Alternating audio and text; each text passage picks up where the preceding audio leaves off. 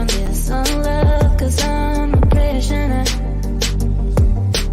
I just want to look my way and never back to you.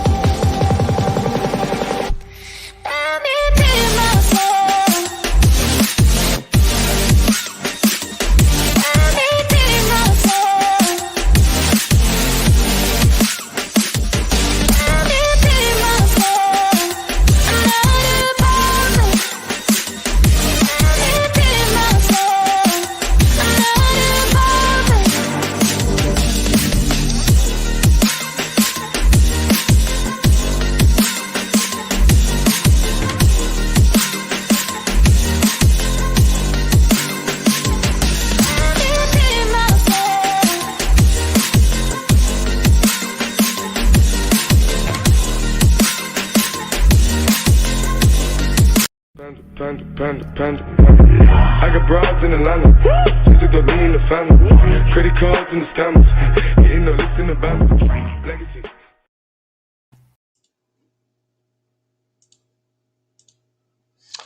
Guys, welcome to Three Wise Men.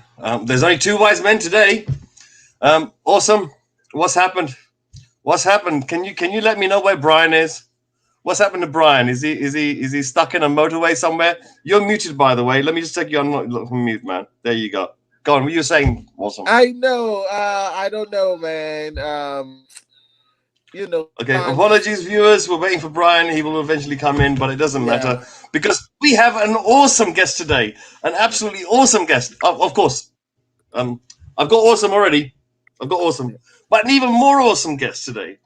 Right. I don't know if any of you guys know this, but there's an absolutely awesome show that comes on during the week. It's run by the Paxton Street Boys. I want to let you introduce yourself to Sam from Paxton Stream. Here you go, Sam. How are you doing, my man? How are you I'm good, doing? thank you. Get myself in the center of the screen. How are you doing? Excellent. You all right? How do I get you guys in the center of the screen? Do I do that? There. How's that? Much better? That's good. Right. Listen, our stream, we made this basically just to get together, really, and have a little natter. But I haven't told anyone. But so, Sam, you want to introduce yourself to the viewers? I mean, there's a few of them out there. There's going to be probably more later on. So in about 15 minutes, we'll do your introduction again so everybody knows. So anyway, Sam, take over. Who are you? So Sam _Spurs for life. You can find me on Instagram and Twitter. So we are Paxton Road TV. On YouTube, part of FTB as well. We do fan shows, we do previews, reactions. We also do a show called Talking Points where we have a weekly debate, all things Spurs. And yeah, there's a lot to talk about. As we all know, Spurs are the bane of my life. There you go. Sam, I understand you, and you had a show earlier today. You were very passionate in the way that you were controlling your panel. It's good to see your show actually coming up. And in fact, if the viewers have not come across Paxton Road TV, please do go and check their channel out and subscribe, like, and all the usual type of stuff. Trust me, you'll be on there permanently all the time. As you can see, my studio has a very animated background, right? And it's all the theme now. I have to pay someone an extra to come in and walk around behind me. But awesome. Your feelings on the end of the season? Are you happy, sad, finally relieved? To be honest with you, sometimes we can do a lot of sentimental. We could be sentimental across board to make ourselves feel good, but to be on a true reality check, we need to say the fact, and we should just stop BSing around. The fact seriously, is, why can't we just look? We're Spurs fans. Why can't we just BS around? I mean, we did at the beginning of the season. We're going to win the league. We're win the league. We'll win every trophy there is. The trophy on the moon. We're almost going to win it too. I mean, we could decide to be Spursy over here and make ourselves feel good, like Chris cowling would do, but the truth about it is that we have to have a reality check, because otherwise, if we lose Son and Kane, we're going to be fighting relegation. That's just the truth. Come on now. Didn't we say the same thing 10 years ago? Sam, let me bring you into this. Didn't we say the same thing when Bale and Modric were leaving? Yeah, what's your feelings on the end of the season? Can you make any comparisons? The season's been a disappointment. Let's not go away from the facts. The season's been very disappointing. Spurs, I think when we had the start of the season, we had the although we weren't probably the favourites to win the league, we were certainly in a shout of at least being challenging for the top four, if not challenging for the league. The players that we brought in, eventually the Gareth Bale signing brought a lot of excitement to the fan base, shall we say. Obviously, the COVID season being what it was meant we couldn't see him in the flesh, blah, blah, blah. But it quickly turned sour. And I think what it was is being top of the league, and then you think in November, December time, whenever it was potentially could go on and at least challenge. But we showed what we really are. We are short in a lot of areas, and that came back. So, the manager changing, bringing someone in before a cup final, not back, all that sort of stuff was a right mess. So eventually we've come away being 7th, and the league doesn't lie. Where you finish is where you finish. We had chances, we had opportunities. We've thrown away so many points in winning positions. Given all those points that we potentially could have had, we could have been way up there. But there is fundamental issues within the club that have meant certain things haven't gone our way, and now we are where we are. So now we've got a big summer. We definitely have a big. We certainly have. Honestly, I think this summer is something new for me. Normally, I come away into the summer thinking, oh no, like I can't talk to anyone about the things I know. Everywhere I go, I say something, and everyone keeps chucking me out. But now this summer, you can say levy out and get away with it, and nobody's going to say anything otherwise. There's very few dissensions. There's all kinds of other things, like, for example, I noticed in the Twitter world, constantly going on about unpopular opinion, semicolon, and then they say something. It's almost like a free license to say, okay, I'm going to put this up there. If anybody wants to bash away at it, I'm going to say yours is just an opinion, and as if mine is a fact. With this type of fan base being divided in such a fashion, it's going to cause a lot of debate, which I think is brilliant. Oh, there is a quick reminder. I've been told in my ear that I've got to do something very important right now. Guys, viewers, if you're out there and you're watching, please do like and subscribe to this channel. If you can subscribe to this channel, it'd be absolutely fantastic. I can't promise you that we're going to win a cup or a title this summer, but I guarantee you everyone's going to feel great.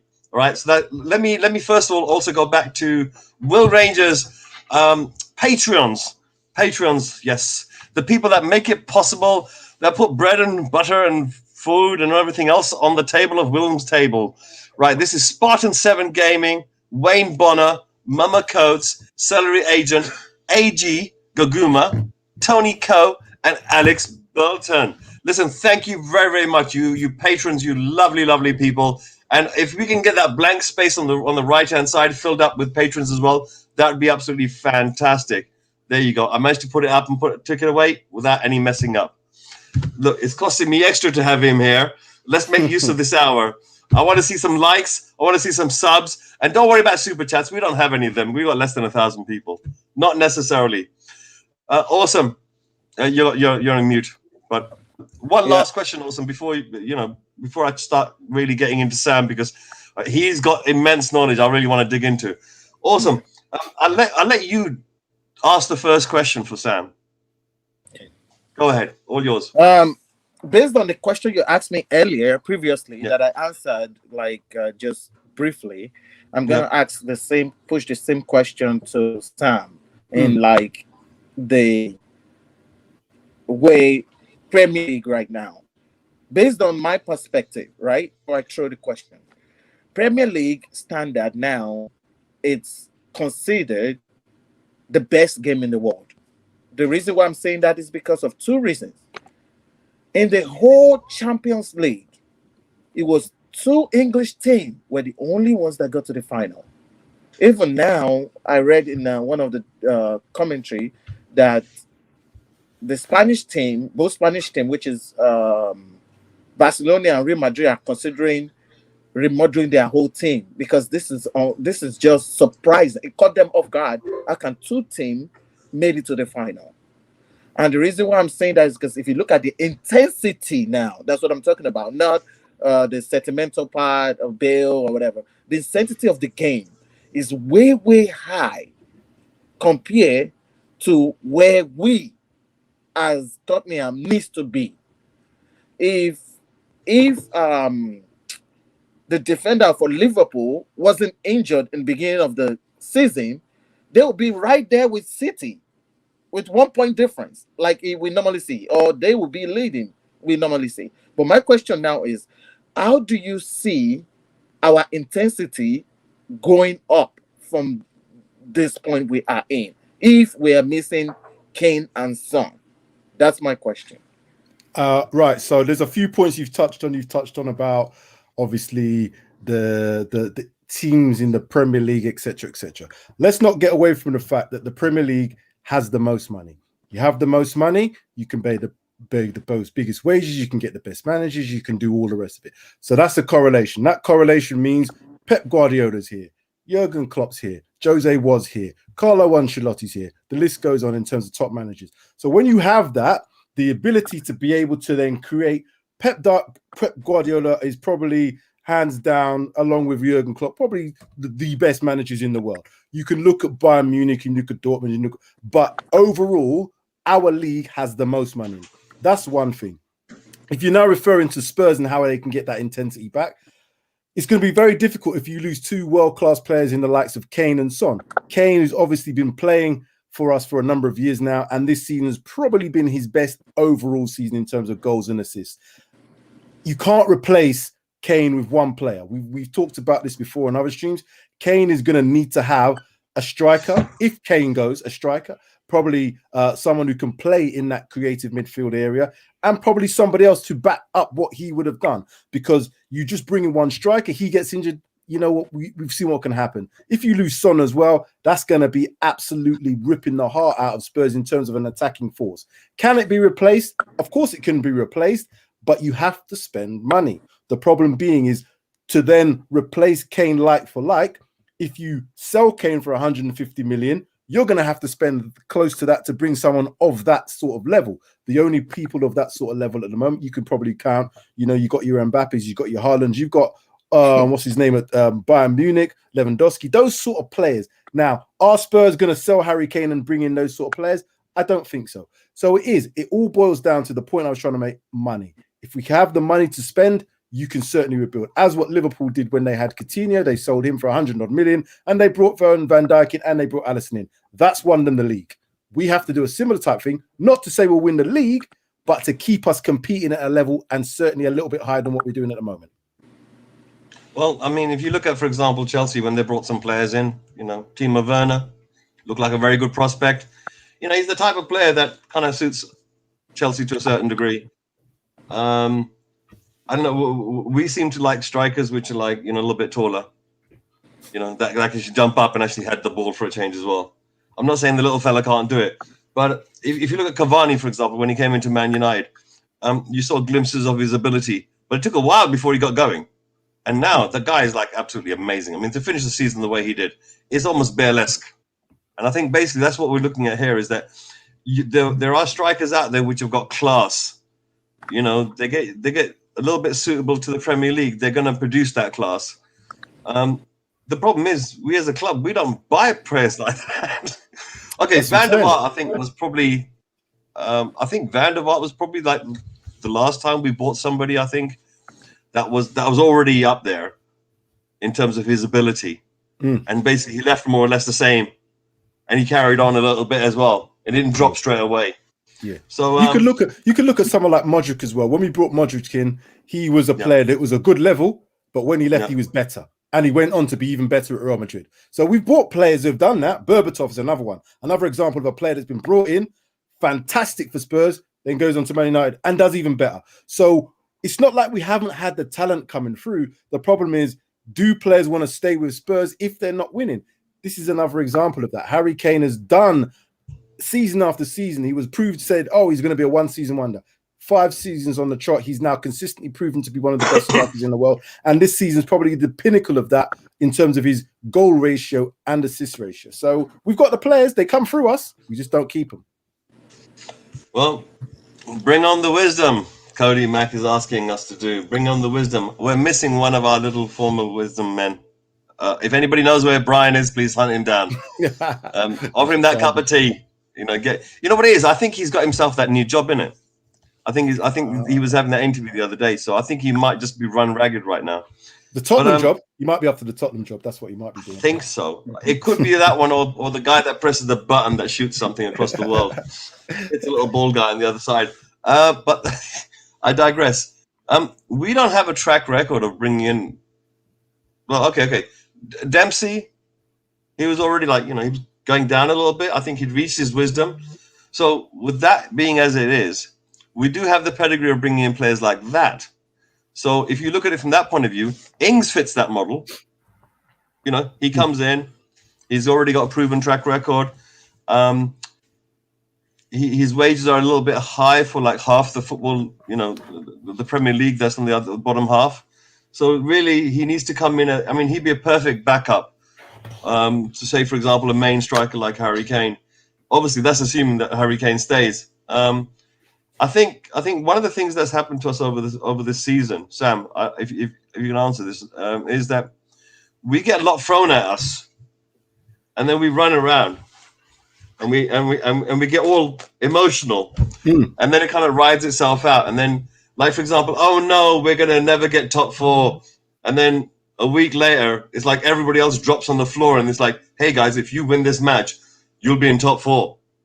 And then it goes panic stations again a couple of weeks later, or as it is right now, it's a new manager every day, every hour, a new one suggestion. Or now it's down to the last 7 to 10 days. We're now got a little bit of a countdown. Alistair Gold's coming out and saying, "Hey, we've got ourselves a." He was very careful with his words, and then he was even more careful with his words in his own interview. And he said he's pretty much saying, "Listen, whatever I'm telling you is what the club told me. I ain't going to verify that," which is very much un-Alistair like. He never turns around and put a disclaimer on the information he gets from Spurs. We don't know who we're going to get in, and there's no point. And the speculation is just killing me. I don't like to speculate because I think to myself, it's almost like a levy game. Get you guys to talk about this, get you guys to talk about that. When then reality is, all roads lead to Rome.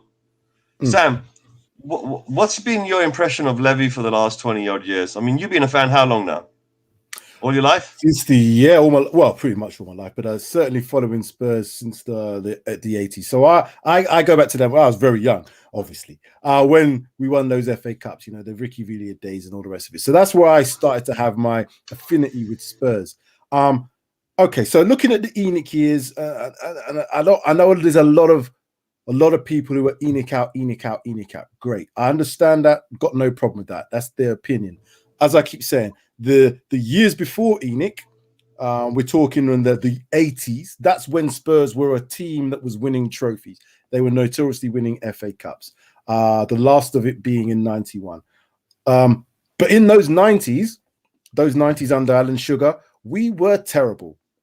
We were mid-table at best, really. If we were finishing in the top half of the table, we were doing well. We were 14th, we were 12th, we were this and that. Lucky Spurs. The club was obviously in some financial turmoil at the time as well. I think ENIC picked up the club for something like 20-odd million. Obviously now we're talking billions with Spurs. So there has been some positives from where we were. Yes, The whole idea about progression is that you want to progress and win stuff. We've probably lacked in that department. Now, is that all down to ENIC? Obviously, as being the hierarchies, being leading as the CEOs and the board and all the rest of it, they have to make the decisions of who they bring in manage. When you go through 11, 12, 30 managers like we've gone through in 20 years, that doesn't show we've got any stability. So our stability... Didn't Watford do that? And didn't Chelsea do that? With money.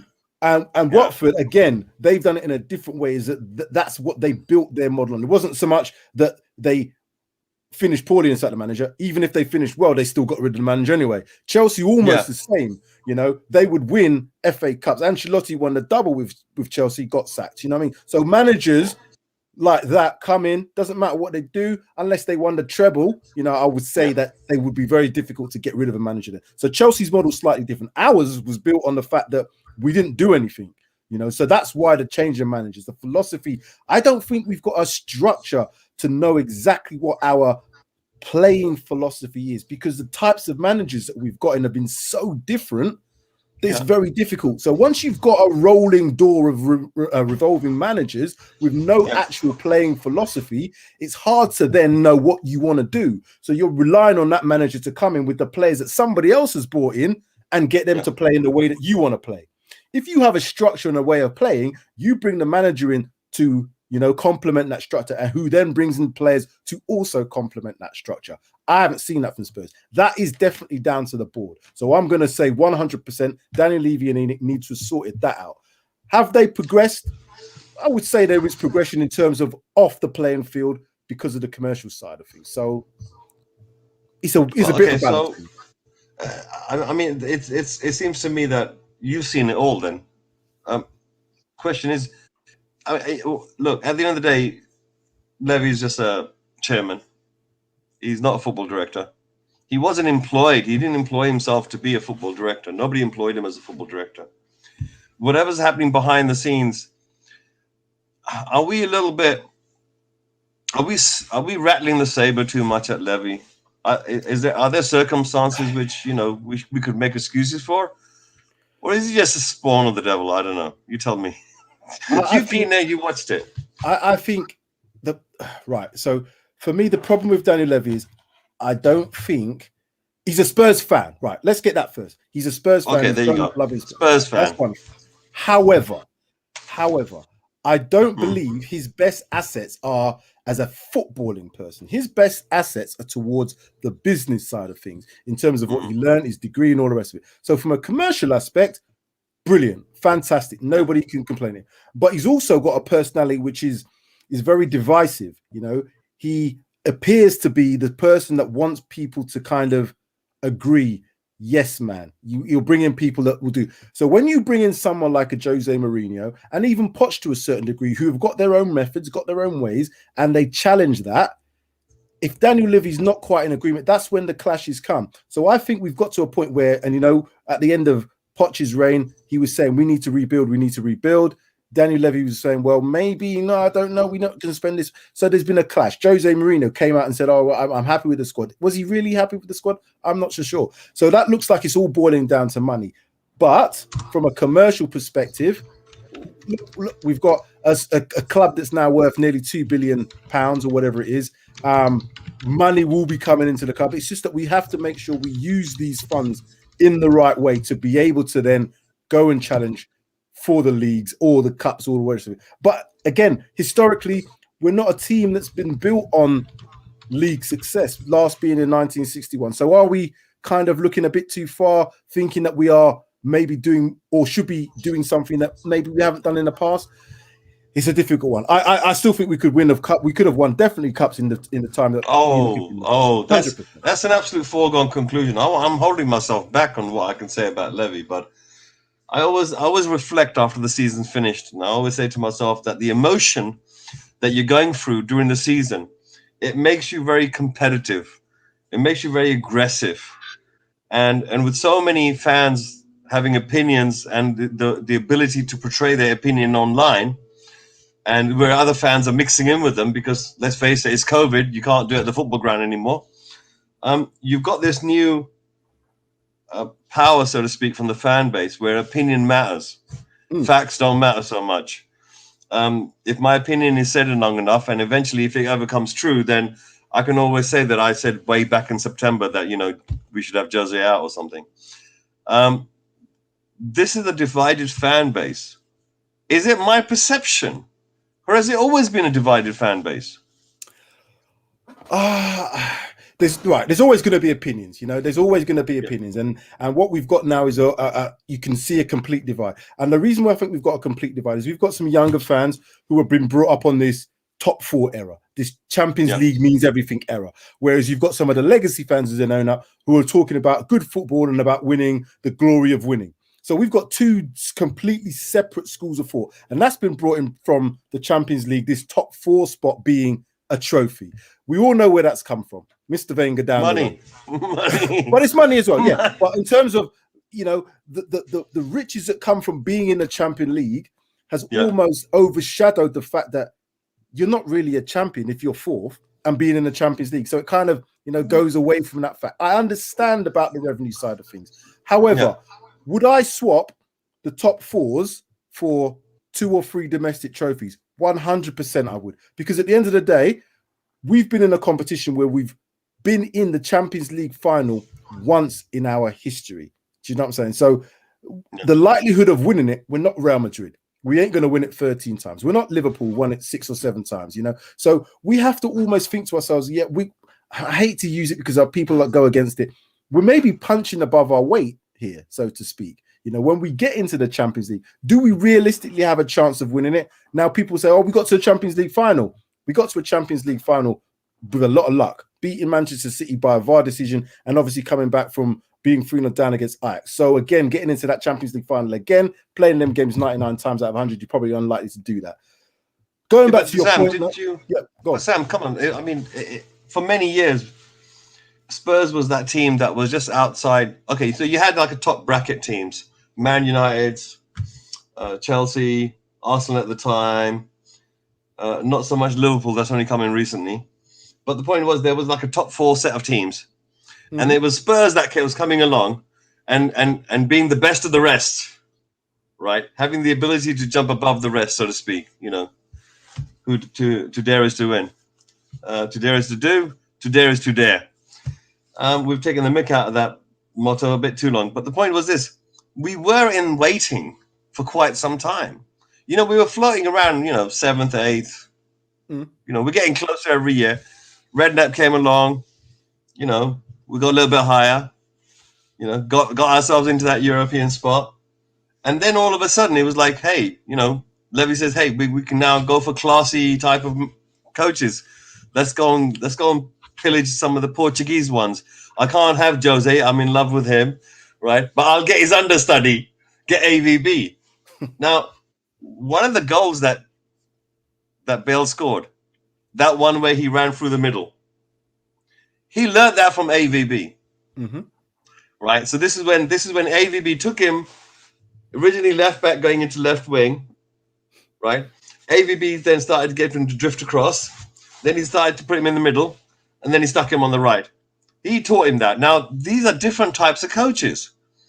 So AVB was the type of coach that will train you in. Poch was the type of coach that will train you in. It seemed that someone like Jose didn't quite do that. You know, his idea of was, well, you're developed players already. I'm going to give you some tactics. I'm going to get your mindset on the right way.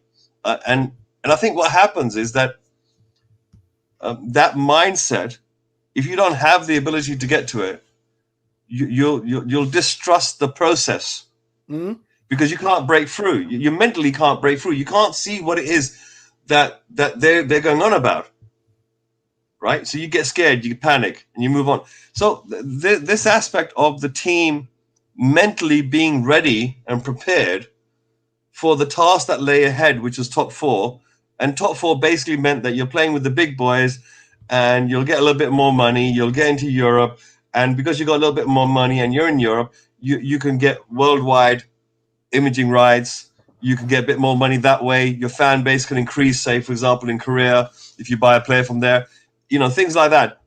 Spurs started to spend the cash, but it wasn't spent on the football pitch. That's blatantly obvious. So this idea that we can be a top 4 team and it's good to be one, it doesn't seem to help us. It doesn't seem to help the fan that's looking at the football pitch and thinking, oh my days, where's the players that we were promised to get? Instead, it's like we have fan bases around the world which are being opened up, commercial assets around the world which are the money's being spent on, loans which are stacking up. I mean, crikey, you bought the club for 23, maybe 60 million when you bought out Enoch completely, and now, you know, you took out a loan of 1.2 1.17 billion pounds just for a stadium loan, and you leverage that against the club. I don't think Levy's going anywhere. I think he's just getting started. Yeah, but I'm not au fait with all the business aspects of it. I can only go by what I see. So we've got an asset that's worth close to £2 billion, whatever that is. You may have loans of 1 point whatever billion pounds. So you're still in the red. If you sold, you could pay your debts off. But that's in theory. It's the same thing you're having a mortgage on a house. You could have a house that's worth £1 million, but you owe £500,000. In theory, you're in the red because you've got a house that's valued at more. So in terms of that, we have an asset. The club is an asset. As well as that, we've now got a stadium, an infrastructure that's going to bring in revenue. I guess if you're looking at a commercial model, that's the 10-year plan. Now, Arsenal fans will probably say the same sort of thing. They were told, if we then go to the Emirates from Highbury, we've got this aspect of having a massive 60,000-seater stadium that's going to bring in revenue, that's going to allow us to spend money on the team, blah, blah, blah. We know that. That should be the correlation. However, there's subtle differences with Spurs. Our history doesn't suggest that we win titles. So I think this is a lot more down to just the mentality of the whole club as opposed to just the mentality of some of the players. Because, again, since those 2008, 99, and then going back to 91, that's 3 trophies in 20 years? 30 years, should I say. 3 trophies in 30 years. Poch has got 2 trophies. Poch has got 2 trophies. He wasn't even there for a full season. He's got himself 2 trophies. Well done. One of them may be classified like the Charity Shield, but the other one's like the FA Cup. It's worth something. But do you not think, Mr. K, that in the time that we've been saying, Tottenham haven't done this, we've been in a number of finals. We have been in a number of finals. We've been in a number of semi-finals, and I've seen them. But every time we've got to get that last little step to win, we haven't. And again, we can't blame that on Daniel Levy, but I'm not saying he hasn't had an ability to make things right after that. Yes, but going into... Go on, I was going to let you. Well, I was going to say, look, the idea and the notion that when there are football players on the pitch, the responsibility is no longer there for the management who put them there in the first place. If you're up in the races and you got yourselves a couple of thoroughbreds over there, you're not exactly going to stick a donkey next to them to compete against. And it seems to me that we seem to act like that a little bit when it comes to player selections and purchases. Are we just unlucky? We've got some good players that came along. I mean, is it just, I think it's been going on for it just to be luck. I think some of and this is what I'm going back to the point where our recruitment, I don't think has been good. I don't think our recruitment, particularly over the last, maybe 10 years or so, has been fantastic. Selling Bale in 2013 and spending the money that we did on those 7 players. I remember that time, everybody was kind of excited in the fan base. Look at the players that's lasted effectively from that. Who was any good? Eriksen was one of them, and he's gone. Yeah. The last of which is now left is Lamela, who has been iffy to say the least. So all the other players, the Kirikeshis and the Soldados and all the rest of them were flops. Are all those bad players? We can't really say they're all bad players, but somehow we've made them into not very good players. I remember when we signed Darren Bent. Darren Bent was the goal scorer. He was scoring goals for fun everywhere else. Comes to Spurs, what happens to him? He just seems to can't hit a barn door. Do you know what I'm saying? Can't hit a barn door. I think we traumatized the poor guys.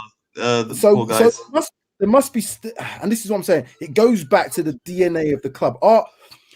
You can't say a club's, I hate to use the word jinxed and stuff like that, but there's an aspect of it where, you look at Roy Keane, and I've seen enough interviews with him. He said he doesn't need to be motivated by managers. He doesn't need to be motivated by his chairman. He's motivated because he's a winner. And if you've got enough winners within your setup, it doesn't matter what anybody else tells you, because I've coached football. I've had players who need to be told what to do, but I've had players who know what to do. That's the difference. In big situations, in big games, in finals, you need players who know how to get over the line, who know how to motivate themselves, who can be in a bit of adversity, but then they can get the players around them to say, right, we can still do this. We don't have enough of that at Spurs. And I don't think we've seen enough of that over the years, personally. Look, Sam, we got the privilege of being outside the bubble of Spurs. You know, the people that are inside, that are like, you know, every day working. For them, it's been a continuous journey. And they're looking at it inside the tunnel. Now, whatever they've been doing, they've been consistently doing it. Because we haven't lost, in 20 years, we haven't lost that Spursy tag. We've had managers come and go, players come and go, coaches come and go, medical staff come and go. But the capitulation side of it, this character of strength that you're talking about, you know, the players that want to get up for it, surely, you know, you're a coach, and you know you can evaluate a player by looking at how they're playing. You can evaluate them by seeing how they get on with people. If you're going to spend like £20 million, £30 million, £40 million, Sam, you're going to send someone out there to find what his character is going to be like, or you're just not going to bother? Oh, you're going to do right. This is what I'm saying about if you're going to make a major purchase. Okay, if you're going to go out and buy yourself a £100,000 car, you're not just going to go, oh, I'll take that. You're going to do your research. You're going to make sure the car does what you want it to do. You're going to do all the fundamentals. It's not a banger you're getting. If you're going to buy a banger for a 50 quid, it doesn't really matter because it's 50 quid. You can throw it away if it doesn't work. When you're buying an asset that's worth a lot of money, you can't just throw it away. It's an investment. I don't think we've put enough structure, enough strategy, enough thought process into getting that investment right. So the players that we've brought in aren't necessarily players that we've required to fit the actual team because we haven't had a strategy or a philosophy in place, in my opinion, that suggests we need this player to do this job because we play like this. And if you do that, you then go and select the right players. But then you will also look a lot more at what are they like in adversity? How do they play under pressure? It's not when because you don't find out a lot about players when they're winning, in my opinion, because it's like the boxer syndrome. It's when a boxer loses, that's when you find out if he's a champion, because if he can come back, he's a proper champion. A boxer that's undefeated and loses and don't come back, he's never a champion to begin with because he can't deal with adversity. Do you know what I'm saying? It's about that coming back. It's the mental capacity to be able to take that, right, I can deal with this now. Our players, and we've seen it, games, the West Ham game was a prime example. 3-0 up, 10 minutes to go. You should never, and I say never, lose a game like that. It does happen, but 99 out of 100 times, you should not be losing that. But the mentality of the players changed once one goal goes in because there was nobody around to say, right, hold on, lads, let's just slow this game down. Let's just do this. Let's do this. Because there wasn't enough experience on a mental sort of capacity to be able to deal with pressure. And that's the biggest thing for me, how you deal with pressure. I mean, this is when you talk about pressure on the football field, there's an aspect of unity here. You know, it's not an individual person. They don't individually all by themselves decide, hey, we've got to buck up and focus.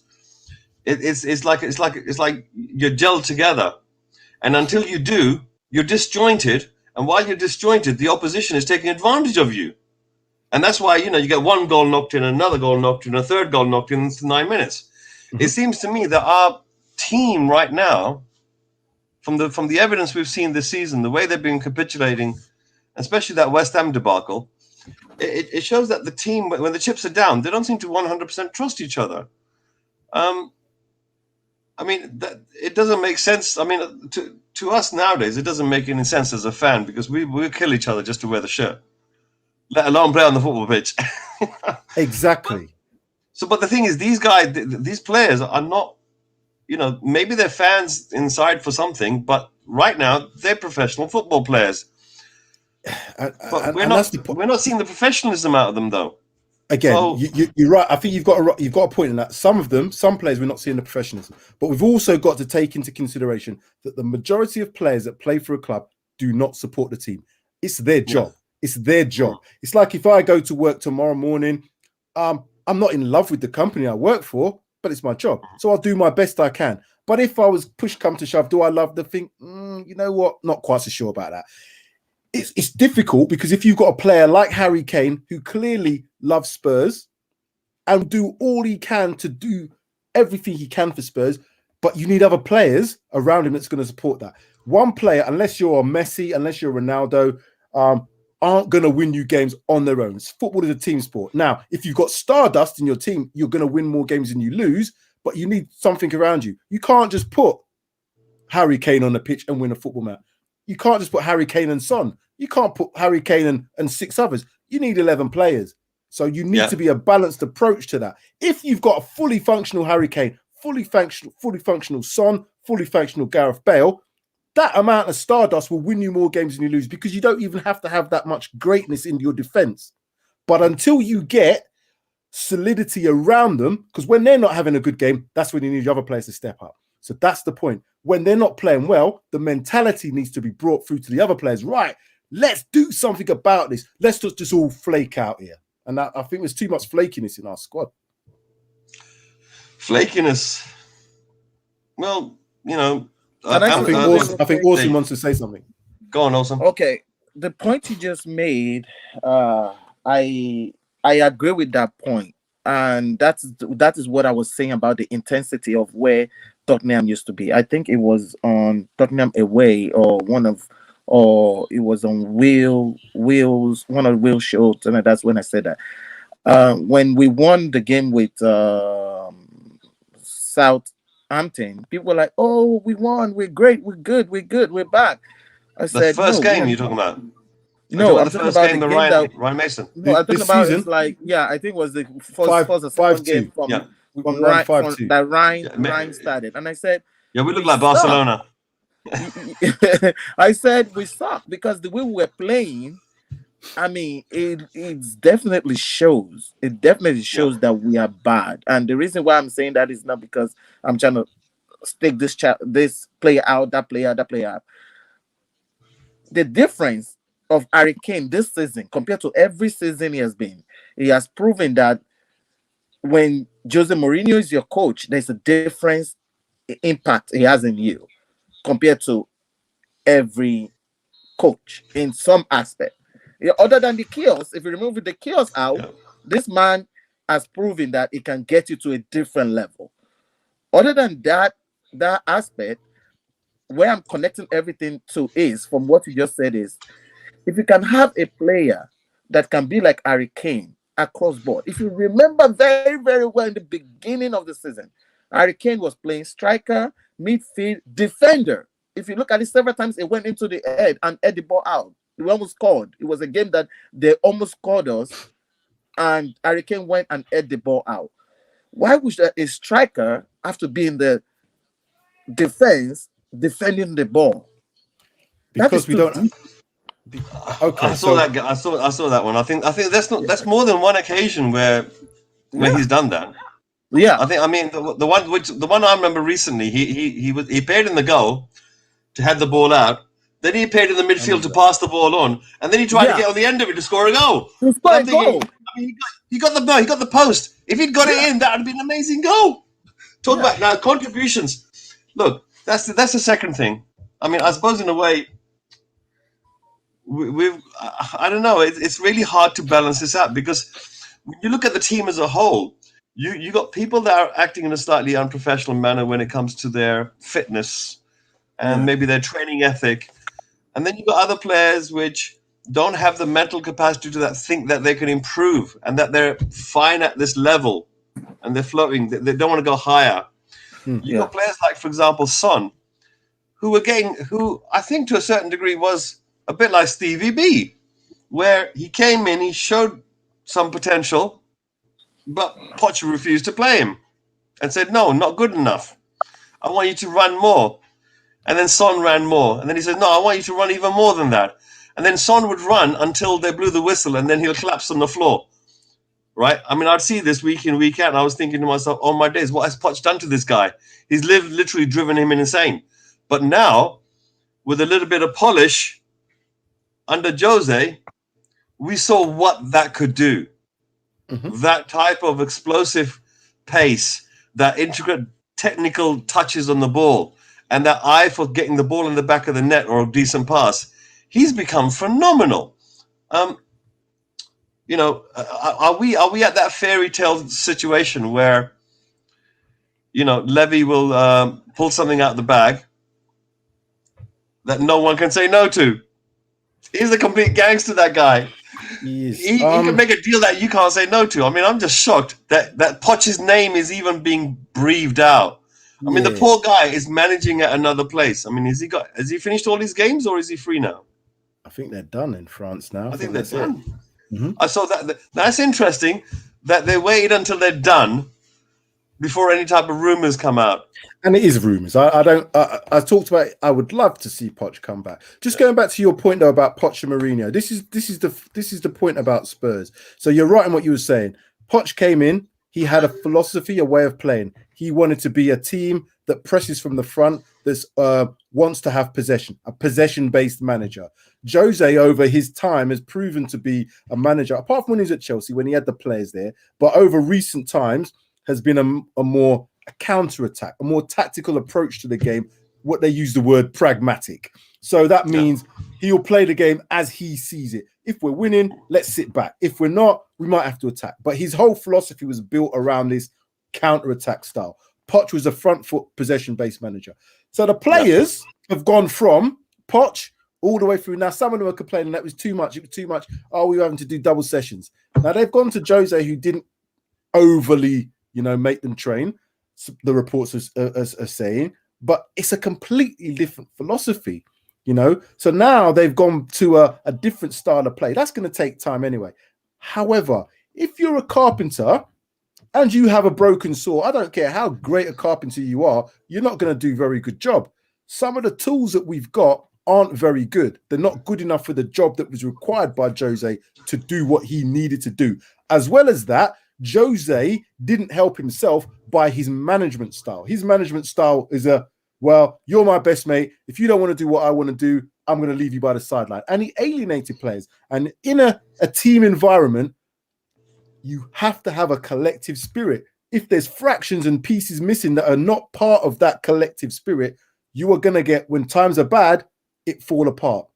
That's what's happened. Players weren't playing for him and we weren't getting the results and it fell apart because we was at the top of the league in December, don't forget. We were top of the league. Can I make a comment to that? Yeah.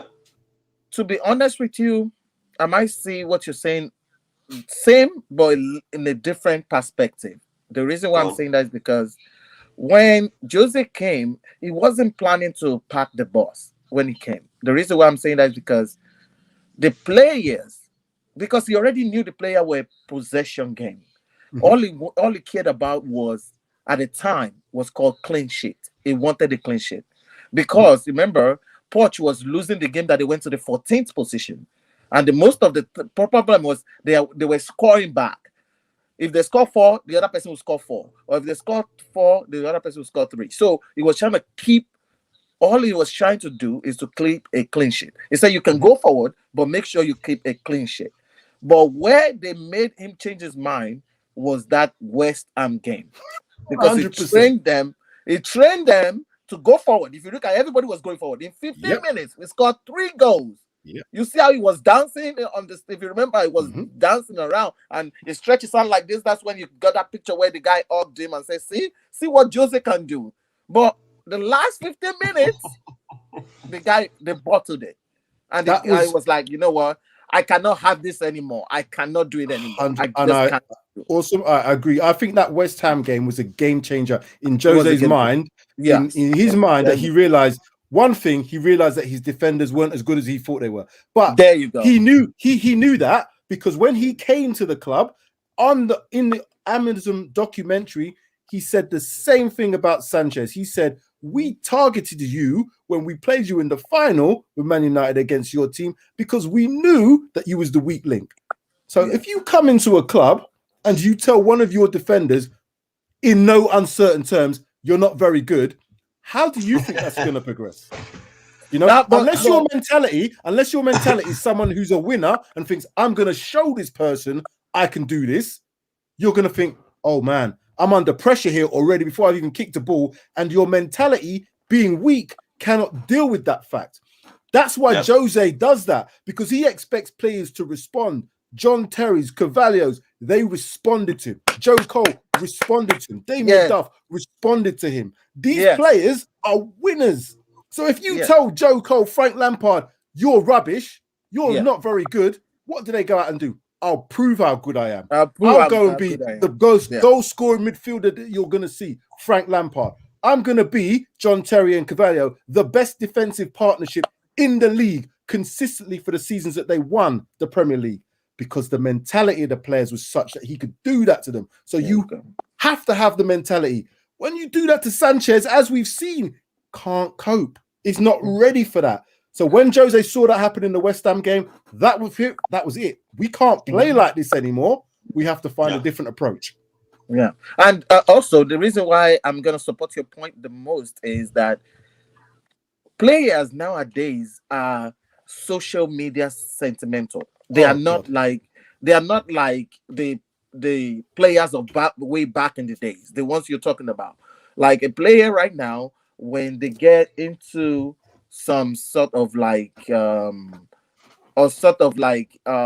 anything with the coach, they run into social media to defend themselves, or they run to social media, and therefore they don't go on the field to defend. You prove yourself on the field. Okay, guys, listen, it's up to the 50-minute mark. As I said earlier, I'm going to do a couple of quick things. One is I'm going to plug the patrons. The patrons for this particular channel, the Will Stewart's THFCRants channel, which is the one that we're currently on right now. Ladies and gentlemen, if you look at this very carefully, you will see that these lovely patrons are on here. Spartan7 Gaming, Wayne Bonner, Mama Coates, Celery Agent AG, Goguma, Tony Co, and Alex Burton. I hope I didn't butcher that name. But yes, these are our lovely patrons that are here. Now, someone asked the question, where's Will?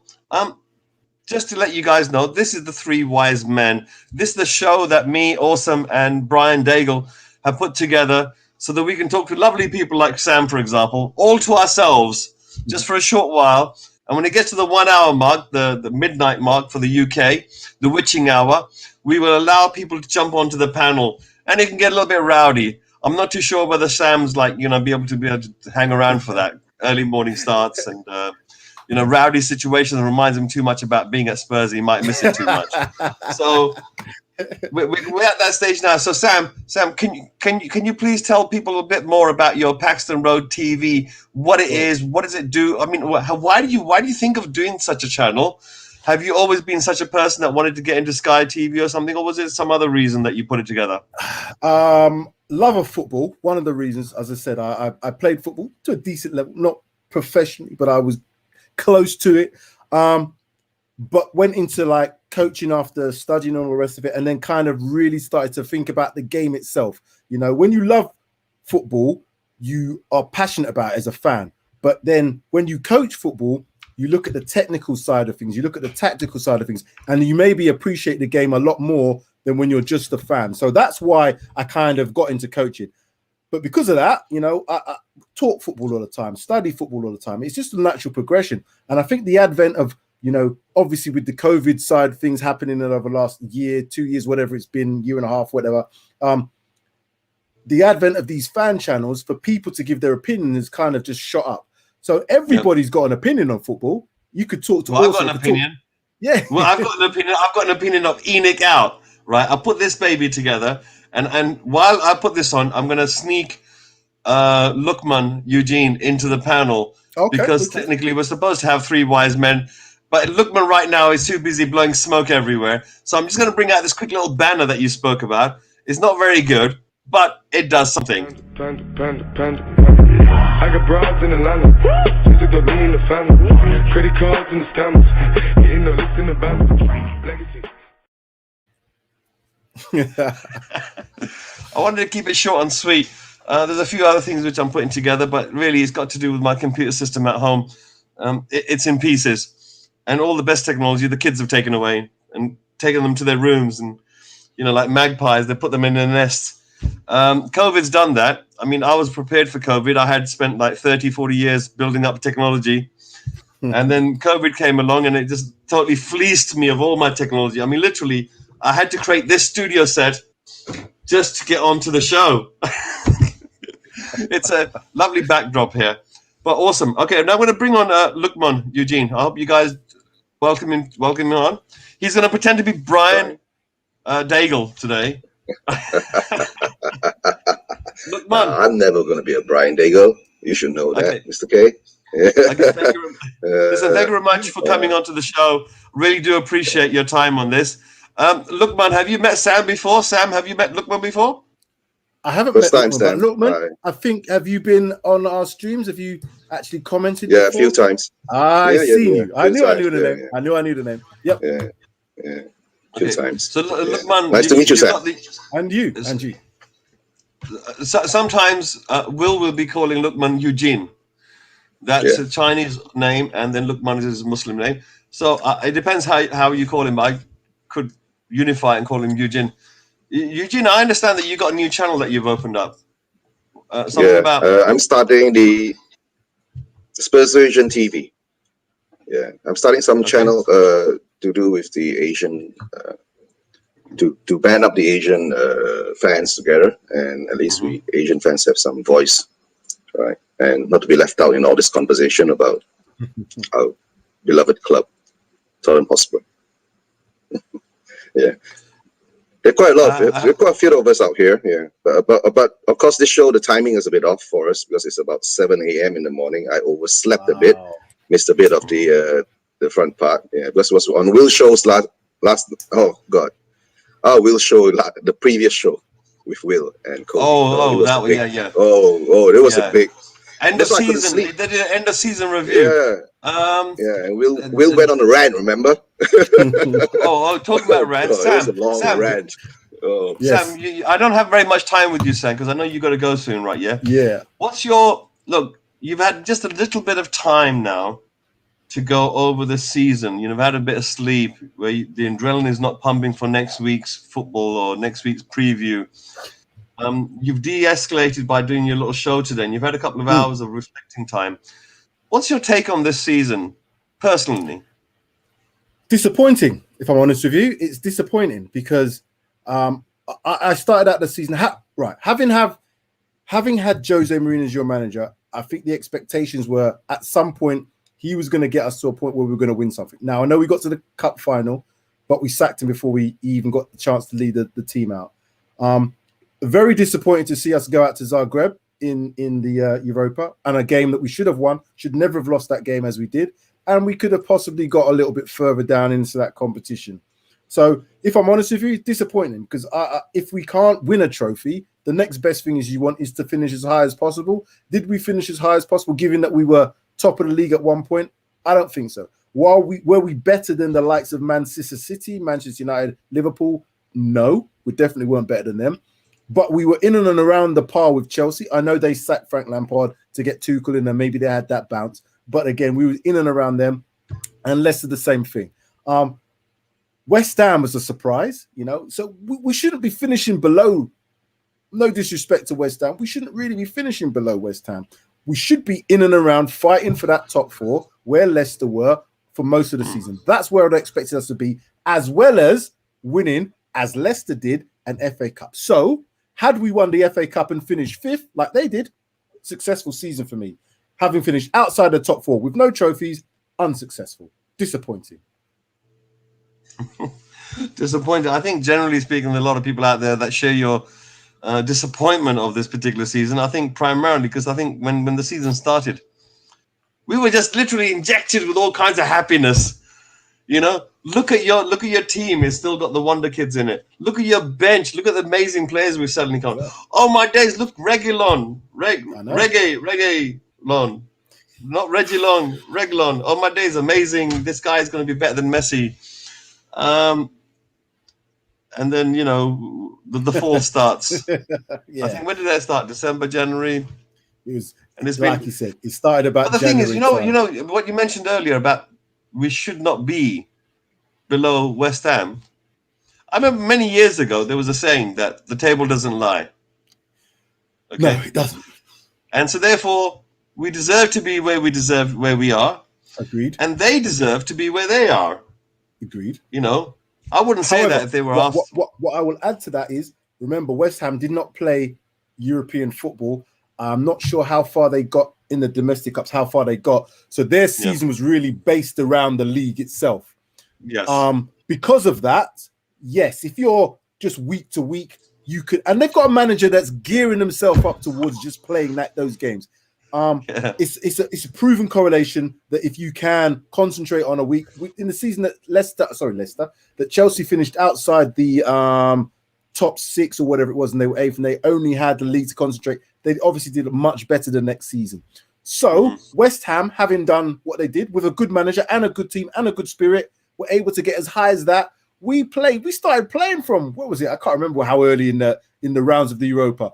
We played the most games of any team, I think, in our league. So we got to a stage where we were playing so many games back to back to back. I think there was a point where Jose was moaning about we've got so many games in 10 days or whatever it was. So the players, because we didn't have a big enough squad, it came back to bite us. And that's where our problem was. I thought maybe we had players that were able to cope with that. We didn't see Bale come to the party for some of them bigger games. His fitness wasn't there until late on in the season. Had he been fit and been firing from the very start of the season like we thought he might have been, we may have been in a different position.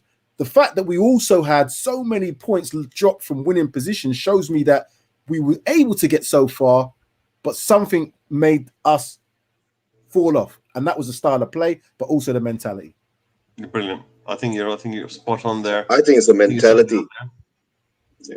I think it's a mentality. Ryan Mason. Go on, Eugene. Ryan Mason admitted it during the Leeds game, during the Aston Villa game. We were disappointed when Harry Kane couldn't get his second goal during, when we were 1-1 against Leeds, or was it one of the games, right? And then everybody fell down. And that mentality was shown very early when we were top of the table, like the West Ham game and all that. The cracks were there, right? But when I think everything went downhill was, after the Zagreb game. That's it. Oh, good. Yeah. Zagreb. Yeah, that's when the rest of the players just threw Jose under the bus, and I think that was the end of it. That's why, I can't see any. If you watch that Zagreb game, just have to watch that third goal that goes in, where the player, I can't remember his name, he ran through the players. I think Sissoko let him go. He scored a hat-trick. Yeah, he scored a hat-trick, didn't he? Yeah. He let him go. Yeah. There's Orioles there. There was players all around him, and it was almost like, it was no desperation to stop this player. It was almost like, I'll just go and score. But that for me was showed like everything. Generally how our defense worked. Haven't you seen that when our midfield is melted like butter every time anyone gets the ball and just run through them? Just run through them.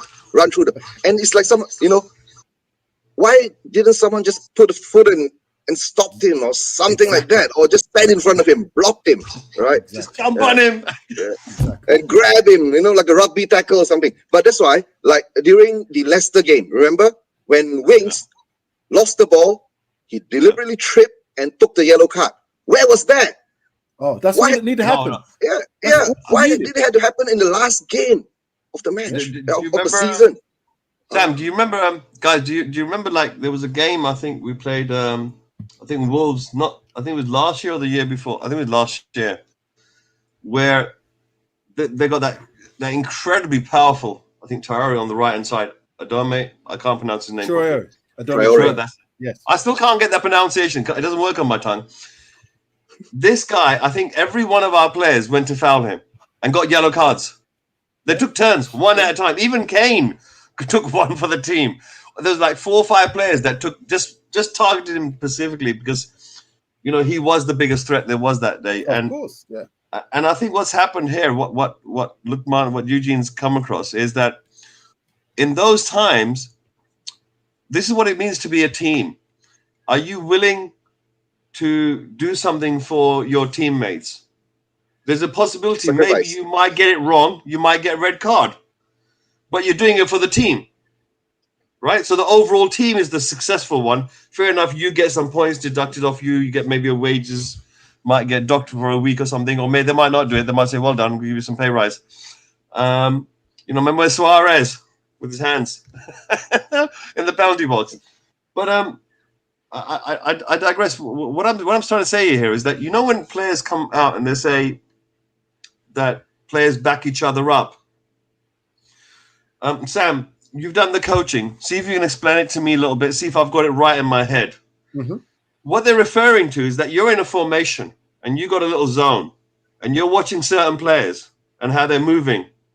And you got to move yourself into a formation if you see movement coming in of a certain way.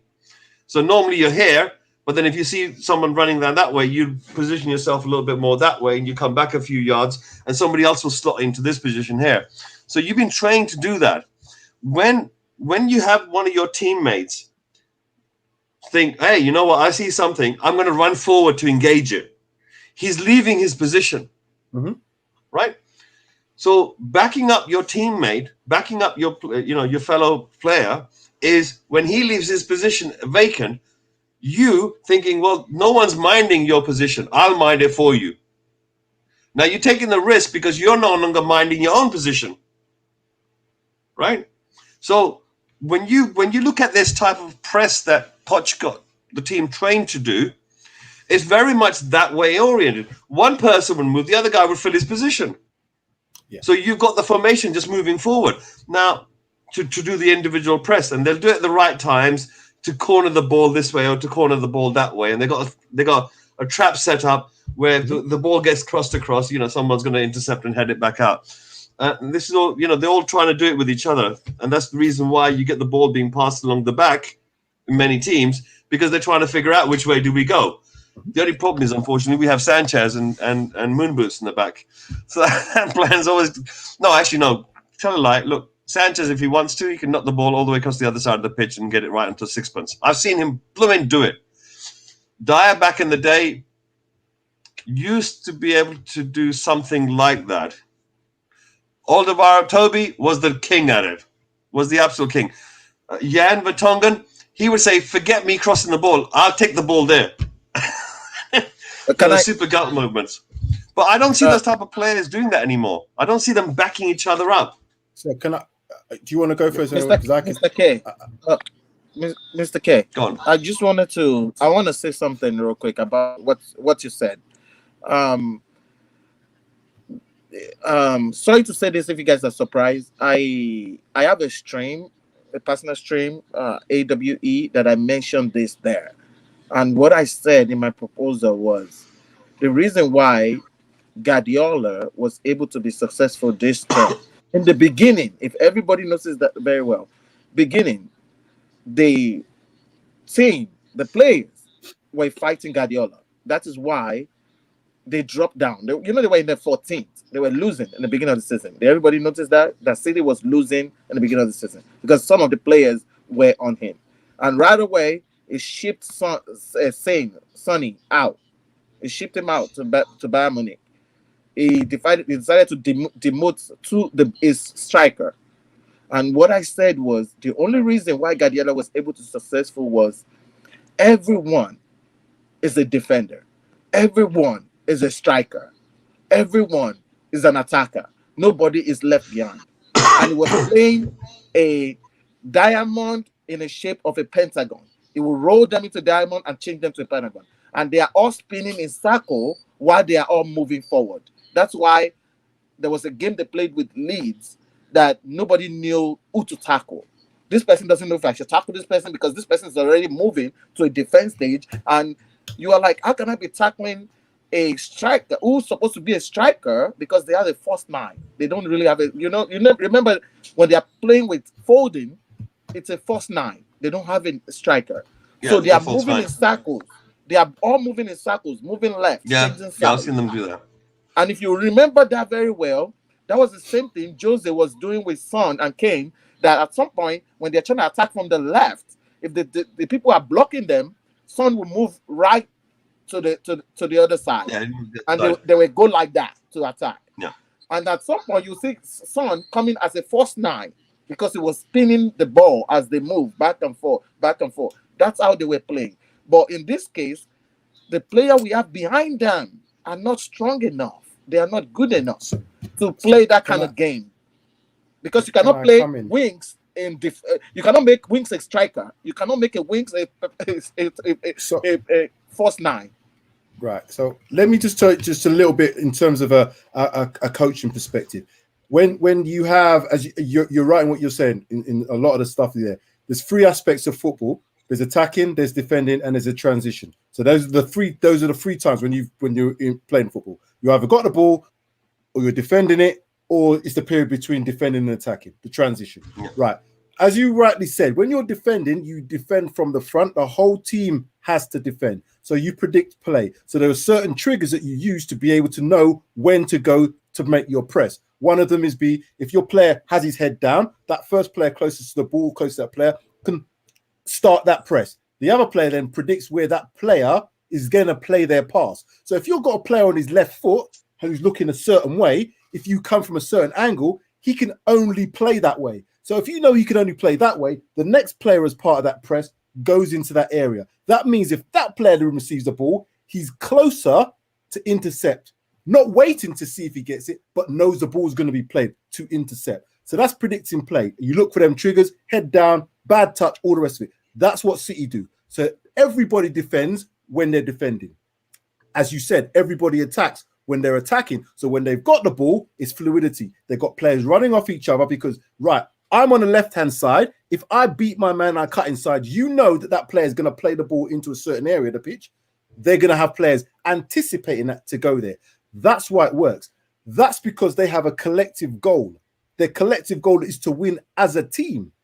When you don't have a collective goal and players are playing individually, why would a player decide, I'm going to win that ball there because that's what my players expects me to do? Because you're thinking, oh, you know what? I'll go there afterwards. So you're not anticipating, you're reacting. Yeah. In football, you haven't got that time. Professional football at this level is all about speed and being able to predict the play. Once you step off, even for like a second, you can get out of the trap and players are in, and that's why it goes wrong. Guardiola is the best at it. Yeah. So right now we're in a situation where there's going to be no football except for the Euros. It's a different type of. We're still watching our players. They still belong to Spurs, but they're playing on the international scene. It gets a bit confusing. Which team do you support? England, South Africa, New Zealand. I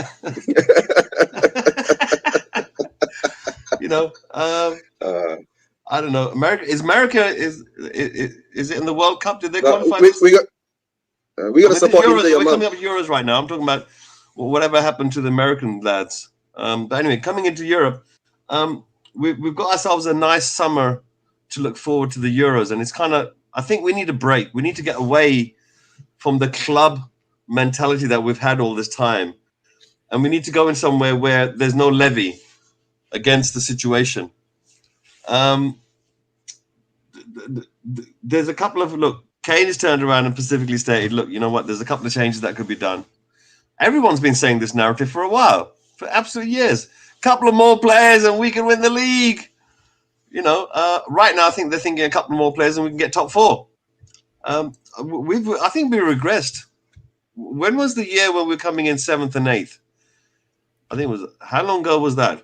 7 years ago? 8 years ago? Yeah. Longer? 7 or 8. It's been 7 or 8 years now, isn't it? Yeah. So I remember when Poch was taking Tottenham into Europe and we were going through the qualifiers. Not qualifiers, the group stages. We used to go up against people like, what was that, boys team? I've forgotten. It's actually got boys in the team name. Young boys. And I the first time I ever came across young boys, I said to myself, oh my days, is it that bad? Is Tottenham having to play those type of teams? And we nearly lost. Did I know? We nearly lost that as well. We nearly lost. Young boys were quite good. Yeah. Exactly. I mean, the young boys had actually done a couple of really good matches before I did that. But the strange thing is that at the time, I was thinking to myself, is this really like we're scraping the bottom of the barrel here that we can't beat teams like this? And now we're in the Conference League for Europe. It's like the Sunday League of Europe, the European Sunday League. That's the competition we're currently in. I'm not telling my. Do you know how many teams has to be whittled out until the group stage from the Conference League? Nearly 100 over teams has to be whittled out until we get to the group stage of the Conference League. So, but we're lucky. We are at the last qualifying level. It was under Harry. Yeah, it was under Harry. So, that was 10 years ago. Has it really been that long? it's time's flying, bro. Time's flying. Listen, what I'm going to do is I'm going to chuck the link into the chat and invite people in, if that's all right with you guys.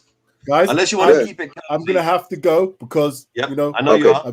But it's been fantastic. I definitely I'll come on again. I'll do another show. I'll be prepared this time to do a late one with you. But tomorrow I've got to get up early. Before you go, I just have one quick question that you can exit anywhere you want to fly. Anywhere you want to fly. No problem. If you were the coach right now, let's say we appoint you as the coach. Yes. Number one, what formation you're gonna play? If you're gonna go possession, or you're gonna go pragmatic, vertical tiki-taka. Are you gonna get if everything being equal, are you gonna get all, let's say we're just gonna say if everything being equal, supply and demand with price, everything, let's say it decided to give you 500 million to spend on players. Which players are you going to bring in? Wow. Those are my questions. Damn. That's hard. Okay. That's hard. Right. So I'm gonna try to do this in as quick as possible. How I look at it, I have a philosophy of playing. Regardless of what players I have a philosophy. If I want to be a coach that's a possession-based coach that wants to have, players in certain areas doing certain things, which I mean by that is, do I have wingers that are inverted, or do I have wingers that cross the ball, depending on what you want? So I have a philosophy of what I want. I then coach the players in that way, regardless of who I've got. Now, if you look, you might not get the success you want because you might need better quality, but you have a way of playing. Look at Leeds, a way of playing.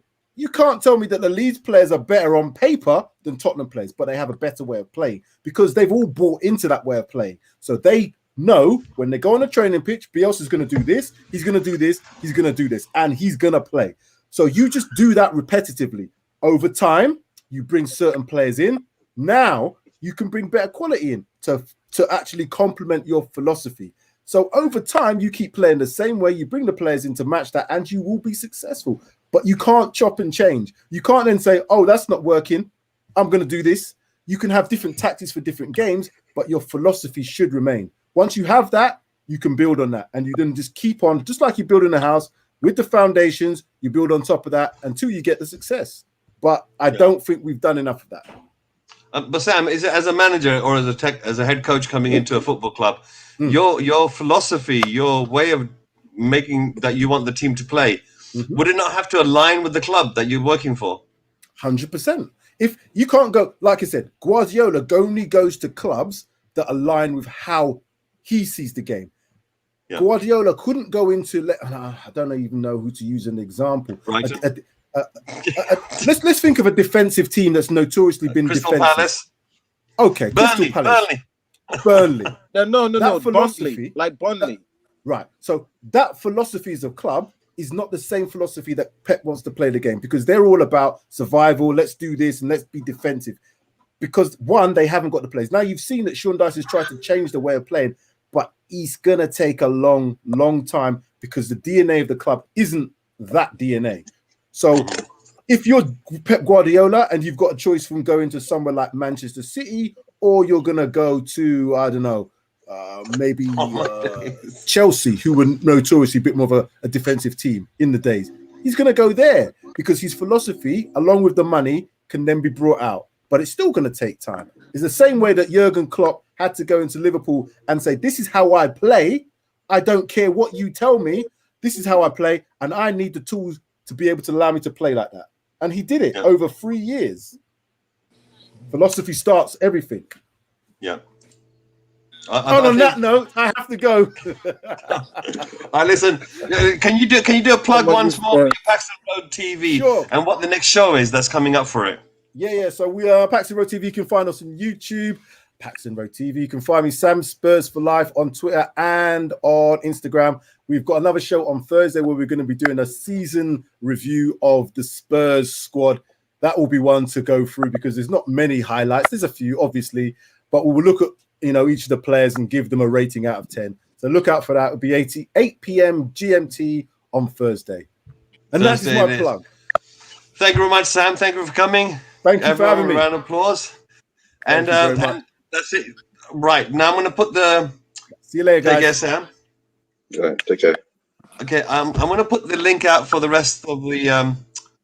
if anyone's out there watching, you can come in, you know, give me a 2 pence.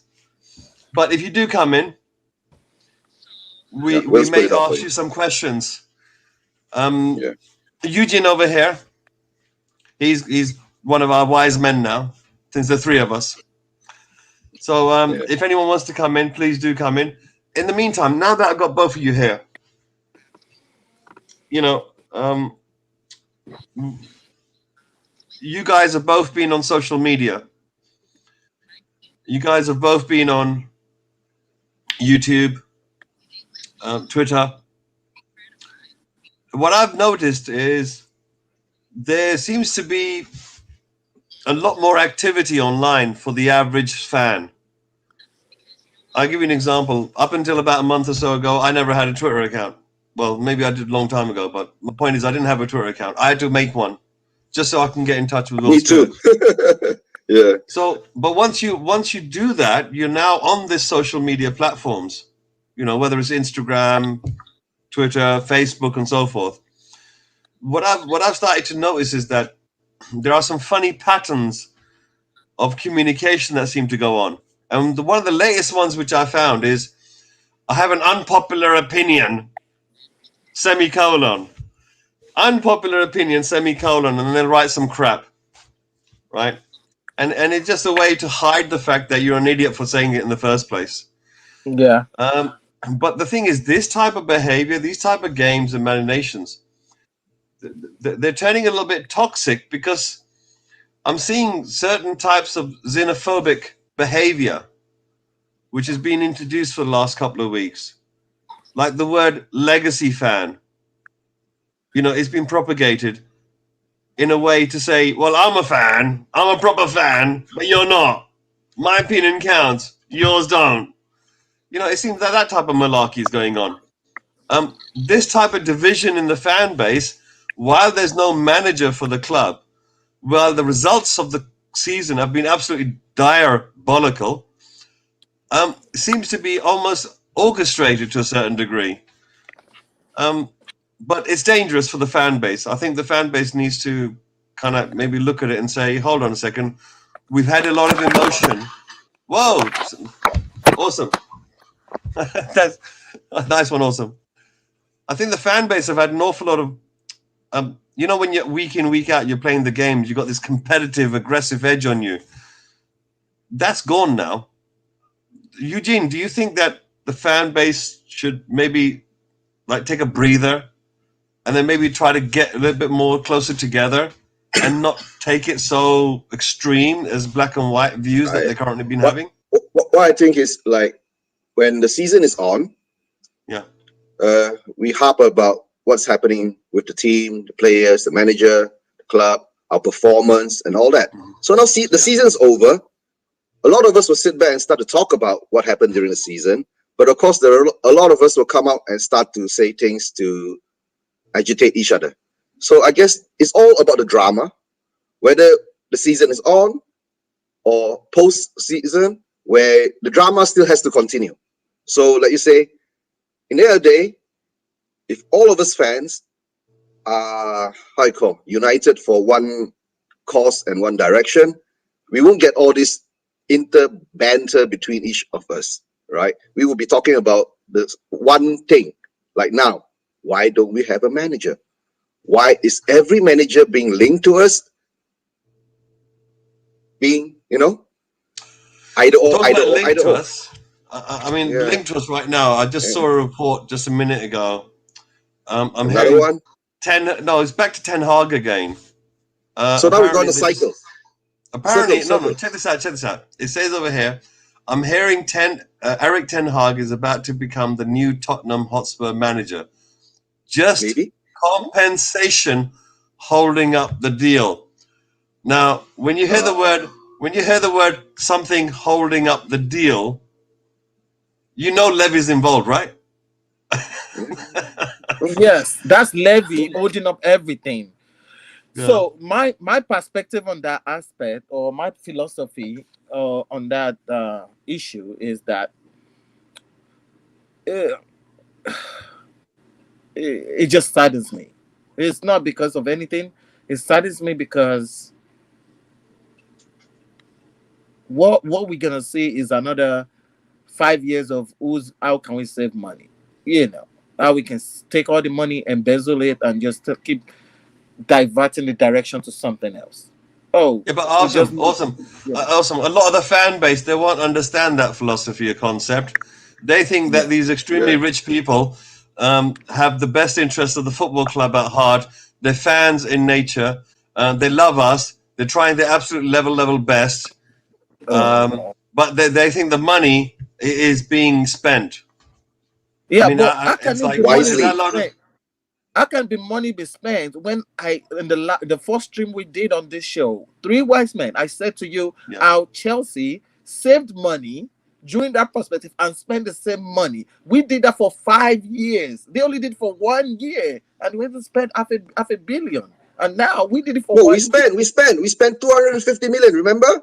We Right. spent But we misspent it. but for 5 Yeah. years. But Chelsea spent the same double we of misspent that it. in.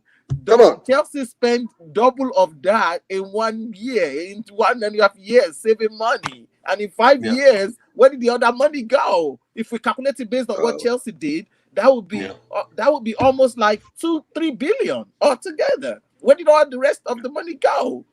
Where did it go? Even the stadium, wasn't paid for in transparency. cash. The stadium was a loan. The stadium is still a loan too, right? Yeah. The stadium is a loan too, right? Yeah. Well, the We're thing still is, paying back the loan anyway. So it's still a loan. No, but you know, at the end of the day, it's like the loans are leveraged against Spurs. Yeah. That means the value of Spurs is enough to satisfy getting this loan. Yes. Now, awesome. Does it matter who the chairman is when they're getting that type of loan, or does it just matter it's Spurs? No, I think what right now, the way we are, the true Spurs, the way everything is right now, to be honest, let's just be honest. The truth is we are some people, some perspective of certain people are now, based on how Levy have treated everybody, it has caused a lot of, because right now it did was a division among fans to keep certain people from not talking about certain things. And now, because he has done that division, he has made players fans instead of club fans. Like, if you notice very well, in some Asian are pushing Son to get out. And if Son gets out, those fans are going to go with Son. That's just how it is. There's no matter how you pull it, they are left and right, they're going to go with him. And when you make players fans, then, because like right now, some people are still defending Dele Alli. Like, oh, he's the best player, because they are Dele Alli's fans, not Tottenham's fans. They might be part of the Tottenham fan, but you cannot be supporting a player that is supposed to track back, and is walking back to track back. And after the game, the player was laughing. I mean, if you're losing, you're supposed to be crying. You're laughing like, like, give me a high five, like you won. And you're praising the other players that won you. And you're considered as a superstar. Dele is considered as a superstar. And people turn around and defended him right there and then. So that shows you that they are players fan. Because how can you defend Dele Alli after doing that?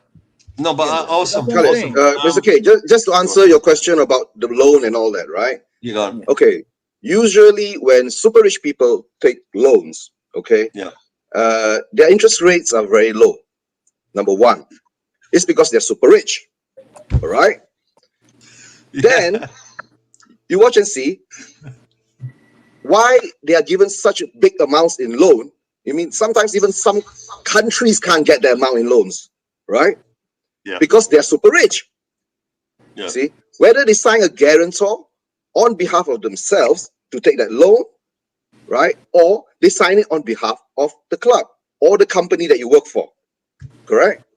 But in there, either or, someone individually or the board has to be responsible for it. So we do not know how the loan was structured, okay? how the loan, all the details of the loan.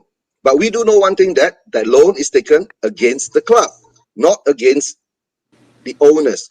But the owners will have to sign a certain document to indemnify the loan. They don't just give you the money like that, right? Oh, you got Tottenham Hotspur and you're Joe Lewis, you're worth 4 billion. Go ahead, take 2 and build a stadium. No, there's a lot of paperwork behind it. There's a lot of legalities behind it. And to tell you the truth, even if you're getting that 1 billion loan, right? There are commissions in that 1 billion loan. So a lot of things have to be looked into. See? But the thing, okay, salary, you say you're in the intelligence line. Send out investigative financial investigative thing. Look into the books of Tottenham Hotspur, right? Or maybe you have to look into the books of Levy personally, Joe Lewis personally. But Joe Lewis is smart. He doesn't directly own the ENIC shares. He has got like 3-4 companies behind him, being a barrier. So if something collapses, right, it doesn't affect him directly, right? So by the time it burns to him, he's gone. That's what. That guy made 333 million or something in the last 12 months. Sorry, he made like 337 million pounds. No, he made over £1 billion. Oh, you mean per month? Yeah, per month. Last year he made £1 billion.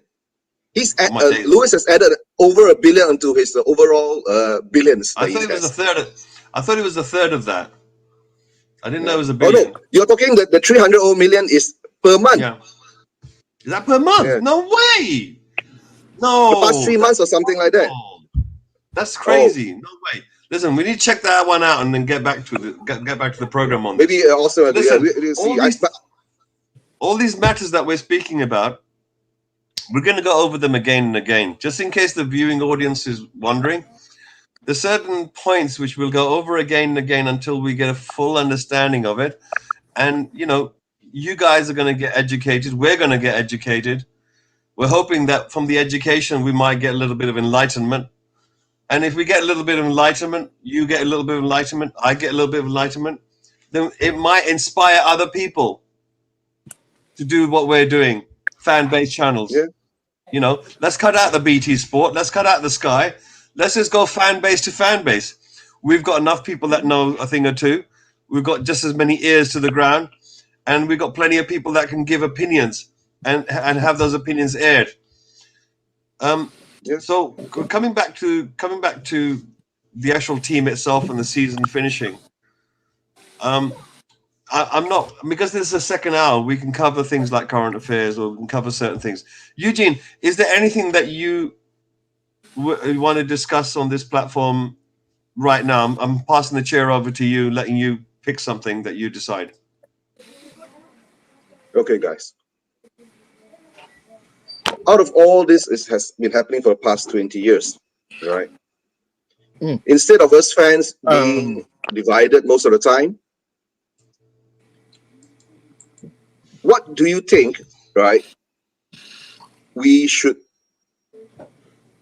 do to come together, right? Put aside all our differences, right? I know that there's a lot of people on the fence, there are a lot of people on the left, and a lot of people on the right. But come to a consensus. What do we want? Really, really, what do we want? Do we want just to sit down, let the club run by itself? We don't care whether we win, we lose, or we're just there to support, right? Which is quite good too, right? Because you're a diehard fan, right? Yeah. Or do we want to try to force changes, right? Not to say that we have to get Levy out, but just to at least make him feel that we are being heard, right? Go and get a DOF. From there, the DOF gets a proper manager to run the team, right? Allow the dead wood to go out instead of keeping them like, agar wood as treasure and, you know what's agar wood, right? I mean, is that just a self-glorification that that Levy's after, where he's got people around him that look a little bit young and pretty, and he feels important because they look up to him? Do you think there's that certain degree of power lust? One thing about Levy is 20 years. I mean, if every time that something goes on, oh dear, I don't know. He gets a chance again. So Okay. we're not going to win anything for another 20 One years. thing- That means. Eugene, if you're going to listen to the word levy and then you have to speak about it or process the thoughts in your brain, trust me, you need a little bit of Zen first. Otherwise, it will Yeah, hurt. yeah, it We're hurts, coming it off the hurts, back yeah. of a very rough year. And, you know, I'm one of those type of guys that likes to look at the glass half full as opposed to half empty. And I think to myself, we had like 5 or 6 chances this season to hit top 4. Yeah. No. Means that no. as much as No. Not Go to on. eat top 4. Actually, to get to the top of the table, we had that chance. We really we had them chances too. We had that Well, chance. my point was this. My point was blew this: it. is that Yeah. we had the opportunities, and there weren't just 1 or 2; there were numerous. So that tells me, if I stood back a bit and then forget the rhetoric, I'd look at it and say, the team's in pretty decent shape in order for it to be able to jump into that bracket. I mean, there's other teams around; they can't seem to do that, apart from West Ham, of course. They've just done it. Well done, Hammers. No, but yeah. But as you see it, that okay, we were top mid-November until mid-December, right? And we Yeah, couldn't 5 maintain weeks. it. Yeah. So somehow or another, that shows certain levels, okay? And like you were saying, why M City during that period was at 13, 14? Maybe because M City, yes, they did have a proper preseason, okay? And maybe, how you say that? Pep was saying the players were running around too much, not doing enough Yeah. with the ball. Yeah. But the problem with our players, when we reached to a certain stage, we did what we could do, right? But we weren't running enough. We Yeah. were running enough to try to get the ball, right? And every time when we got the ball, we gave it away. So there's something wrong there. You know, it's like your gyroscope is wrong. You know, sometimes you keep seeing when Dyer hits the ball, he doesn't hit it back to his own player. It He just hits it back to an back. opposition player. Guys, look. Every now and again, because we've got to that stage of the season, and because we're Spurs, and because the social media is an overdrive, you're going to get comments like this, right? Confusion, depression, melancholy, disheartened, sad. So sad, very sad. Trust me, if you're a Spurs supporter, that's pretty much exactly what you've had this season. You've had bare confusion. Why is Winks starting in a final? You've had melancholy because you don't know whether you're laughing or crying. Did Jose really come to our club? Did we really have Bale? Did Harry Kane win something for not just scoring goals, but for assisting? No. Do I want to go back to Podge? Yes, I want to go back to peaceful Podge. Disheartened. Yeah, bare disheartened. Lone tree, single tree in a white background. You're right. And you're wondering, and good luck if you find answers to your wondering, because this particular show is about asking those questions. Wondering out loud. Is this game that we're watching, really the game that's really going on? Or is there some other game that's really going on? Is that game called Money, Money, Money with Levy? And the football is just a sideshow. We, the fans, are sitting there and we're worshipping the tree called the football. But the reality is that not everyone's at the same altar. I don't know. I've already given that one. But the thing is, right now, we've got. I think this comment says it all. This season's about missed opportunities. Mr. K, let me say something real quick first. Yeah. There was a comment that came twice previously before you change it, but I wanted to say something first. Hey guys, we just want to thank you, all the viewers that are watching us. We have we might have 60 plus viewers. Please, we need you to subscribe to this channel, and we also need to hit the like button, the button that looks like this. The like button, please. We need you to support this channel. Please hit the like button, please. We really need to do the like button, and we also need you to subscribe. We really need your help. We need your support. We need your help. Without you guys, there is no Will Stewart channel. Please support this channel. That's what we would appreciate, so that we can keep coming back. Thank Thank you so much for how you guys view and listen to us. We are not here. If we're not you, we are not here. We are here because you want to hear us and see what our views are, and you can contribute to our views and support our views. We just want to say thank you for watching, for viewing us, to continue to support us. Thank you so much, Mr. K. Back to you. Thank you very much. Awesome. That was great. Viewers, I'm going to put the link into the stream. If anybody wants to jump in, we've got about 20 minutes minimum. We normally take it up to about 1 o'clock UK time.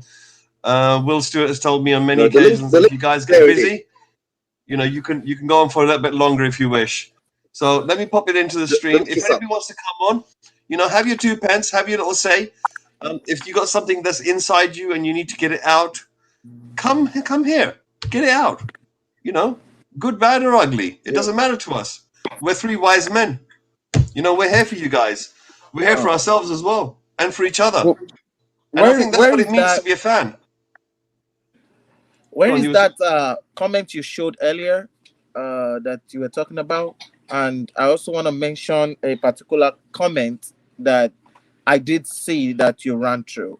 It was a comment that Jose no, not the one after this one. That Jose that Livy has gone through. Livy has gone through the whole Europe. That was the comment I saw, and still can't appoint a manager yet. And that was the comment, but that wasn't the comment I was talking about. But that was the comment I wanted to respond to. And it's true. Yes, that's true. Especially for the fact that Jose was able to even get a job in a week after he was terminated, and Levy is still looking for a manager. And we were promised that we will find a manager before the end of the season, and that promise this still didn't come into fruition. So that's why a lot of fans. That's why some people started calling us legend fan, this fan, because we speak legacy fans. We speak legacy fan because we speak the facts that we know. Just like somebody said, was telling Brian to compromise and let's support Joe, let's support Levy, and let's do Levy reform. And the next day, Levy's gonna drop an apology stuff and say, don't worry about the protest, forget about the protest, just support me. See, these are the things that we say that it hurts to the bone. Like, seriously, why would you support someone like that keep manipulating the system for 20 years? No good, and no good is still not coming. Yes, we are promised to get a coach or a manager. We still don't have one yet. We're still linked to all these managers, especially in Europe. They are all denying, I don't want to come there, I don't want to come there. There's a reason why all these managers are running away, because they know that even though they are managers, Levy is still gonna be the manager, because Levy will be in the football style. That's why we need a director of football, and we need Levy to stay out of football. Go and stay in your business office. Don't come to football. Let the people that know how to coach, let them coach. And the fact that you have to say, can you play this player because he has to be in Euro next year, or World Cup next year? We don't want that. If a player is playing well, let that be the judgment of the 2 subs from 750. We're 2 subs away. Come on, guys. Whoever's watching this channel, you got nothing to lose. Stick on those 2 subs. Let's get to the 750,000. This will be exciting if we can do that. So it doesn't matter. What you are saying, what we are saying here, we are here to answer your question. But the fact that we get promised stuff and it doesn't get done. We get promised things, it gets done. If somebody was supposed to win a cup a week before the final, we're supposed to win that cup, you fire them. I mean, what is the point? What's the point of even bringing him in the first place if you're going to fire him?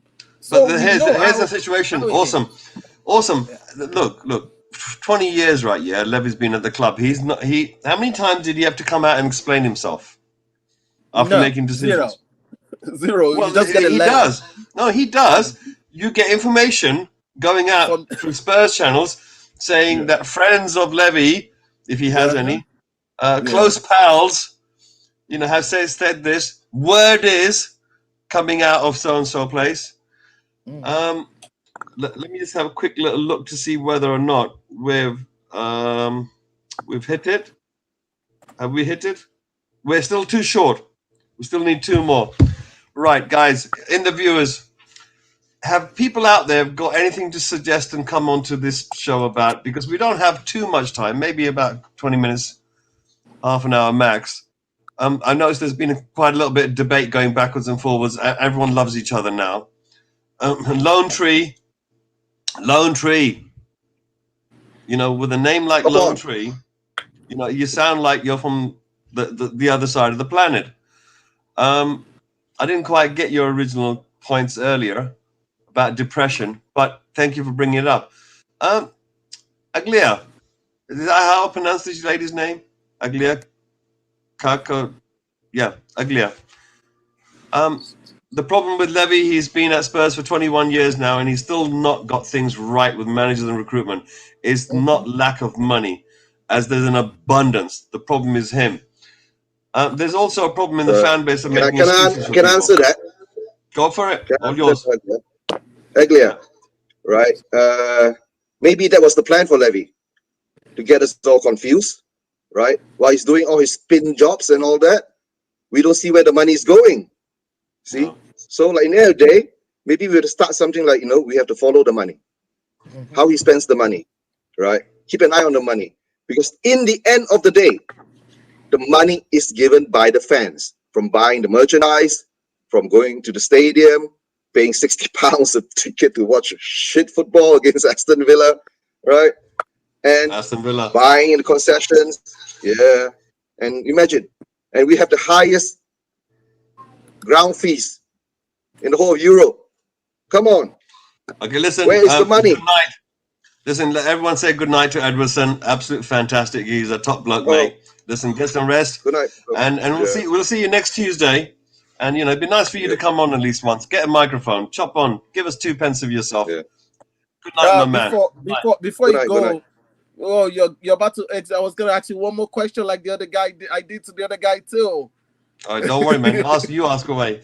We got plenty of people to always ask questions and so forth. But you know, I mean, Aglia made a point earlier, right? Yeah, you know, we talked about character, players' character, right? And one thing nice that's happened is that I want to hear the real stories, you know. And what you know, here's a story which Aglia put up a little while ago. She put this up in another channel, in the Will Stewart's channel earlier this evening.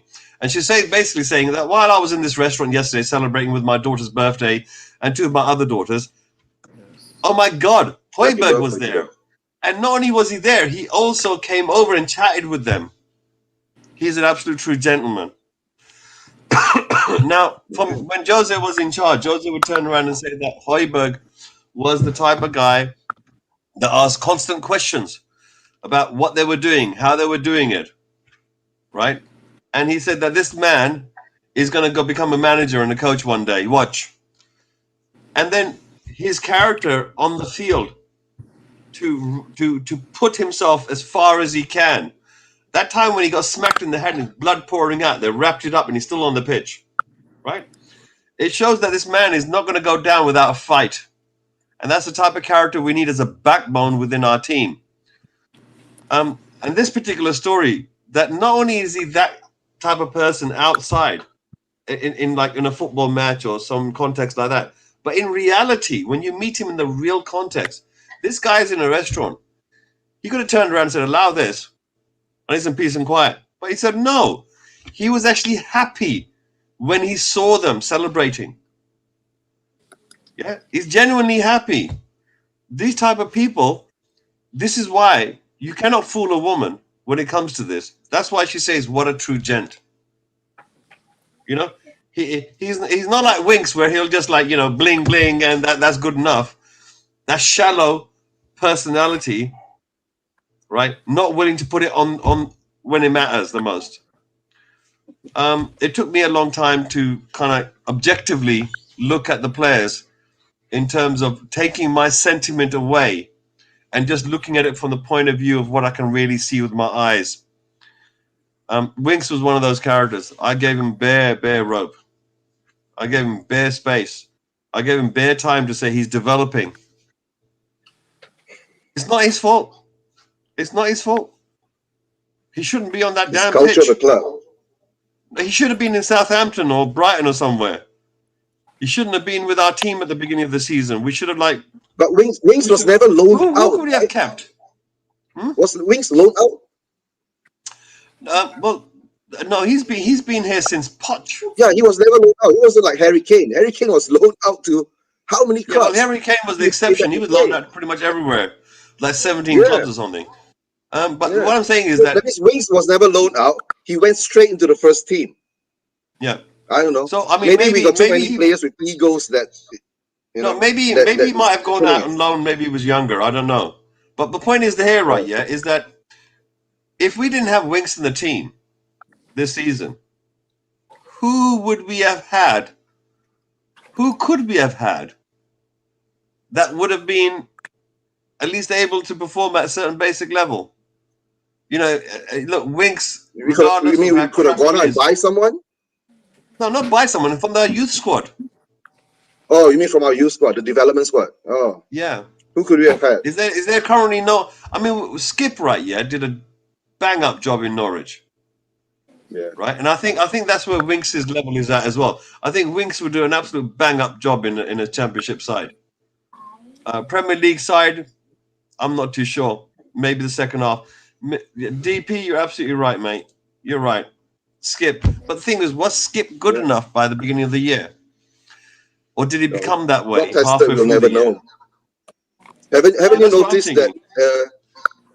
Have you not noticed that in the past 3 to 5 years, we have not actually brought up any youth team or development players up to the squad? Somehow or another, they've always been, we can see them from far, and they never come up front until quite recently. Jose had no choice during the Europa games. He had to throw them in, right? Because too young. how is it? There was no rotation in our squad in playing the games. Jose relied too much on that core 15 players and ran them down the road. And by the time I think December or January came along, I mean, I understand that you're professional, you have to maintain your fitness, but sometimes it does take a mental toll, and it does take a toll on your body. You see? So, and from there, a part of it, everything goes downhill, right? Yeah. Right. Okay, so if we look, some of the other channels we go on to, you can't mention certain names without ritualistically bombarding the person saying it, right? So. Yeah. So the way I look at it is like this. I think Skip just needed a little bit more experience. Yeah. Right? Just a little bit more. Now we have to see whether this year, this new manager coming in, will he bring Skip back, Sessignon, right? And well, that's down to him. I mean, that'll be relation. The thing is, that'll be something. Look, we've got these players. Okay, who's realistically able to pop up to the top, right? Skip is able to pump to the top now. He's done a successful merger from Championship to coming up to the Premier League. He's actually won a cup. So yeah. Come on. And now he's gonna. If he comes to play for Tottenham, you won't see nothing for 10 years until he goes somewhere else. Okay, that hurts. So before the season started, if you go back to the beginning of the season, Divine, he was too young. Sorry. Yeah. Sessignon, I don't know. I mean, Skip and Sessignon, I would have thought that Sessignon would have been higher than Skip. We even loaned Foyt out, the centre back. Yeah. Why didn't we keep Foyt and try him out? And at least Mundus was that bad. We could have brought him in to pair up. Right? Yeah, but I personally think that they made the decision on Foyt beforehand. I think they made the decision when Poch left, and they decided, okay. The question now is was that a Jose decision, or was it a club decision, or was it Levy's decision, or was it Hitchen's decision? Listen. The manager can turn around and say this, that, and the other, but this is Tottenham we're talking about. This is Levy's club. Yeah, true. I'm sorry. Yeah. Joe and Lewis, they own this club. We can say it's our club, but at the end of the day, right now, it's not ours. It belongs to them. What they can't do is they can't take the passion out of our hearts for the badge itself. They're right now, they're holding the badge, but the badge doesn't belong to them. Yeah. Okay, the business might belong to them, the badge doesn't. Right? They may own the copyrights on it, image rights, which they've associated with the club and the business. But in terms of what it means to us as a fan, you can't take that away. And you can't silence us either. You can create noise on the internet, like I've seen many channels, like especially on Twitter and so forth, do, to confuse people. This issue of who's going to be the latest manager, what's going to be the latest transfer. You know, these type of tricks have been played on so many times. Oh, I wonder if it's going to be Harry Potter. But I think this year, this year, a lot of the fans are waking up. A lot, but not enough, to see the PR smoke screen. Right? Yeah. All the diversion of things. It's like today, we are linked back to Poch again. Then tomorrow, Poch says no. Then we'll be linked to Ten Hag again. Oh, then everybody going, why are we linked back to Ten Hag again? Right? Oh, is it because maybe Ajax purposely extended his contract? So Ajax could get another extra 10 million pounds from Levy? Which that could be true, right? But Levy now is going behind and saying, I'm not going to give you the 10 million pounds. I'm going to give you 5. So that's why until now we can't announce Ten Hag as okay. So this is the problem, Eugene. This is the problem that a lot of people have got, right? We're just fed up of hearing Levy's name. I'm sorry, Yeah. I'm fed up of it. I don't want to hear his bloody name anymore. I don't want to like talk about his bloody name. Not while I'm on the Three Wise Men. Consider it my 2-hour break. My 2-hour break from this man's name. I want to talk about your experiences, your emotions, the fans' experiences, the listeners, the viewers, the people in the chat. I want to hear about their experiences. I want to hear about their study of the players, the team formations. I'm fed up of talking about this muppet over here called Levy. We will do a special. Awesome. We're going to do a special on Levy, okay? Yeah, we should. So We should. we're going to do a special on Levy. We should. I think so. I think for the time being, we should just be nice about it. But coming back to the point of Winks, right? Yeah. Look, the problem is, right? Yeah, every season we have to play X number of players, which are youth players, or not youth players, but they're homegrown players. You need for the Premier League, you need 8 homegrown players. For the European Cups, no, you need them in the 25-man squad. Okay, so you have a 25-man squad you got to pick, and in that 25-man squad, you got to have 8 players which were homegrown in the United Kingdom, here in the UK, England. Okay, now that's quite a loose. That's quite a loose thing. Okay, no. Let me explain. I mean, when you go to European Cups, then out of those 8 men, 4 of them have to be trained in your club. Okay. I mean, so, that shouldn't even be a problem, because number one, by the time name me 4 players then. Name 4 players. Okay, by the time Winks gone, I want Winks gone. I want Dyer gone. Huh? No, Dyer's not homegrown. No, okay. Dyer's not homegrown. I want Winks gone. I want what's his name? Lamela gone. I want no, but that's a different question though. Awesome. That's a different question. Yeah. I'm saying homegrown players, right? So you could but that will open a space. Those space will open for homegrown. If they're gone, those space will open, because if we name it right now, at least we want 6 or 7 players gone. If they're gone, those places will open. I want Dele Alli gone. I want Winks gone, because they are not bringing anything to the club. They are not. They are just sitting there. Okay, let me explain. Okay, the way that the squad registration works, right? You can choose up to 25 people in your squad. Yeah. Now, if for some reason you don't have a homegrown player, what you do is you leave a gap. So you choose only 24 players. If you don't have, say, if you don't have the play, so say for example you've only got 7 homegrown players, then what you would do is you would name a 24-man squad and you leave 1 gap blank. Right? That's the system they're using. In other words, you don't physically have to have 8 players which are homegrown. So long as you leave a space for them in the 25-man squad.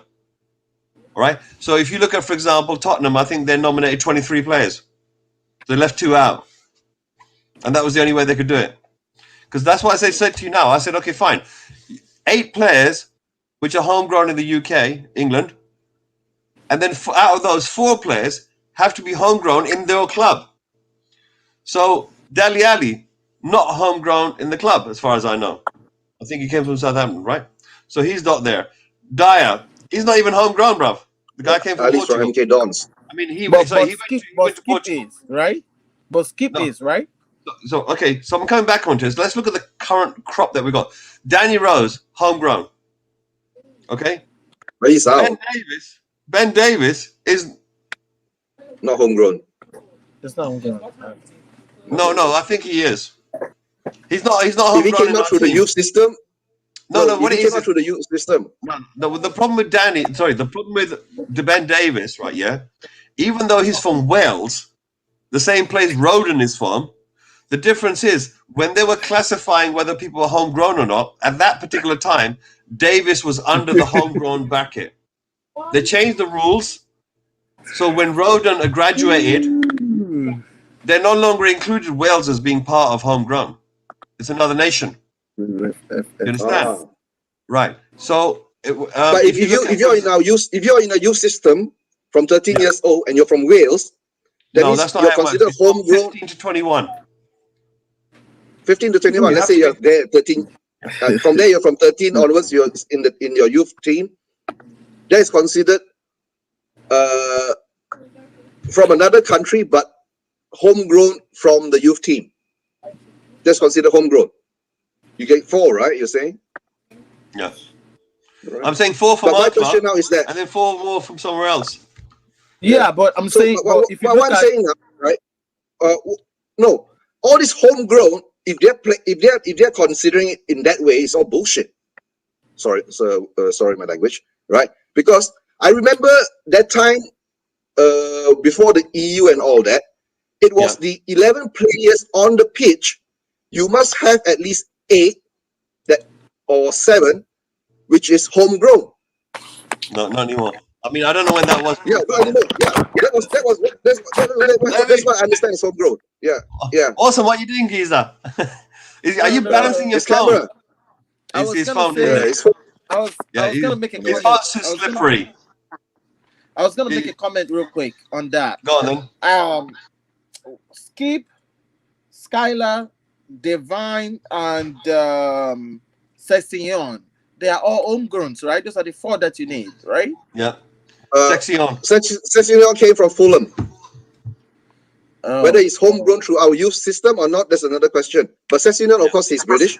He's English, so it's considered homegrown. It doesn't matter. Yeah. Okay, and that's all. Okay, That's all you. That's about what you need. But I did saw a comment. You haven't got to it yet about Reef. Hey, Jason. Reef FFFFS. Hi, Jason. And what it said is, Up let me on. read it to you. It says something about Lamella and Winks might need 8 more years to get more training and more time. So you guys should give them more time. Yeah, I think he's right. I think Lamella is finally going to learn how to use his right toe. Another 8 years. Like Tanganga. Another 8 years. I'm like, but Tanganga is injured now. He's going to take about 2 months to recover. He has to have his. No, that's horrible. Listen, that's two injuries now, isn't it? And I can't understand Mason's definition for injuries: the bony knock and the naughty ankle ligament. Oh no! You know what? I'm especially. What is a naughty ankle ligament? Great. One thing I would have said earlier that I was saying that if Ryan Mason was gonna do this perfect, he could have played 3-4-3, having Tanganga in the back on the left because he's a good defender. You could see that he defend. Especially when we played with Liverpool, he didn't have Sonny to have nowhere. Manny was blocked down. The first game we played with Liverpool, did you guys remember that game? He had Manny blocked down. Manny keep trying to go, keep blocking him down. And if he had played 3 in the back, and 4 in the middle, let's assume that Skip was here, Skip could be playing side by side with Oiborg, you know, Yeah. and nobody can come through that center. Nobody will be able to come through that center. And you can have, you know, Aurier is gone now. Aurier and Reggie on the wings, as a wing leg back, so they don't have to come all Yeah, the way to the back and be doing the defense work. They can just sit there and be flying forward, and you can have everybody all like that, and they can change to a 5-5-3-2. You see what I'm saying? That way they can change to a 5-3-2 or 5-2-3. 5-2-3. They can interchange to come as a defense, so that the people on the front don't have to keep running to the back to defend much.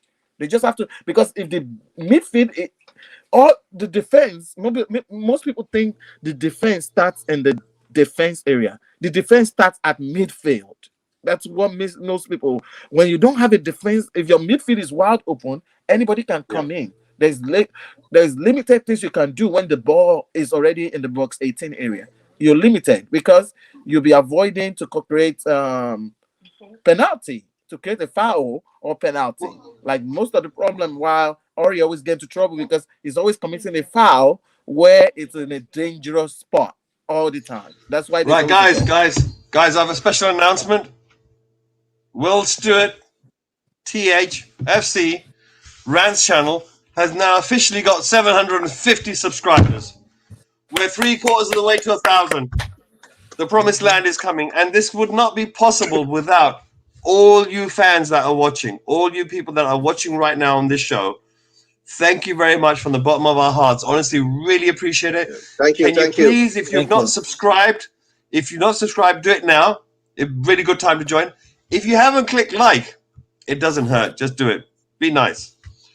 And also, listen, I do want to do one more thing. I want to give a big shout out to the actual patrons.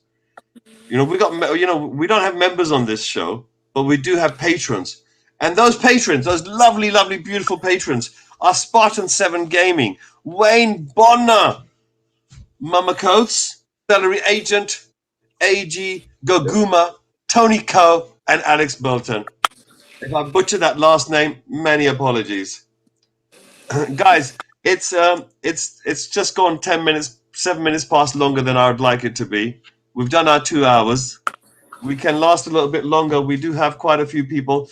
Are there people in the chat that have got any questions that they'd like us to quickly discuss before we decide to go offshore? Ooh, Mr. K, your otherwise man is advocating protesting at Nike Town. Can you touch your hat if you agree?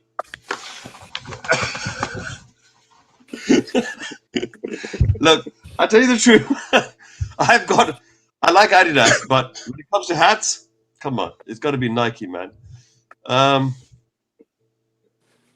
There, I think that done the trick, right? Anyone else asking questions? Have you seen any other further questions? Guys, if you are in the chat or if you are watching, please do leave a comment, write something down. Even afterwards, if you're watching this in the recording that comes afterwards, because this right now is a live stream, you know, leave some comments there, ask questions there. Will Stewart and the rest of the team, we do get back to these questions if they're important, and we try our level best. And if you're if you're watching, Ugly has got a chuck question.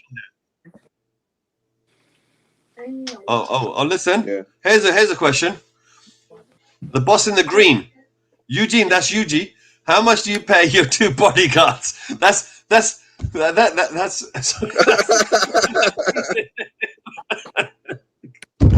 I think it has to go down as the comment of the day.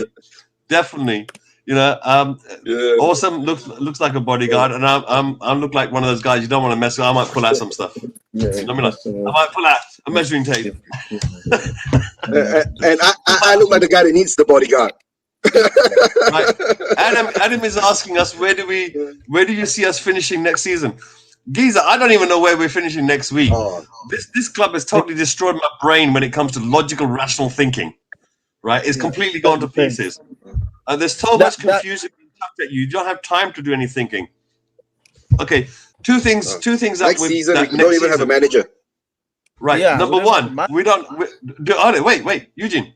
Do we need a manager? Our manager's No, overrated. We do, yeah. No. No. We need a No, perfect. wait. It's Levy and players. We don't need a No. manager because you It's know Levy and why? players. We need No, we don't coaches. need a manager. Coaches. Watford model. Watford. We Just don't need coaches. a manager We're because not we already have anything. a manager. We just need head coaches, yeah. We already have Oh, Levy but- as the manager. Hold on, stop. Confusion, Whoever- depression, and Hold it, stop. Whoever Stop. the manager We're doing is, it again. manager. We're going into depression. We're going to go into melancholy. We're going to get sad. We're going to get so sad. It's going to be very sad. Lone Tree, thank you very much. Lone Tree, Yeah. thank you. Really appreciate bringing us down to earth. We need each other. Viewers, Yeah. panelists, comment people, we need each other to stay sane. Honestly, we do. I know there are channels out there which let you get your angst out and you get to rant and rave. But I believe that three wise men need to offer people an alternative, somewhere where they can get some tranquility of the mind and try to understand some basic concepts that they don't understand. There's a web of lies that is being brought around us, but we'll go into that another time. Right now, do we have any other questions? Here we go. Here's a question. Do you think Poch will win trophies this time round as the noise is coming back? Right, just in case you're wondering what that means is Poch comes back to this club. Do you think that Poch will win any trophies if he came back? Currently. Personally, I think Poch is going to have to do again what he did previously. It's going to take him a couple of seasons to put together a squad that he can rely upon. Add bits and pieces, get rid of an awful lot of crap. Only when he's done 2 years will he be in a position for the third year for him to successfully try to go and do what he aims to do. It'll take him 2 seasons to get rid of the deadwood. It'll take him 2 seasons to train the players into the model that he wants to do. The question is now, if you imagine some other manager coming in who wants to do something similar, pretty much that's what they're thinking, that they really need 2 years, but you know they're only going to get 1. And that's on the basis that the first year isn't a complete disaster, right? So I think what it is with Levy is that if you start the season from the beginning, he expects you to hit top 4. Simple as that. You don't hit top 4, you're hitting top 6, you're nice. It depends how the performances are. If you lose 10-0 to something, then fair enough, you might get looked at. Win trophies. Can I answer this part too? Yeah. Go for it. All yours. Yeah. All right. Number one, Poch coming back is noise. Yeah. Right. Whether he comes back or Noise. not, we do not know. Right. It's noise. It's the Number diversion. two, right? Imagine if Poch comes back now and he still sees all that deadwood that he left behind, right? And it's back with him. Imagine how many players he has to chop. And will Levy let him chop all those players, right?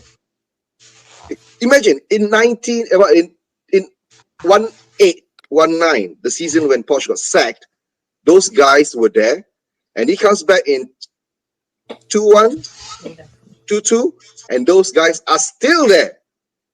Will you think he'll come back? That is another question, right? But let's say if he does come back, what will the fans say? Again, will the fans say, "Oh, Levy, you're No. our savior again"? Hold on. Yeah. Are we really? to be- Do you guys really believe what you're saying? Go on. I wanna make a comment to what he just said. To be honest with you, okay. Every rich man has to avoid bad press. They have an act of deception, and the act of deception is to avoid bad press. Let's divert the attention to something else, and the attention that will sell right now is Levy is coming back. That sells. That will sell so much. Levy, no, Poch is coming No, back. Levy's Poch always is been coming back. back. I'm sorry. I meant to say Poch is coming back. That will sell. And that's why everybody's carrying the news, because it's selling. Yeah. And it's making Levy looks good and making the club grow, and everybody's running around trying to say, oh, it's coming back. But the truth is, he's not going to come back. Because number one, these are the same players that kicked him out and got him fired in the first place. If they are the same players that got him fired, guess what? If he comes back, you know what he's going to do? he's gonna flush all of them out like he did before and bring a Yeah. new set of players in. He's not gonna even use Dele Ali, even if it was like, he's not gonna use him. That's how Okay, in case- how much stuff is gonna clear out. He's gonna clear out Yeah. all those players because they are redundant players, and some of those players were his third choice, not even first choice, not even second choice. They were his third choice. So why would you now think he will come back and say, "Oh, let me come back to my Yeah. third choice player and win and win the Danny's in Premier the League chance. and win the Premier League and win the Champions League?" Because what everybody's wanting right now, that's why everybody's on the edge or everybody's on edge right now, is we want to win a cup. It still comes down to bottom line. We want to win a cup.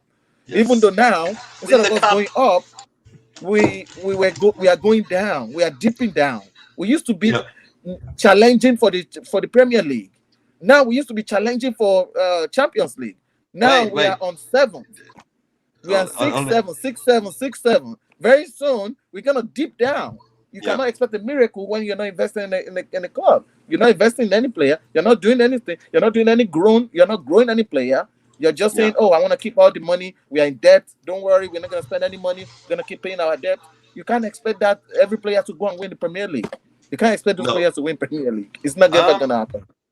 Look, we've got people coming into the chat. The bun is in the house. That the bun is in the house. But what I'm Yeah. saying is that if people are out there and you got something to say, just click on this link that's in the chat. Click on the link. It says SteamYard. Click on that link, and that will take you into where we are right now. Join us. We have space. Otherwise, we're not going to stay for very And you long. don't even We're have to already put your 15 cam on. Yeah. Don't even have to You put don't the have to cam put your on. Just camera come on. on with the icon. Yeah. You can just do. How can I turn my camera off? What do I do? Stop the cam there. There you go. Yeah. Just I'll take out become the like cam. this. Yeah. Listen, guys, we are 15, 20 minutes. Right. Okay. Lone Tree. Oh, You don't need to have your okay. camera on. Please. I'll pay Yeah, you not to put it don't on. need Yeah. But oh, sweet little lies. Tell me lies. I wish I had a musical voice. I'd sing that song. Anyway, so is it possible Levy has someone in mind, or after seeing the reaction to assumptions that it's Poch, that he stops, changes his mind, and goes after Poch? Thus the mention of a stall. No, Poch is just noise. I don't think Pure so. noise while something else is going on. Okay? Yeah. So whoever they're talking to, what they're doing is they're talking to this person, right? Say they're talking to Tin Hag, right? And they're saying, Tin Hag, and Tin Hag goes, "Oh, I know you want me. I know you want me, so I'm going to play hard to get." And Levy turns around and goes, "Dude, Poch is coming back." Yeah. Hey, but unless Dude, unless you want unless this contract? conspiracy Sign theory, now. conspiracy or we're theory, yeah? Unless this happens, okay? Poch gets Conspiracy? sacked because You might Conte is keep going going back. to PSG, all right? Yeah. And then he might come back. What about that? Yeah. Oh no! Listen, guys, I don't know if we should I really look. It's 1:30 coming up 2 in the morning for me. I'm gonna have to get Oh, off this yeah. very, very shortly. If anybody wants to come on right now, we've got about 10 or 12 minutes. Please come on, make it quick. Let's have a little banter, and then we can call it a day. But otherwise, I'm gonna be wrapping things up soon. Okay, guys, before honestly, the only way he would come back is if Levy made him some big ass promises. I agree. I don't think Poch is no longer anyone's yes man. I think he's matured. No, he makes a lot of promises. That's the problem. Whether he keeps it or not, it's another question. Right? No. Poch has won a cup, bruv. He's won 2. So he's in his mind, he started on the road to achieve. We I haven't think been able to PSG do will give that. him one more year, though. Will Stewart is in the house. Big up the Will. Big up the Will. I will. I just wanted to jump in and say thank you to the guys in the chat 750. That'd be nice. and the people watching for the 750 subs. That's totally awesome. And yeah. I can't believe it. We're going. Listen, I'll tell you the truth. Well, we've overrun this by 20 minutes. Oh no, you guys are fine. Stay on as long as you like. I'll tell you the truth. I've got an early start in the morning. Will, you're going to continue on your rant from last the previous show? No. Thank you. I'm glad you said that. No. Will, what have you got left inside you that has any type of Ryanification? Do you have anything left? I'm getting on that. I think everybody here watching knows how. Have you got it all out yet? Right? No, he hasn't. He said in the previous stream when he was with Cody, he goes, "You know what? I need to get this out." He needs to get it all out. Yeah. So I sent him a message in WhatsApp saying, "Come on, bring it on. I've got the Mason baby eyes." Right? I'm totally good. Nice. On Look, that this is the summer now. We're not going to get constantly prodded anymore, so hopefully we can recover. Yep, Adam is he's off as well. You know, it's like the people in the UK are going to start clocking off. Scott, listen, thank you, great show. Listen, appreciate that, really do. Right, and Will, Spurs wants you to rant, bruv. They want you to rant hard. But yeah, it's. I don't know what this is. What did this say? Bruski, Bruchuska. Poch ain't coming back. Bruchaka. No, I can't. It's never gonna come back. I mean, unless he wants to become another yes man. Whatever you want. Yes, sir, Mr. Levy. Let's do it again. Okay, so that bloke right, with the glasses. No. The question will BJ be on Cody's show tomorrow? Hopefully. No. That's exclusive. Exclusive. He's not turning up. I think the first time you'll see him is probably on Friday. On the Two Brian's show. Is what? No, what seriously. Said. Apparently, he has a bone to pick with Cody, though.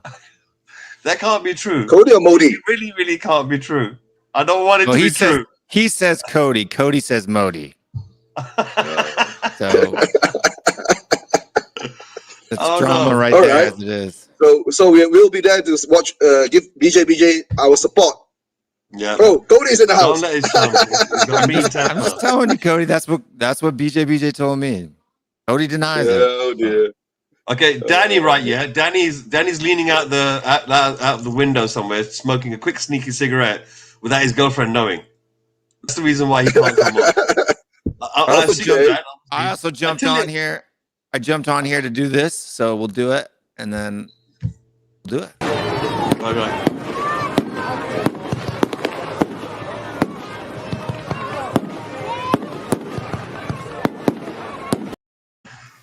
Well done, boys. Well done. Come on, you Spurs. Thank you, everyone that's watching right now. I know all of you guys have subbed, apart from the few that are out there watching from behind the couch. Don't worry, we won't bite that often. Ref FF, he's been there from the beginning of the show, more or less. He's saying a good show. Look, honestly, it was a good show. I like Raf FF. Of some of the things that he was saying, I really like it. Look, you know something? A lot of these people that write in the comments, they don't agree with everything that we say, but they give their opinion and they back it up. Yeah, and over time, and they're polite. The best part is polite, and we're family, and we talk about things, and not go and troll on people, and become the xenophobia kind of things coming out. Yeah, we have the best crowd. Tell the truth. He goes, did he miss the show? No, this is the early show. This is the Three Wise Men, Alex. Will Stewart's show is going to come a little bit later, in about an hour and a half. Have you got a show later on, Will? No, I don't. Not today. Not today. In that case, Cody's got a show later. In that case, Alex, jump on, mate. Jump on. Can I? Don't just stand there. Don't be shy. Can I ask Will? Click onto that link. Go for it. Master Will, I'm leaving. I'm just hiring you as the new coach. So if I hire you as the new coach, what formation are you gonna play? And if everything all been equal, and I'm giving you 500 million to spend, what players are you gonna bring in, and what players you're gonna keep, and the ones you're gonna get rid of. 500 million. That's a lot. 500 million? You sure? That's a lot, dude. What players would I get rid of? All of them except for Kane, Son, Højbjerg, Regulon.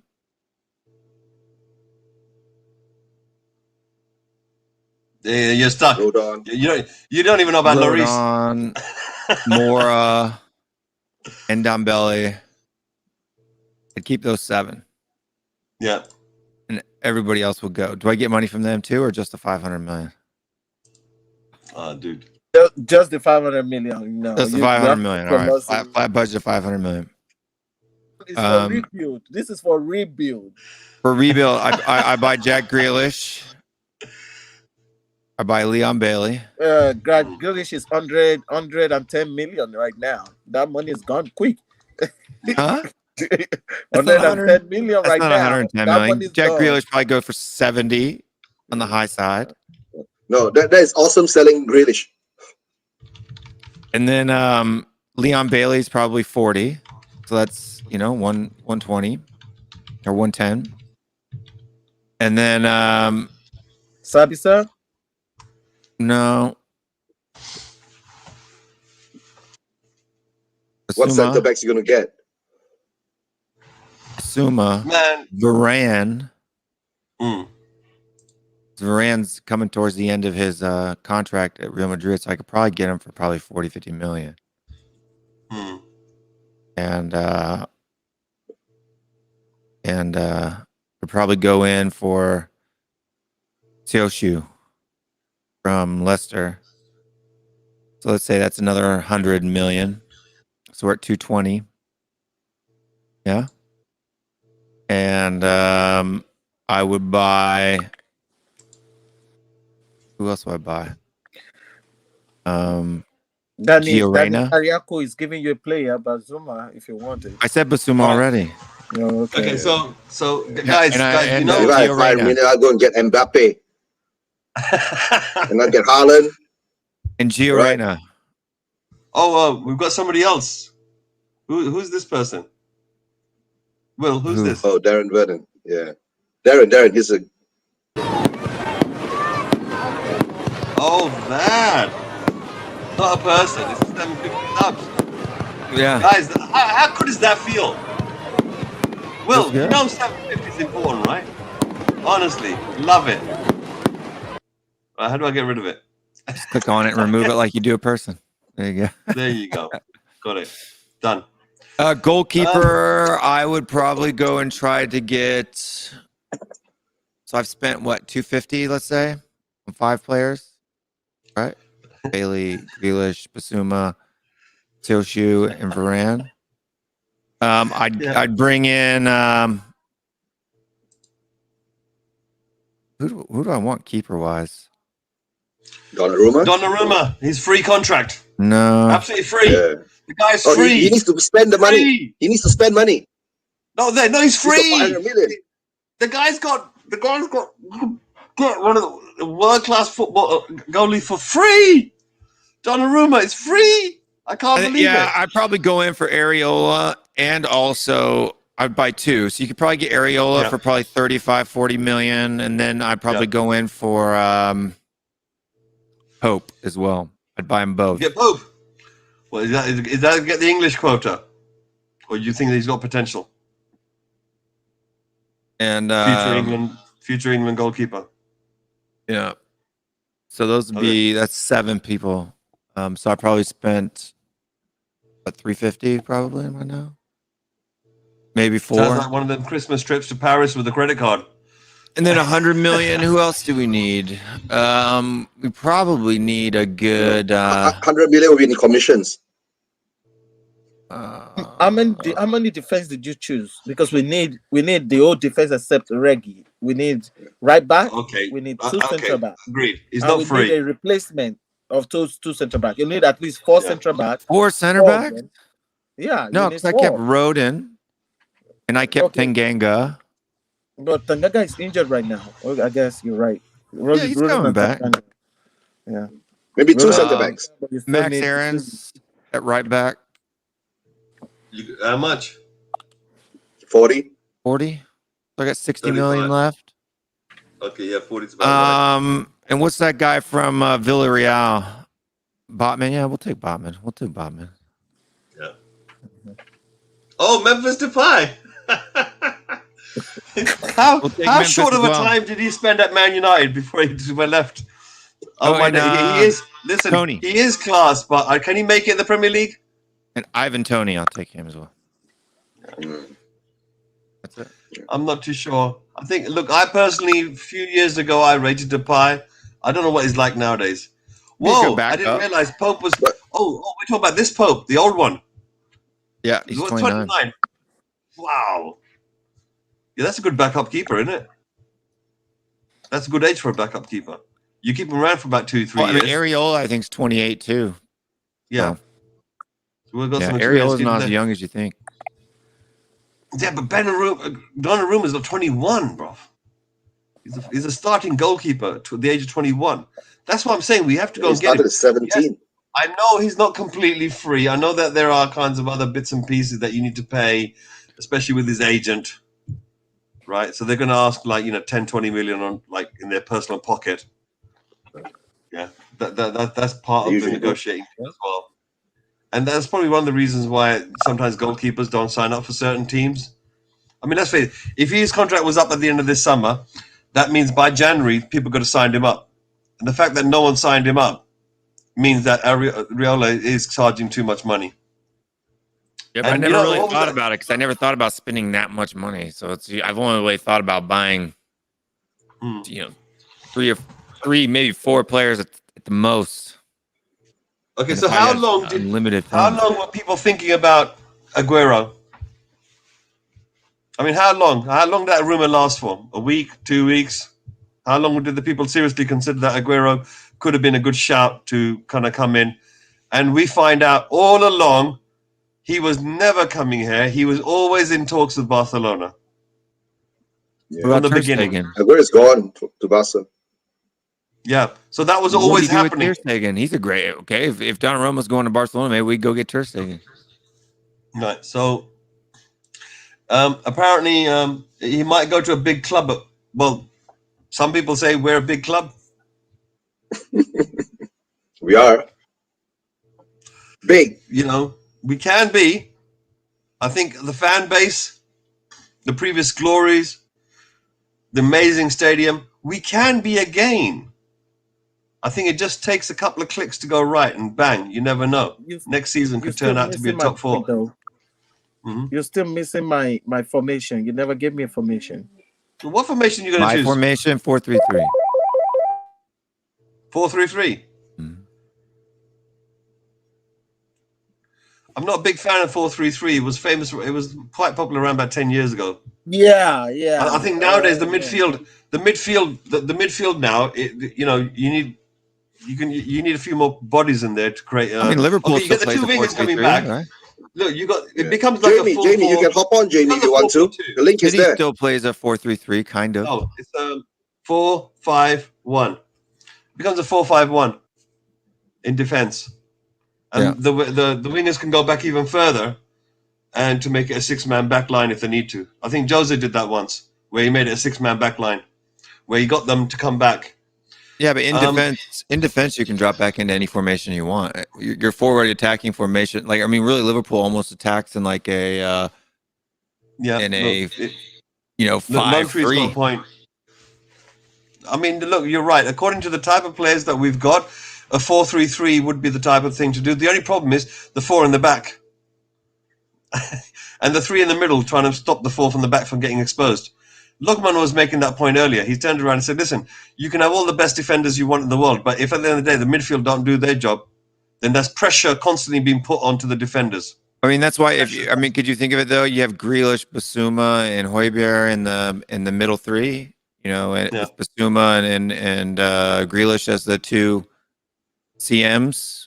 Yeah. Right? Grealish behind Son.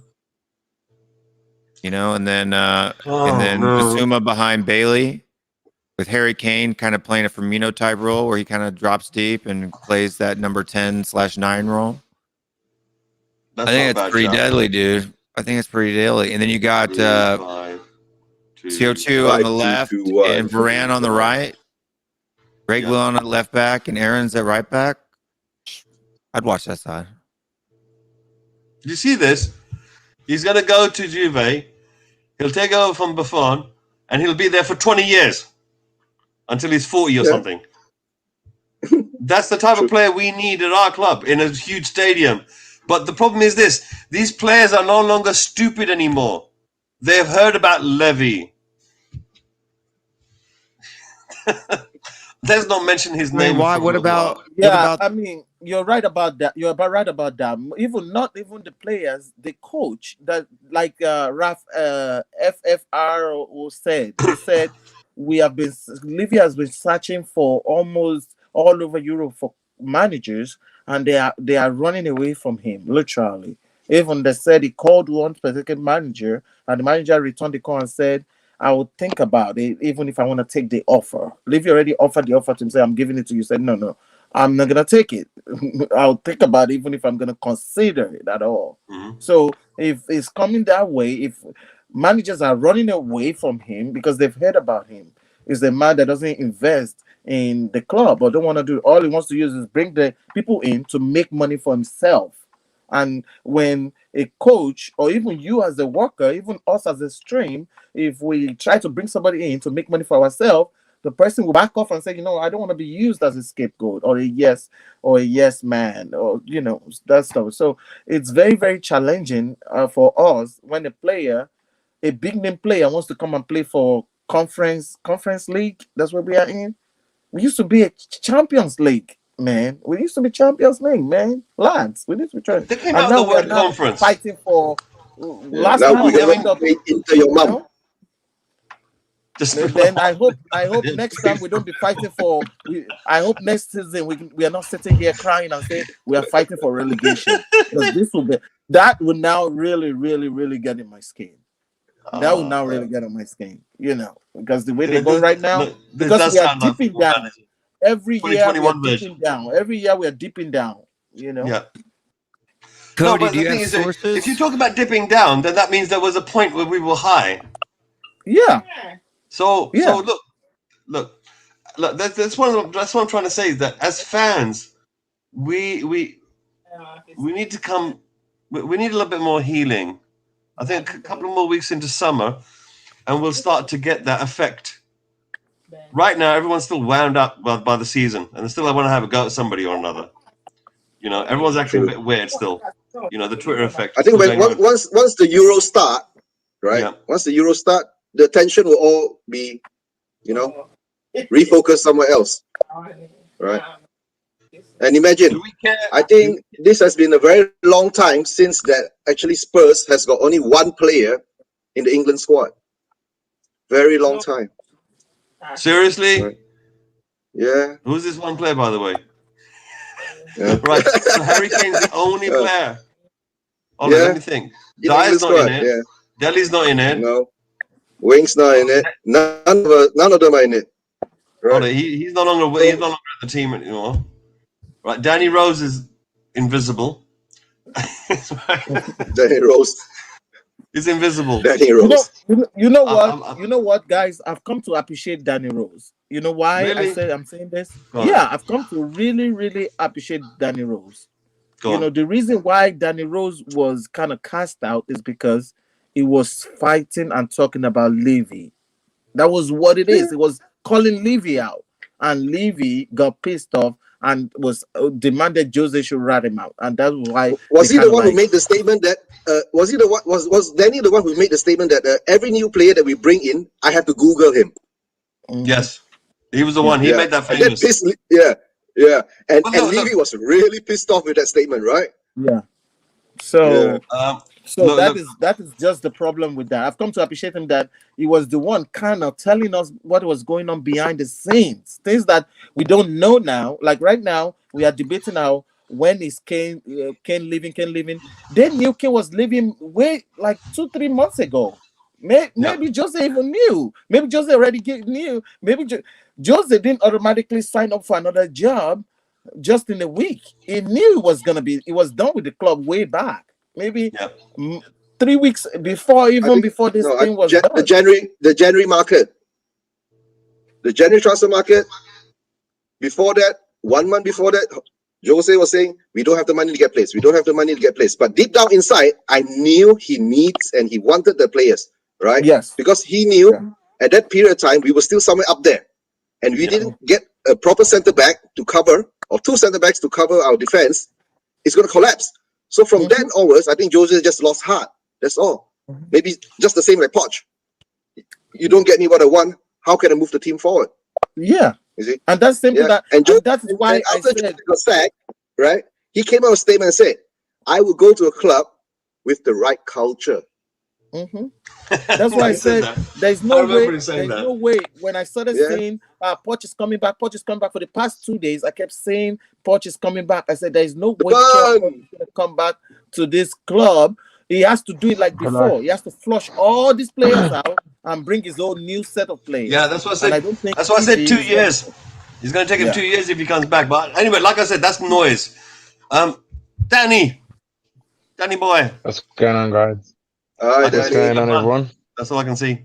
Yeah. Are you hiding in the bathroom to make this message? No, I don't think so. I'm in bed. He's naked. Oh my days. Yeah, I'm naked in bed. Hey guys, come on now. Come on, we've got other men on this program. No, before, so what do you think, Danny? Before I go to bed, I wanted to elaborate on what Cody. I wanted to elaborate on what Cody was saying, right? So he mentioned in the comments that Antonio Conte, there's talks in the Italian media that he might be leaving. You're breaking up, Danny.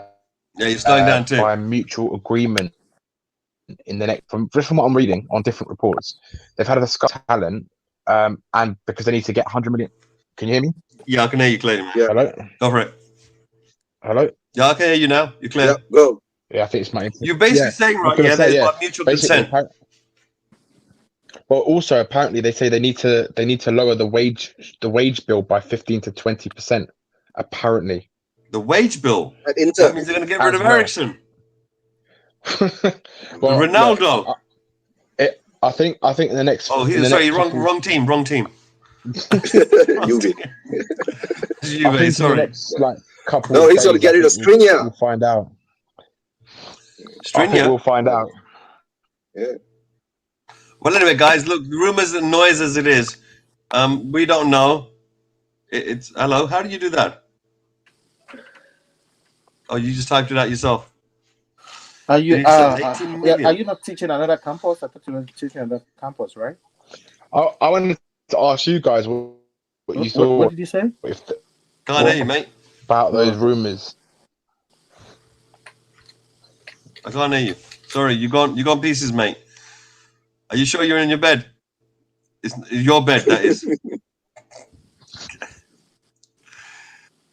No, he's completely gone. Ask us that. What could you ask us? Can you read the question again, Danny? Can you hear me now? Yeah, I can hear you. You're there. Oh, yeah, I think it's my headphones. No, yeah, I was just gonna say, what do you guys think about this Antonio Conte rumors? Like, if he is to leave, yeah, I'm not sure because, yeah, I still don't think we're gonna go for someone like him. If I'm honest, I don't know. I mean, are you saying that because he's got larger than life character? It looks like a bit of a brash alpha male, aggressive sort of character, a bit like Simeone to a certain degree. And you think that Levy can't handle him? I don't think he'll get the backing that he needs to turn this club around. I agree with you. I think he'll need more money than what most people would need, but I think if he's available, I think he's by far the best candidate for the job. I'm just done with the whole Chelsea sloppy seconds. Yeah, but it goes back to the situation that can he do it without anything? Can he just come in, chance. wheel a deal, tickle Levy, get a little bit of something, get us into top 4, and then maybe try to win a trophy? Yeah, I mean, that's possibly. the real plan, right? I think if anyone's going to keep Kane, it's going to be someone like him or Poch. They're the only ones. Poch ain't coming. But Graham Potter is not going to keep Harry Kane. That's for sure. Yeah. I don't want Graham Yeah, I Potter agree with anyway. you on that. Harry Kane Yeah, I stays know, or go. but- I don't want Graham Potter. I don't even think someone like Ten Hag is going to be able to keep Harry Kane. It's got to be like an elite manager in order for Harry Kane to stay. I don't know. I think the We had an situation elite would be very manager. messy. I don't really know. I'm gonna tell you right now about Kante. Yeah. Kante has taken the masterpiece of Jose and converted it to a luxury, supreme, extreme 3-4-3 formation to the highest level, whereby it makes it 3-5-2 or 3-4-2-1 is good at that. If it's gonna come, it's gonna play 3 in the back and 4 in the middle, or whatever. But where my thing is that these players that we have cannot undo that. So what you have to do is bring youth in, and it will try to add some professional in between them. And for him to want to do that, Levy is not gonna go for that, because in his formation, Winks cannot come in. Winks, there will nowhere. Winks cannot even come. Dele Alli cannot even function in that. This kind of things is a fast in a 3-4-3 game he plays is a fast game, because it needs, when the counteracting happens with that 3-4-3, it has to be a goal, because you have enough space when you're playing the 3-4-3 to score a game. The sport is just you and the striker and the pole, and most of the time, even at some point you can be the goalkeeper the way the game is played. It's a fast pace. So those players cannot run, they cannot go. So it's not gonna work. You need somebody like Skylar, like 2 or 3 person like Skylar. Keep running, keep moving. Guys, can you excuse me just for like a couple of minutes? I'm just going to quickly pop to somewhere. No, you're not allowed. Sorry, no, you can't do that. My second office is over there. Maybe once any tea, I might make them tea as well.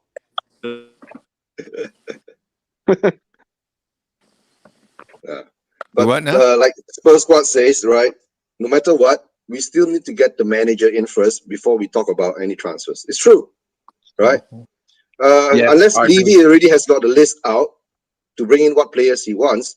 But if he bring in those players, right, it's sometimes they say human interaction between two people. If you don't click and you don't get the respect of each other, it will never happen. I think there are a lot of things that has to be looked into before we go and buy a player. And try not to buy all the shitty players. And get the players that the manager really wants. Do you know what, Lookman? Right? Do you know what, right? From what I was seeing, like, so many clubs have already started and about to sign players. Like, you've got Samare, who's going to Leicester. You've got Konate, who's going to Liverpool. You've potentially got Buendia, who Arsenal apparently really looking at, who I think is a brilliant. And Bissouma also is going to Arsenal and something like that. Also, right? there's also these images that have come out today about Bissouma and the image of the Arsenal bag in his Instagram, and then his personal trainer in the Arsenal shop taking a picture of the kit and all this kind of shit. If someone like Bissouma and Buendia go to like Arsenal, and we haven't even got a manager yet, it just be like all the best players who you look at and think, if Kane was to go, these are the players you want to kind of bring in, because we're not going to spend like 70-80 million on players. We're going to be spending like 30 million mark, that kind of like budget we're going to use. And then before you know it, all these players are already signed up by other clubs, and we've got to take the fucking Moldovan Premier League top scorer and players like that. Until it doesn't bring player in. Oh, I'm telling you, bro. Marcelo. It doesn't bring any player in until the deadline day anyway. Oh yeah. Right. Hold on. There's too many Americans on here, so I'm gonna have to bounce. I gotta go anyway. So. Okay. See you later, Will. Take care. Marcel. You have the helm now as a #1 America's Spurs fan on the show. I can't, Will. I'm not American. Come on now. Oh, come on now. Let's see your passport there, North buddy. or south of America? Marcelo, I want to hear. I've seen you. Whether you're Brazilian or a United States citizen, you're still an American either way. I mean, technically, I am also an American. Yes, I am dual citizen. God bless America. You got an American flag on your left arm too. Marcelo, on the sleeve of your left shirt. Hey, I'm just respectful. Hey, I just respect the country that gave me the opportunity. That's all. NASA. you need a moon boots to go along with that NASA shirt. Okay. All right, but I'm out here, guys. We'll see you guys Thursday for the Q&A show for Will Stewart. So, yeah. Cody be on later, right? Now you got another person on here, too. Jamie's here, too. So I'll jump out. Oh, Jamie. Yeah. Jamie. Morning, Jamie. Leery-eyed. Every time I see him, I'm about to leave. Yeah, but it's the time difference. My breakfast time's your bedtime, mate. No, my bedtime went ages ago. This is breakfast time in about 2 hours. Yeah, no. But for one reason or another, I didn't fall asleep till about 4 a.m. and it's like 8, 9 a.m. now. So I can see that from your eyes. Yeah, thank you. I slept around that time when Will was ranting on the show. You were still on, or you went off? Oh, you went off. Oh, you were still on, right? On Will's show. I was listening till about 2:20, but because I couldn't jump on, I tried to go to sleep and then just had a bit of sleep. No. Just had a bit of family situations just to talk about and whatnot, and so eventually 4 a.m. was 4:30 is about the time I slept. Yeah, so no, the lights are on, but nobody's in at the moment. I'm still waking up. Guys, in case you're wondering why I've got the hat on, I'll show you why. See that? A little divot. Yeah, a little teeny weeny paper cut. No, I'd have to wear the hat for a different reason. Same reason as Eunice. So. Marcelo, man, what are you gonna do for the summer, man? Euros? Oh man, I'm just gonna be bored. Oh, there's some South American stuff happening. The Brazil League starts in the summer. Okay. So as the Premier League ends, the Brazil League starts. I mean, usually when the Premier League, ends, I usually just follow my local team. It's all right, It's. Which team do you support? I don't really support them. I just follow them. Santos? Brazil? No, it's Corinthians. Oh, you're a Corinthians. Okay. Yeah. They're my local. Yeah. He's biblical. Yeah. I wouldn't say I'm a holy man, but sure, yeah. Yeah, no, but the team name. Yeah, actually, just to open another little conversation possibility. Any players from that league you think would fit into the Prem, or particularly to our team? You see, we've been sniffing around that league the last few months, but nothing concrete, which is typical Spurs paper talk. I think Gabriel Firmino has a good chance of becoming a top player in the Premier League. I think I would rather him stay in the league. He's only 20, 21, I guess. I would rather him stay in the Brazil League. Learn the art, learn the samba, learn, how to play proper Brazilian football, and then come to the Premier League or whatever league that has him. But hasn't he been linked to Europe? Not just say the Premier League. Hasn't he been linked to Europe for the past 2 seasons? He's been linked with a lot of clubs. Yeah, he's a he's a hot prospect. He's probably the hottest midfielder right now in the Brazil League. He's a very good player. I think it's just a little bit too early for him. Personally, my issue with a lot of these Brazilians is they're going to Europe a little bit too early. Like I think, for example, Vinicius Jr. went to Real Madrid way too early. I think he should have stayed in Flamengo, or maybe go to Porto or some other club, build up his skills, because when it comes so early to these clubs, they don't get a lot of game time because they have so little experience at the top level. So, and they're not mature yet. So it's just, I think it's a little bit too soon for Menino, but he's definitely a really good prospect. Yeah, but some of these mega teams like the Galacticos and whatnot, they'll buy up a bunch of young talent that never gets used, just so they have them. Yeah. I mean, Man United do the same thing. So another club will get them. Yeah, but But what about this Emerson something? The guy that was loaned out to. I'm not sure if it was at Villarreal or another Spanish team that's actually a Real Madrid. On the Real Madrid books that Tottenham was sniffing around at. I don't remember any of that. You know who else I thought were really? I think he was ready to take the step to Europe, and I'm surprised he didn't. Was Cebolinha, Everton Suarez? He went to he went to Benfica for some reason. I felt like he should have went to Barcelona or a top European club, but he says he's not ready. European? Is it European. Benfica a bit like what Wasn't he linked with Everton before? He was linked with Everton. He was linked with Barcelona. He was linked with a lot of clubs. He's a top player. I think he's really good. I think he's ready for Europe, but but he's in Benfica now. He's in Benfica now. I thought he was ready for a top 5 league. We'll see. Yeah, maybe he's trying to take it slow. Or maybe we can get Jan Vertonghen back for one season because we need him in defense. Harry Kane a break. Nothing, right? We can get the trifecta maybe. We can get. I'm paying you to hire Dyer back. No. We could get Vertonghen back for one season. We could try and get Poch back in a dream world, and then maybe Gaza will come back out the pub. So Gaza will be DOM. Yeah. No. Actually, if he's Copa's Mentis, then maybe we can get him to be part of the coaching team. Just imagine him on the sideline. So another pretty good player in Brazil that I'm actually pretty excited about.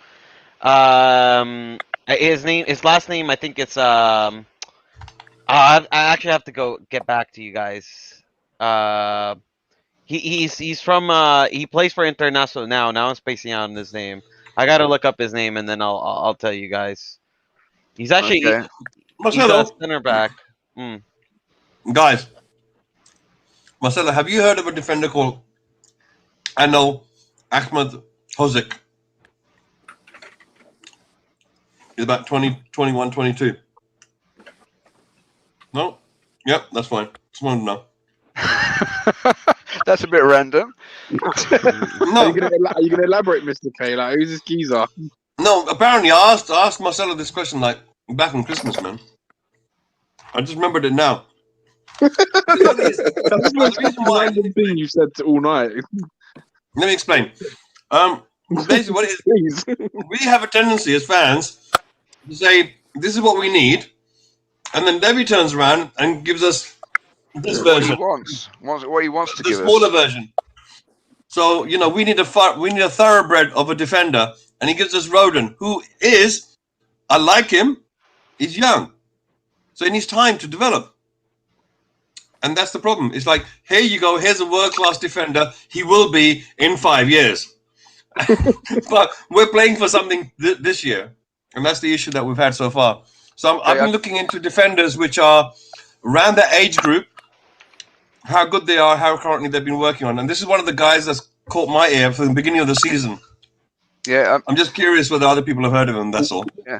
Just one thing. Scott M saying that Emerson Royale was at Barcelona RB at Real Betis. Yeah, Emerson Royale was the player that we were sniffing around with, and a few other clubs from the Prem were as well. Yeah, no. What's he like? What's he like, Emerson Royale? Oh, he's a tank. He's a unit. Very solid defensively, hard worker, good mentality. I like the kid a lot. I think he's gonna. Is he quick as well? Or? He's quick. No, he's quick. I think he would. He obviously, if he comes to the Prem, he would take some time to adjust. he'll need to develop, and he's still in development. He's only 21 years old, but he would be one of those players that definitely would be perfect for a Tottenham rebuild. He's got the right attitude. He's gonna get on the Brazil national team. I have no doubt about it. He's gonna be the next heir to Dani Alves. I'm surprised. I mean, Barcelona. The only reason Barcelona needs to sell him is because they're literally bankrupt. That's simply it. So that's a Levy kind of deal. We should be all over it. In my opinion, I think we should be all over him because I think we could get him for relatively cheap, and I think he's going to turn into a top player. And he basically, with Betis, which is not a very they lost a lot of their key players. He was really one of the star players for them that season. But no, he's the sort of player we need to be going for. Educated purchases. As well as going for the big names, because it's clear that Levy's going to be looking at his debt from the stadium and whatnot, or COVID debts and everything, as well as trying to meet the players, and that's on the basis that Enoch and Levy are going to stay around. Because I think his contract expires this year. I think it does. Royale or Levy? No. I wish. I would like to think the latter. Yeah, I'm looking at Prem at the transfer market. His contract expires at June, so we can get him. We can get him for dirt cheap. We can really get him for dirt cheap or on a free. You're saying June 2022 or 2021? 2021. This year. I mean, that means he'll be coming on free. Yeah, he could come in the free. I just realized that. Maybe what we should do is make Ledley King the manager for a new interim manager, because just to stop over and extend the search time for a new manager and sort out our defense. So and Ledley would be a good guy to be scouting for defenders. So we can shore up before the team cocks up, I'd rather take Ledley out of retirement, put him in there. He'd do a better job with one knee. In my opinion, one knee and Kane's one ankle if he doesn't get sold on for megabucks, because. in my opinion, though, I would like. We do need some, to get some English players in, right? So as much as I love Royale, if it was between Royale or Max Aarons, I would personally pick Max Aarons, but Max Aarons would be the more expensive option. Yeah, but I mean, I've only come into this conversation midstream, but what is our roster going to look like, to take an American phrase? What's our roster going to look like by the time we've sorted out the crud from the good stuff? We won't know that until the manager gets nominated, whoever that will be. Then we'll have an understanding as to what budget they're going to spend on him. Can you bring me up to speed? Can you bring me up to speed as what at least you guys here's consensus is as to the man we should have? Because I've heard various banter about the fact that Martinez, no one wants Martinez, however much he wants the job. Martinez actually got decent work, to tell you the truth. His defensive work is not very good, though. That's the only problem. I think his defense is not great. Martinez was only able to function very well because of the amount of players as offensive. Martinez comes, I'm not watching Spurs this season. I've already said Martinez. The Belgian players are very good. So the Belgian players are very good. They are attacking players. The Belgian players are very good, solid attacking players. So because they are playing for their country, they usually play the defense as well. They are attacking, but they will also suffer to defend as well. They don't care. It's not like they're playing. I've got one other name that interests me just because of his character, Gattuso. Nah. He's gone to Fiorentina. He will rip him to bits. He went to Fiorentina today. Yeah. How funny would it be though, Gattuso at Spurs? You know, sometimes maybe good, sometimes maybe shit. You know, It's crazy, bro. Maybe that's what we need. That's what we need. Yeah, a bit something. We thought that when Jose came in. We thought that when Jose came in. We need someone to change the mentality of the players. Gattuso will come in, right? Yeah, and he'll just get ripped apart. Like he will just rip Levy. Levy and him will get to odds with one another. Yeah, and something will happen, and then he'll be a love child or something. I've heard some of you say Conte, but I mean, I would love Conte. What about the Chelsea factor? Everyone In fact, he's ex-Chelsea. So are we gonna go? Yeah, are we gonna go? Yeah, but there's a difference. When we got Jose, right, and all due respect, Jose was ex-Chelsea as well. Yeah, and ex-Manu. Yeah, but when we got Jose, he right, was at Chelsea too. All due respect to Jose, he was he's at the later stages of his career. AVB was never good to begin with. Let's be really here. You know? Exactly. So it's just Marcelo's spitting facts here. So Conte is a guy that's in the prime of his manager career.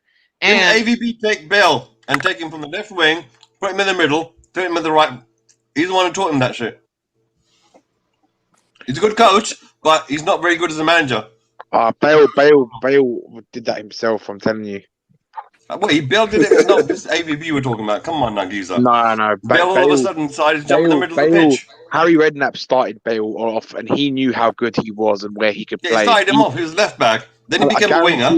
I guarantee you, just AVB allowed him to have the platform. But I guarantee you, it was Bale himself that said, "This is where I'm gonna play," sort of thing. It was just like, give me a free roll, let him do what he wants. When you're running through the middle, right? Yeah. When you look like the goal he scored recently, he's running through the middle. Okay.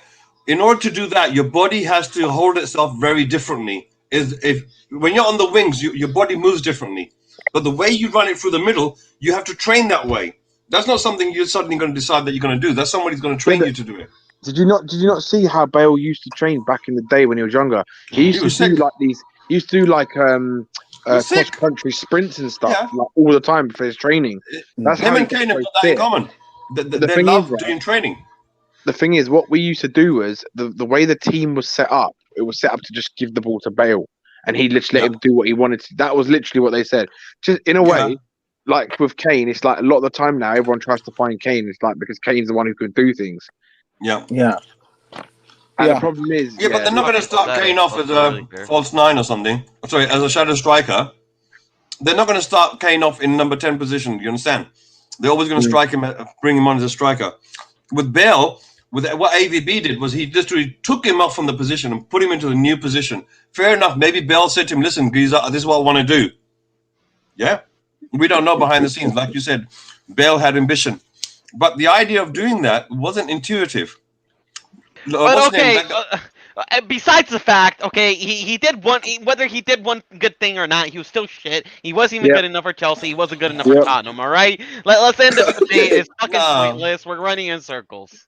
No, we're not running in circles because everything ends up in being shit when it comes to Marcelo's right. He was fucking shocking. No, there's something good as well.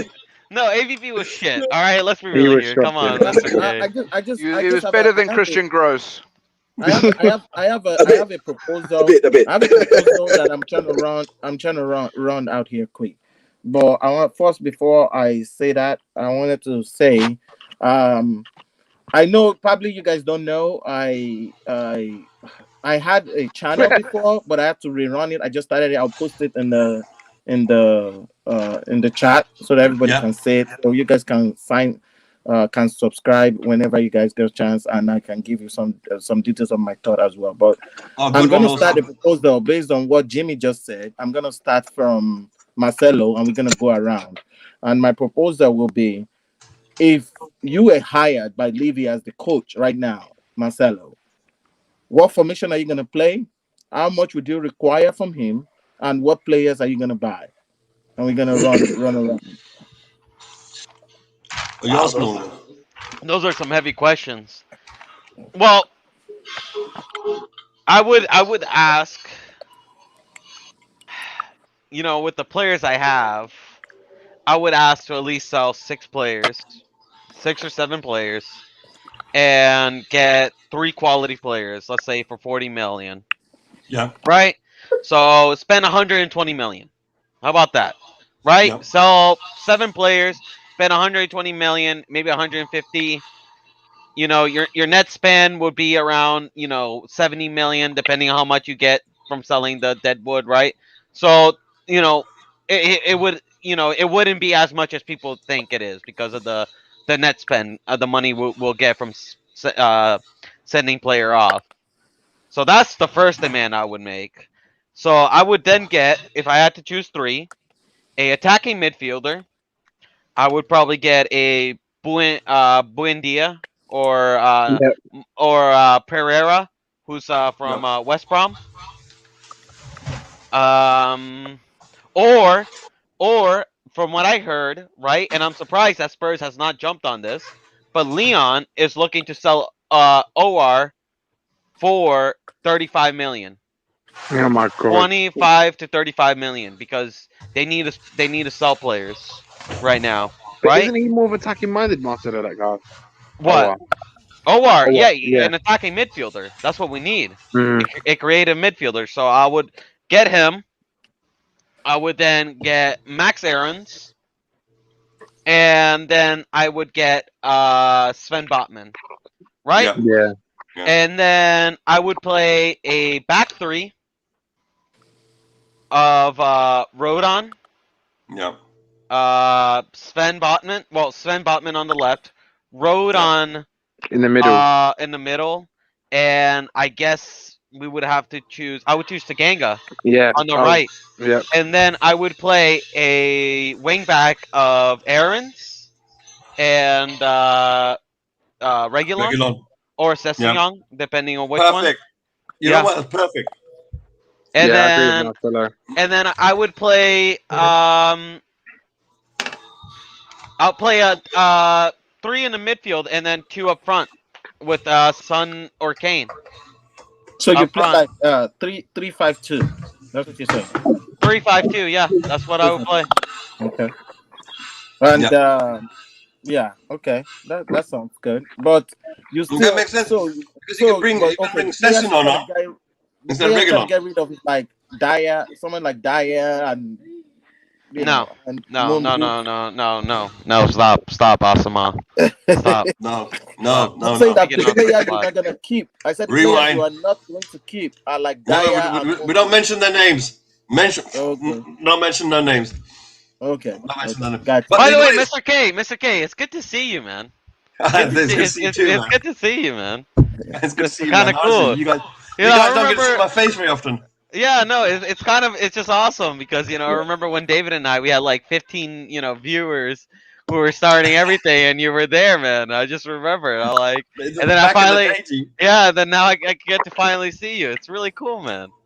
I'm glad. In his picture, you just normally see the beard. The beard, yeah, Yeah.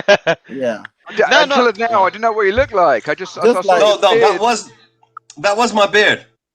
I know, but that's what I could and see then what in the happened is- picture.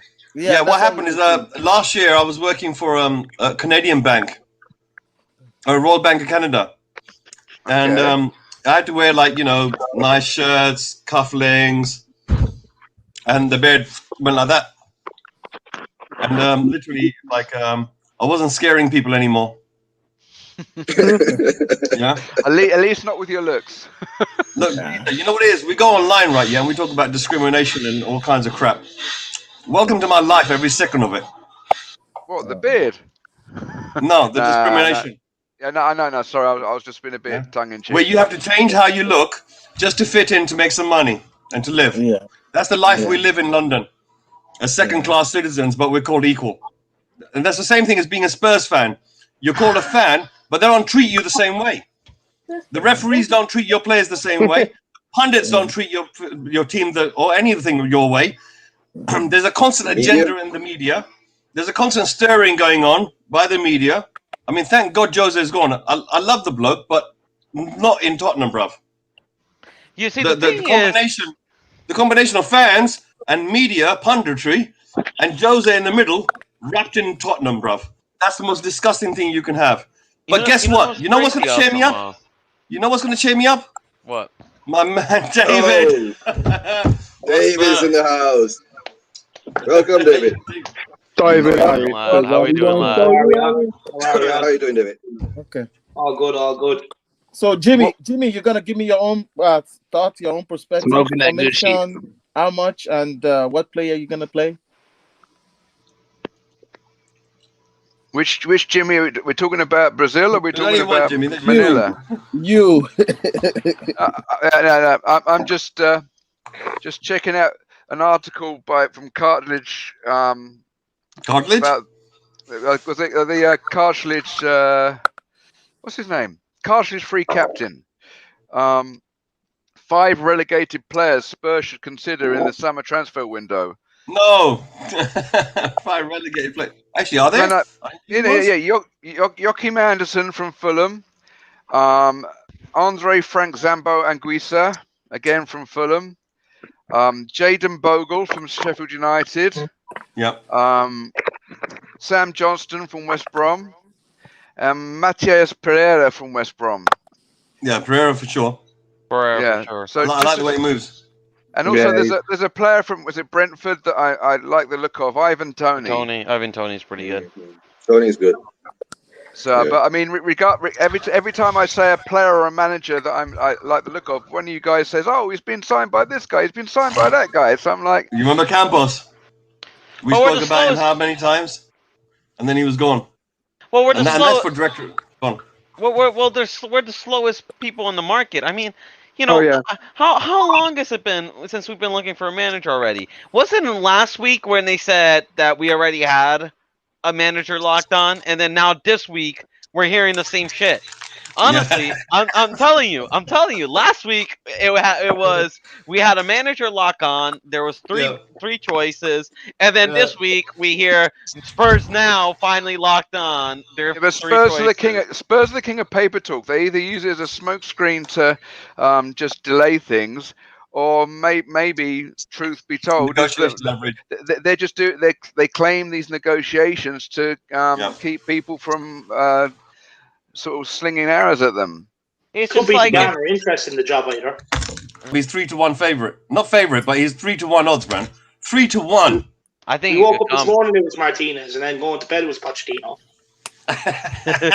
listen. I mean, we've heard Allegri. If he came, and we've heard Allegri. We've been hearing about Allegri since the beginning of the season, man. It's like even before Jose came on, we heard about Allegri. What's the recent one?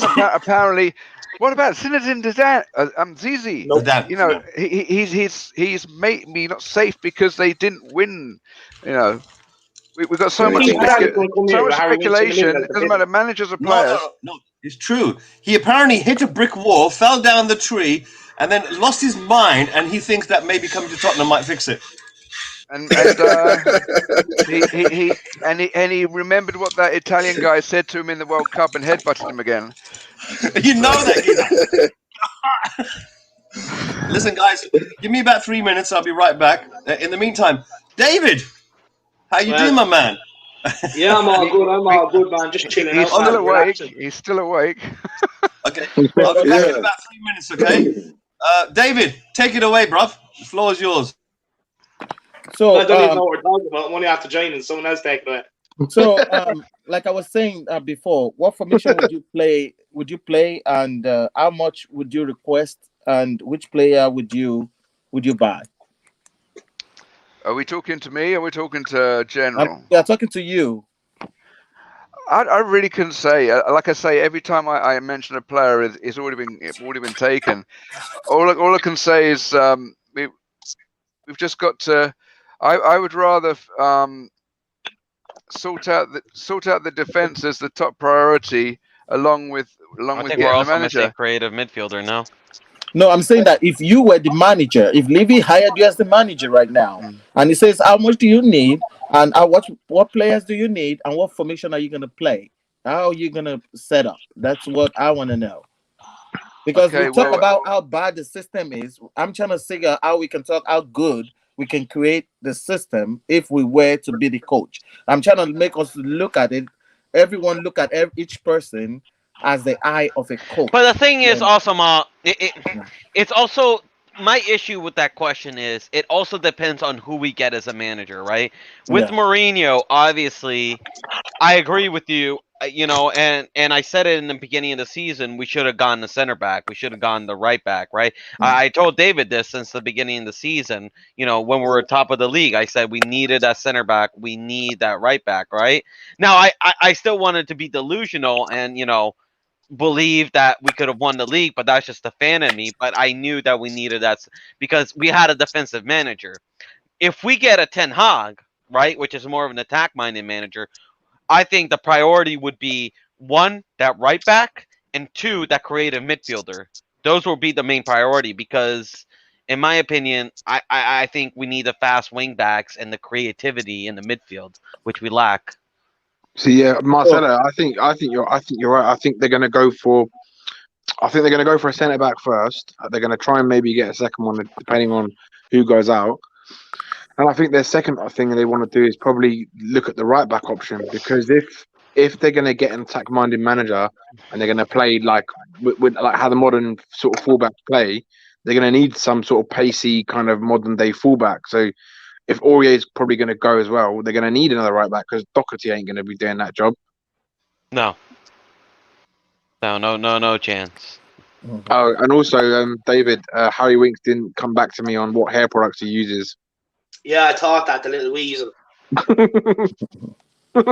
So, I do think though we definitely need to sign at least one centre back, a right back, a centre midfielder, and a centre attacking midfielder as well.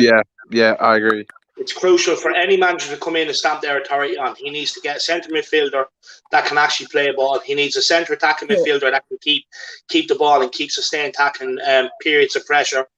And then we also need a good modern wing back at right back, and then we need a good centre back who can come in and command and lead that defence. And if we had the money, go and get a second centre back, get a left-sided centre back in Sven Botman. Yeah. So, who'd you rather put next to? Sorry, Osimo. Who would you rather put next to Botman? Wacky Madison or Milenkovic? Oh, I'd go Anderson. Yeah, I think I probably that would. Premier League experience behind him. Yeah. So, do you guys know for sure if Kane is leaving for sure? No. It's in Levy's hands. It's completely up to Levy. He has 3 years left on his contract. Levy can just turn around and say you're not going anywhere. It's completely up to him. So let's assume, like the last report I heard was Levy shoot the price from 150 to 200. So let's assume that it's 200 grand and Manchester City dropped the old money, and you have that money. What would you like I said, just like I asked him earlier, there's no precedent. What position would you play if you were the coach with that money? And I was gonna ask how much would you need? You have 200 grand, and what player would you buy? Specifically 200 grand. Yeah. See, we don't have to sell Kane to rebuild, because Levy and Enoch. Talking about wages or the transfer fee? I'm saying that for Kane, if somebody put if Manchester City put 200 grand down for Kane, I mean 200 million. 200 million, yeah. Well, we're not going to get that for him, but in a dream world, that's about the same price that they're talking about Mbappe for, So it's one of them things, though. You ask high, and then you meet somewhere in the middle, don't you? Exactly. I think that Levy came out with that statement is because Kane undervalued himself in the interview. Remember, he said I'm worth about 100 million. Remember, so Levy has to double that amount to scare the people away. Because Kane was underpricing himself. I think telling the whole of the Premier League and the whole of the football world that come and get me for 100 million, right? So Levy had to counter that with 150 to 200 million. See, so it's all about the money in the end. Eunice. If you look at the bottom corner, that Gracia, that's my wife. She subscribed to our channel. She's keeping an eye on me. Hello, guys. Sorry, Mahal. Sorry, thank you for supporting me, honey. Okay, so listen, guys. This hypothetical game that we've been playing, right? Yeah, this manager, that manager, this money, that money, this player going out, that player coming in. The thing is, every time we think of something, within 12 hours, there's been a change. There's been something new. There's been an update. The man from the moon came down. He wants a job as well. This game is just smoke and mirrors. Was that Eric Dyer's brother? No, he must be dropping off his boots. I thought so. Okay, so as I was saying, it's a game. It's just noise. Honestly, it does test our ability of thinking outside the box and looking around at what type of talent does exist, and it gives us the ability to maybe use our analytical skills, and that's why there's an awful lot of talk about it. The problem is that whenever we talk about something, we get entrenched upon it. We get like personal sentiment upon the idea that we've had, and then when the manager comes along, whoever's been chosen. Yeah. There'll be half the people that turn around and say, "Oh, we don't want him," and the other half will say, "Give him a chance." Well, okay. One thing I will always say is, no matter who the manager comes, I know I said if Martinez comes, I'll stop watching Spurs. Now you guys know that's all false. You know that. The other reasons. You know that's all false. Yeah, you know. we know. Man, you're reaching the final. You're still there. Marcelo. Honestly, you can ask David this. As soon as the season ended, it was not 2 days. I sent him a WhatsApp saying, "God damn it, I miss Spurs." Like, I'm like, I have nothing to do. It was a weekend. I had nothing to do. It's an addiction. We want the glory, but I think we've become addicted to the pain. Yeah. So, And it's true. That's it. Stockholm syndrome. Stockholm syndrome. Jamie, what's this link you chucked into the group? It's just the odds checker. It's talking about the candidates, but how up to date it is. But some of the names that they're thrown into the hat. I mean, there's 83 names down there, or whatever. At the top of the list is let's see now. At the top of the list is Martinez, and the bottom of the list is Neil Warnock. That's who we're getting, boys. Yep. Sol Campbell's in there 100 to 1, along with Wayne Rooney. Oh my God! Could you imagine Sol fucking Traitor Campbell? Do you know what I was thinking about earlier? I reckon it could be Frank Lampard. I would die. No. My folks. Marcelo, will you support the team if Frank Lampard's our manager? Yeah, but like it's like begrudgingly supporting him, innit? Yeah. It's like you're supporting him, and then you're gonna just get angry because you know, like 10 months down the line or a year down the line, he's gone because he's done shit. Like the thing is, like the thing is, it was already hard to get myself worked up for Jose Mourinho, because my first thoughts was like, oh, this guy's gonna play defensive, he's dinosaur, you know what I mean? He's gonna bring, toxicity. Yeah. But then I was like, look, come on now, he's a winner. He can do this. He can bring us a trophy, right? That's okay, right? And then I just convinced myself, and then back the manager. There's no reason not to back the manager, and then but with Frank Lampard, Martinez, Potter, Marcelo, Scotty Parker, I just have a really, really hard time finding any Marcelo. positive. I was like you, man. I was like with Mourinho, yeah. I had so many Chelsea friends and Man United friends and saying that you wait and see, Mourinho is going to destroy your team. He's going to destroy your club. He's going to, what you have, whatever it is, he's going to make it far worse. And it's kind of like what's exactly happened, basically. Yeah. He certainly didn't make anything better. But, I wouldn't blame it all on him. I think... Nah, of course not. In my opinion... Sitting here and blaming everything on Mourinho is absurd.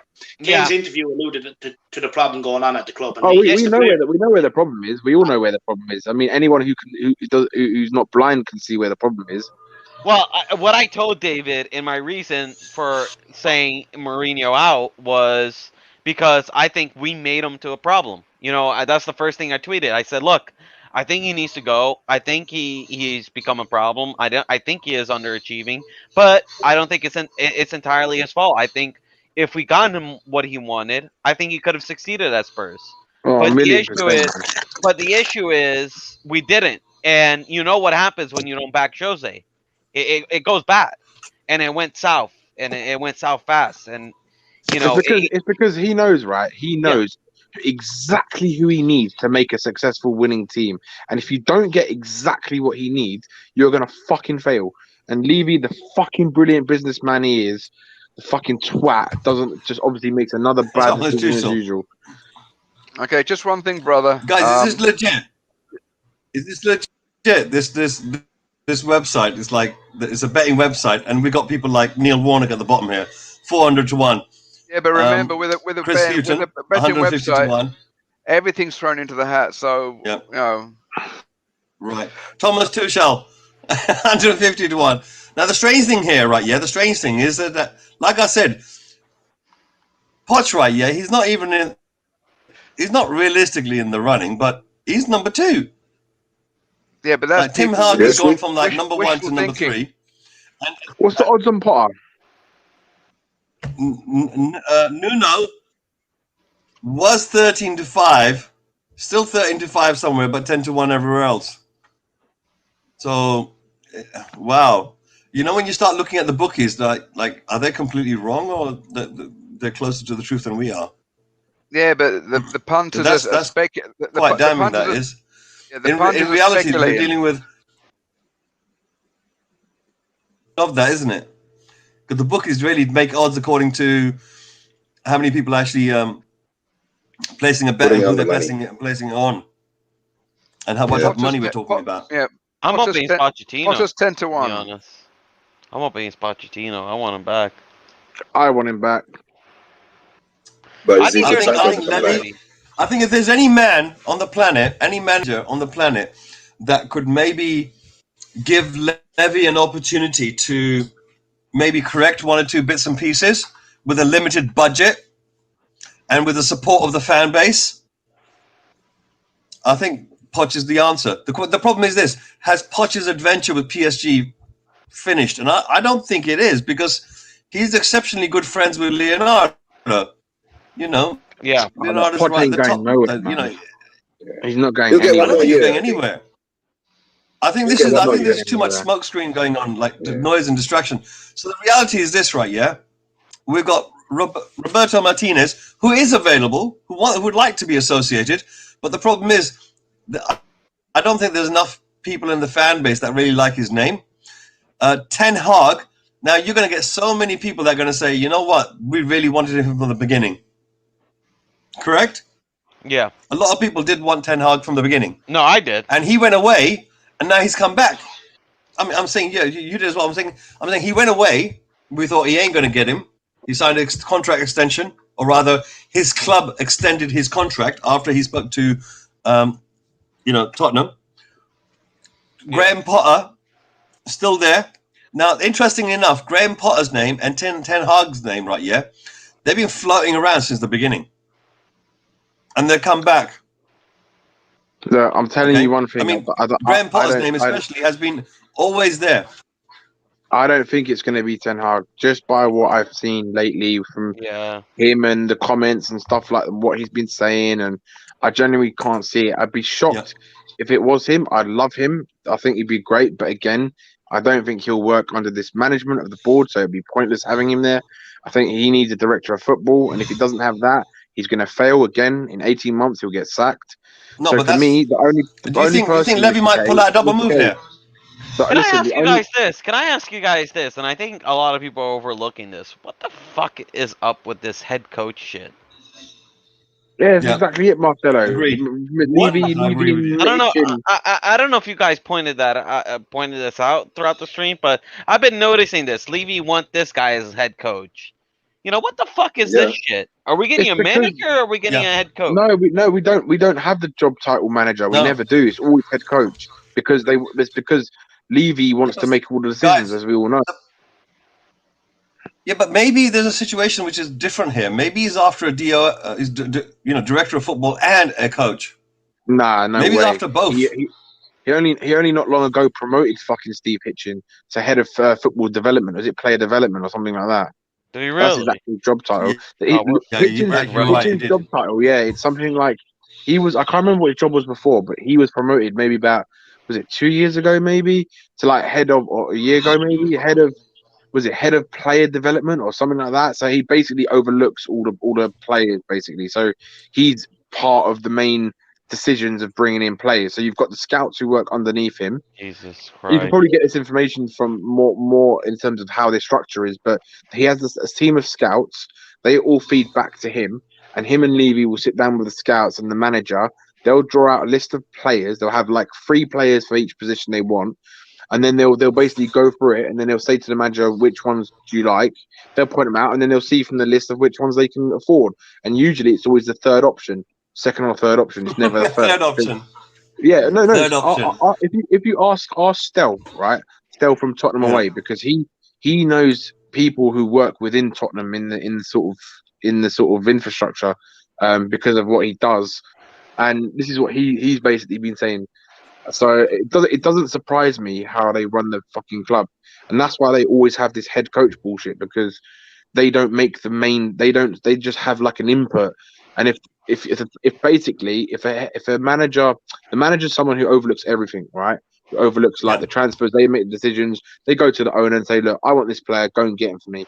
But it's not that like that, Tottenham. It's always been like that. Even before with the directors of football, like with Frank Arneson and Baldini and all the previous. Look at Levy's announcement on the matchday program, right? He just said head coach. He never said manager. Oh yeah, no, always it's always a head coach. Yeah, and the same thing. So look, for me, the one person. So that means he's not changing. Look, the one person who ticks every single box, and I've said it before, is Graham Potter, and that's because he literally, he's a yes man. He's got a vanilla personality. He's got a dead personality. He'll just sit there. He'll do what he's told. He won't have to spend massive money. They'll sell Kane. They'll use the money just to get little bits of players here and there. I'm telling you, this is what's going to happen. I'm telling you this right now. Like Kane's going to go. I agree with you. The thing is, they're not going to get. It goes against what we want, though, isn't it? But it seems like he fits the bill. Can Levy risk? Can Kane leaving? No, I'm just saying, like, I think this is what's going to happen. I can't see Harry Kane staying under fucking Graham Potter. I just can't. No, he wouldn't. He wouldn't. He's not going to stay. Of course, he won't stay. For fuck's sake, I wouldn't stay under Potter. Why would you stay under a man who's got no personality? Oh wow, he's got a degree in a master's in psychology, or was it player attitude or whatever it's called, personality. Yeah. So much for that. Did you see the stat? Brian has the most points dropped from leading. We're second. Oh yeah, so we're gonna get. Yeah, it's perfect. It's a perfect. So basically, Marcelo, what's gonna happen is we'll score more goals, but we'll still concede the same amount. Yeah. And we'll still lose points. So instead of being like fucking losing, we might draw like 4-4 or have more draws. Levy won't let Big Sam near him. Honestly, Graham Potter coming in. Well, isn't that what fans was yelling at Jose about in the last season, saying he's playing to. People prefer to get 4-4 or 3-4 or 2-1. That playing that kind of game was not working, because what Jose really cared about from the beginning, like I said, is he was trying to keep clean sheets. He just wanted a clean sheet until that West Ham game. He was going to play attacking game, true and true, but the West Ham game just made him. It was just a game changer. The guest that we brought here today said that straight out, right? Mr. K, right? So, that's what the guy said, right? He agreed. It's like that's what it is. He was going to play an attacking game. Jose was going to come to Tottenham and play an attacking, because he already knew the player was attacking. But the fact that they messed up that West Ham game, it just pulled everything back. Saying, I'm just going to pack the bus. I'm not going to do this again, and which makes more sense. But like what the Bond just said is like, that guy. That's who I see coming too. I already saw it coming, but if it's not, fine. But I already saw that coming, because he doesn't have to pay the guy anything, and he doesn't have to expect. All the expectation is just get to top 4. If you can make Super 4, I'm satisfied. Yeah. It's funny because they're trying to have an ambition of getting top 4 with a manager who's never finished above 7th position in the Premier League. It's just quite funny how you think about it, right? And do you know what? Yeah, honestly, if I see Graham Potter come in, I guarantee you players like Harry Winks and Dele Alli are still going to be there next year, because they're fucking English, and he's going to think he's going to get a turn at them, and they're going to do shit for him as well. And he's going to realise after another season, we've had these fucking dog shit players still in our team. Yeah, he already said that. Ali Come already on. apologized and said, Come on, "I'll see Danny. you next Come on. season." Hold on a second. Come on, Danny. Tell us how you really feel. Come on, buddy. Remember, my wife's listening, so Okay. we need to keep it a bit more PG. Oh yeah, if It has been so far. Trust me. Marcelo knows my views, and if I was to say it right now, I think this would become an X-rated show. Yeah, I've don't just had do a that. thought. I've just had just to change tack slightly. I've been looking online and out of contract players 2021. One of them is David Alaba from Bayern Munich, and we're also looking at Boateng. So Alaba signed for Real Madrid. Yeah, Alaba's already gone. What is this with me? I don't know whether it's the lack of sleep. I always seem to be slightly behind the ball. You know, just by the time I get what I think is a juicy bit of news, it's already been dusted.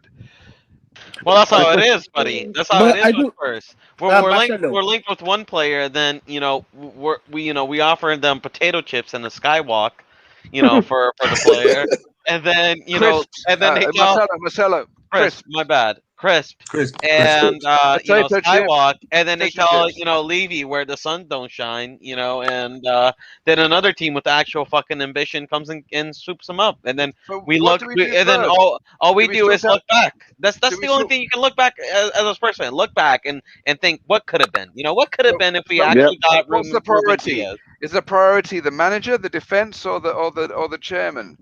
Which one do we Well, sort look, out the first? chairman's not going anywhere. He ain't going anywhere for another 10 years. We know that for What do you a mean? As fact. much as we want him to.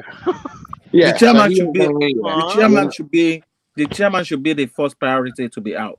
The chairman, because Yeah, but look, if the let's be chairman is realistic. out, you could get Awesome. anything else done. Think of Uncle Albert.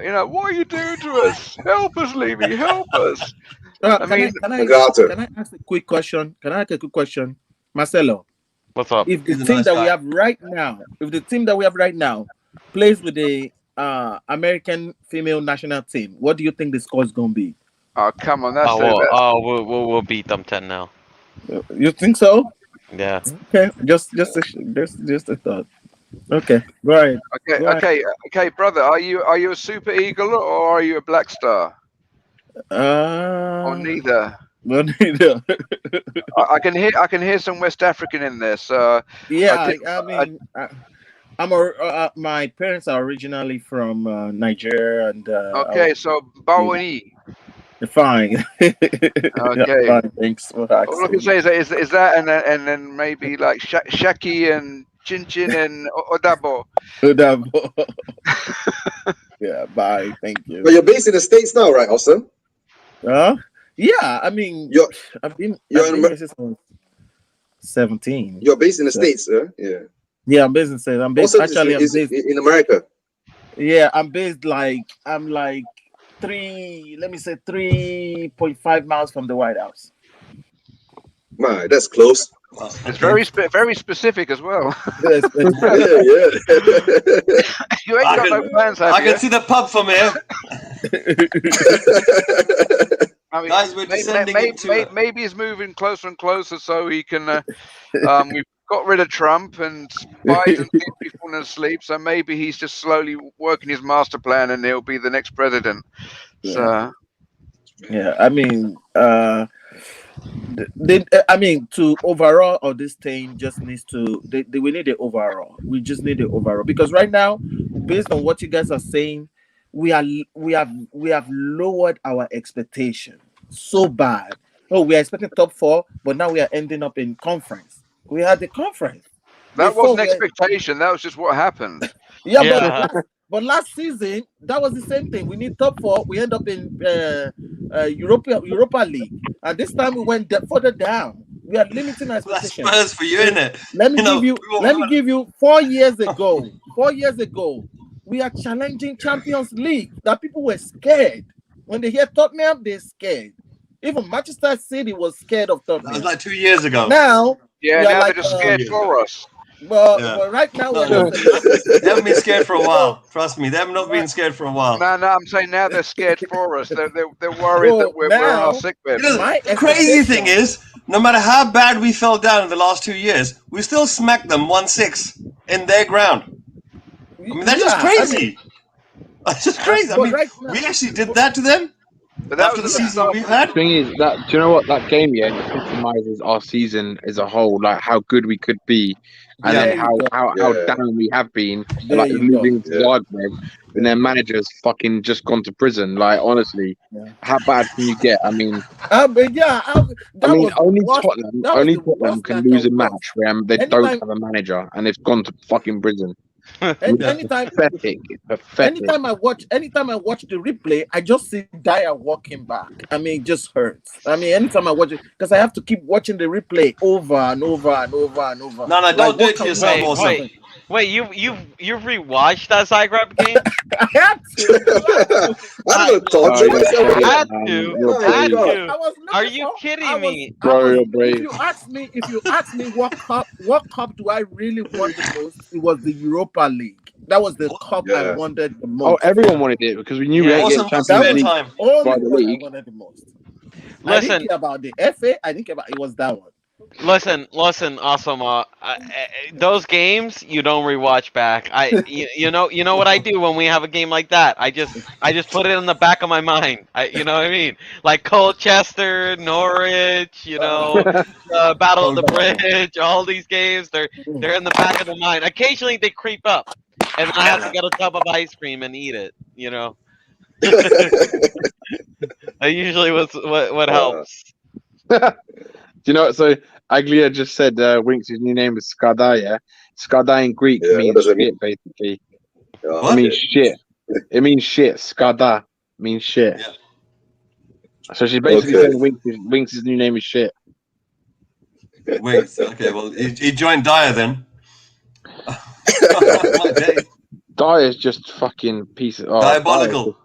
Diabolical. Mate, I keep saying it. Dyer by name, Dyer by nature. He's just a joke. He needs to change profession. Harry Winks should be a ballerina. Sissoko just I don't even know. He should just forget football altogether. We were thinking to ourselves before the debate went down the little rabbit hole that it's now gone into. Because let's face it, the show was very different earlier. Whenever we get involved into these type of thinking, we can't help our brain.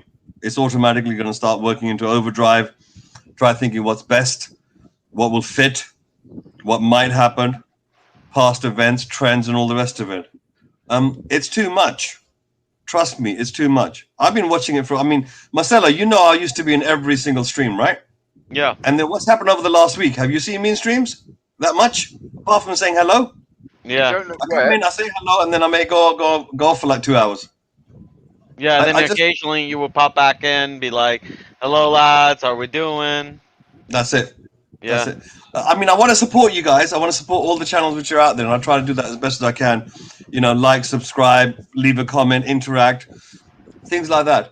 Keep an eye out on the chats. It gets hard, lad. I know. But I can't stand it anymore. No. Trust me. That Zagreb live stream was probably the hardest live stream I've ever done in my life. You did a live stream on that game? No, I did a just got a flashback. I just got a flashback. I don't want to do it anymore. Yeah, Matty Hayes' channel. David and I, we argued. We got into a scrap. That was the day guys I've ever seen you. That was the day I've ever seen David get so upset. David get upset, but that was the first time I've ever seen David get really upset. No, because they killed us slowly, bro. Awesome. They killed us slowly. Every half hour, they scored a goal. Stop calling me names. Stop calling me names. He said, stop calling me names. Yeah, can I make a request, Mr. K? Can you just bring us back to what was being spoken about earlier, because I missed all that, and it sounds like what you're saying is we've gone into our rabbit hole. We've gone into speculation. This is basically okay. So you see this comment here from Lone Tree, right?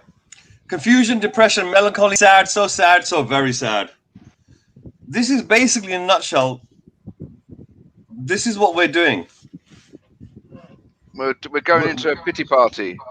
We're basically going through these phases, and then we're getting very sad. And then eventually we might start ranting. Mr. K. Oh, yeah. No, usually this show really does, right, Jamie? Mr. K, no. have you not Usually been this show that what Mr. Mr. K does, all right? He starts with more philosophical, more subtle things we talk about, right? More educational, more inspiring things, right? Get back to barbecue. But as the show goes on, right? Once he throws it out into the once he opens up the panel, that's when all hell breaks loose. We end up descending back here again. But Eunice, you were saying that all the more local vlogs and whatnot, basically it's too much noise. So somehow in these talks we've got to step back and look at the bigger picture rather than just who's next. Yeah. Because otherwise, there's two things. We're gonna, Jamie. All the blocks are going to be chasing their tails. We're just going to be just regurgitating the same stuff. Yeah, Jamie, there's two things. There's two things here. One is that the stepping back bit, but the other bit is when you do go forward, this is where Marcelo and David kind of jump in, where they turn around and say, listen, when you guys are going forward, you're getting confused and you start talking about players. Stop doing it. They're shit. You guys know they're shit. There's nothing, there's no redeemable. That's the human spirit. When we start to go forward, we start to be polite. And that's where sentiment comes in.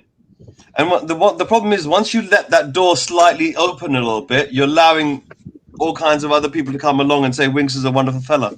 No. Yeah, well, we need at least one individual. Great guy.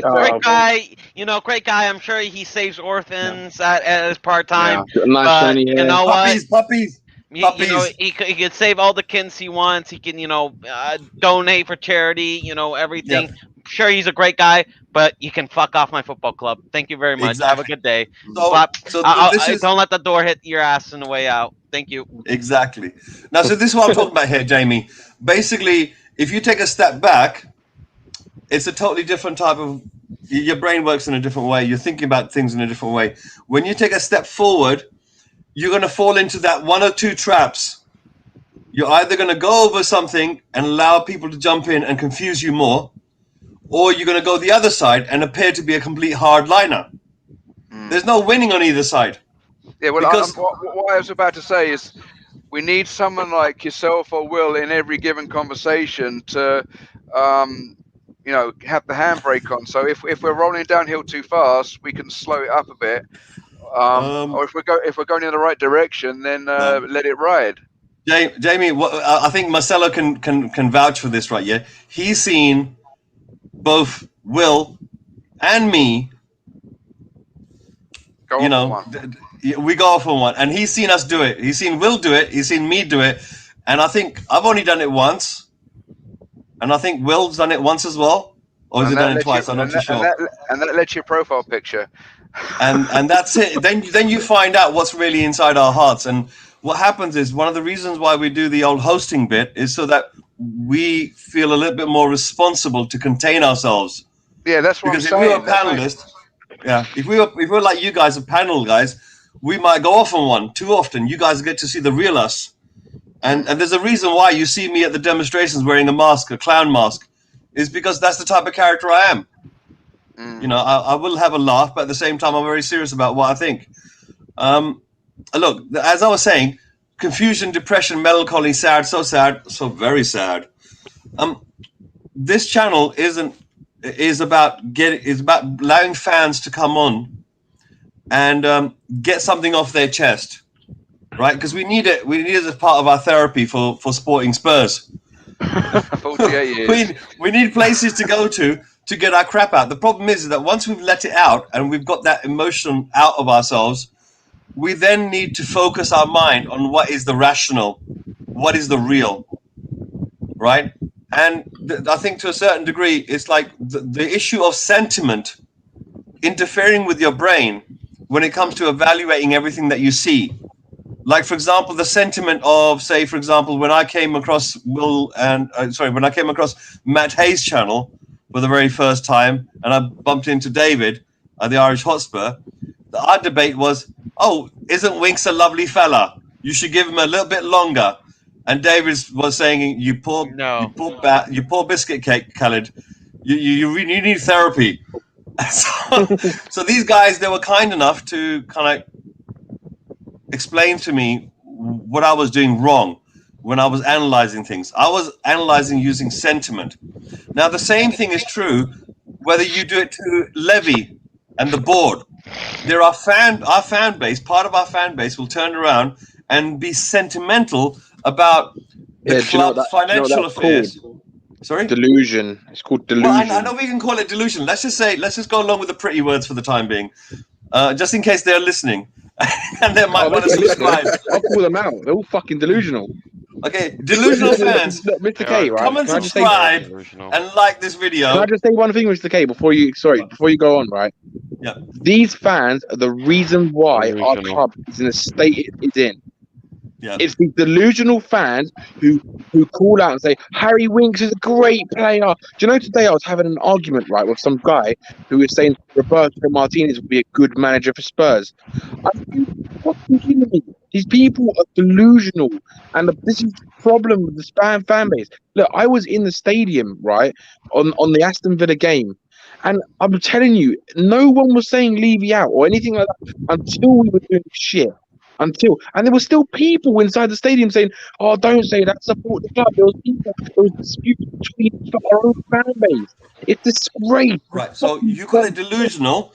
What I've identified as a core. You know what it is, right? They don't. All they do is these are the people that look at the media side of things, and then think that the media write in the papers and they write in Sky Sports, and they write. They all want to be journalists. They all want to be journalists. They want to be journalists. They listen to all this fucking fake bullshit they have in this, and they don't look for themselves like you're describing now, Mr. K, where you take a step back and you analyze it properly and you look at what's actually in front of your eyes. And if you can do that, then you can understand how shit some of these people are. They shouldn't be in this club, and then you can analyze the reasons why they shouldn't be in this club. But there's people who just don't even care. They just look at what the media say. Oh yeah, Harry. Do you know what? Right, in that game, the last game of the season, there was one point I remember. Dele Alli, right? He tried to play a ball from a couple on the right wing. It was someone, and it was the most laziest ball I've ever seen. Right, and then the Sky Sports were like, "Oh, Dele Alli tried to play a wonderful ball through." I'm like, "Are you fucking?" Yeah, I remember that.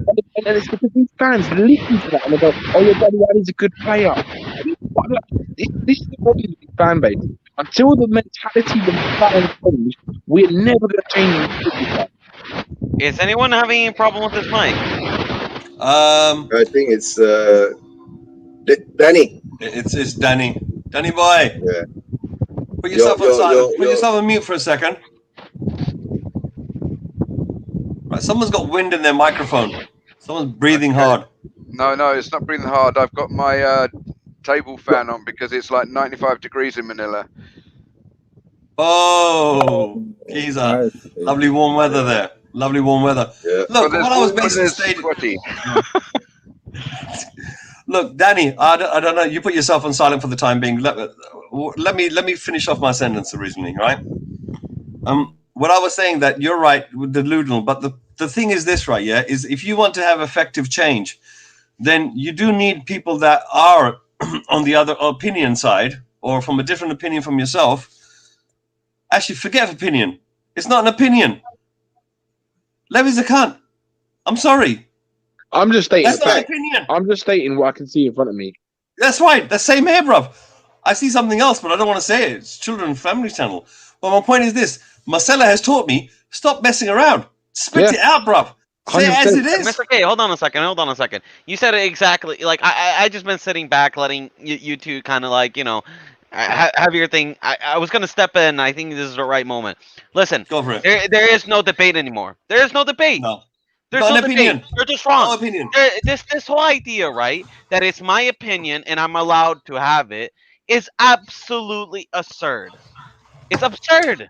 It's like if I say the Earth is flat and I am like, oh, that's my opinion, or if I say, the sky is, I guess the sky today is, orange, guys, or I guess the sky now is red because that's my opinion. No, you're a dumbass. This is like you're going against logic, and I'm gonna call you a dumbass, and I'm gonna show you why you're a dumbass. Yep. If you support this board, I'm sorry, I have 20 years of evidence to tell you this board is shit. What is your evidence? What is your evidence? Please, you want to have a debate? Okay, show me your evidence. What success have we had in 20 fucking years? I'm not talking about top 4, because that's not a trophy.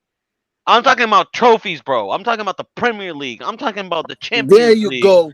I'm talking about, FA Cups. I'm talking about, even League Cups. We've won 1.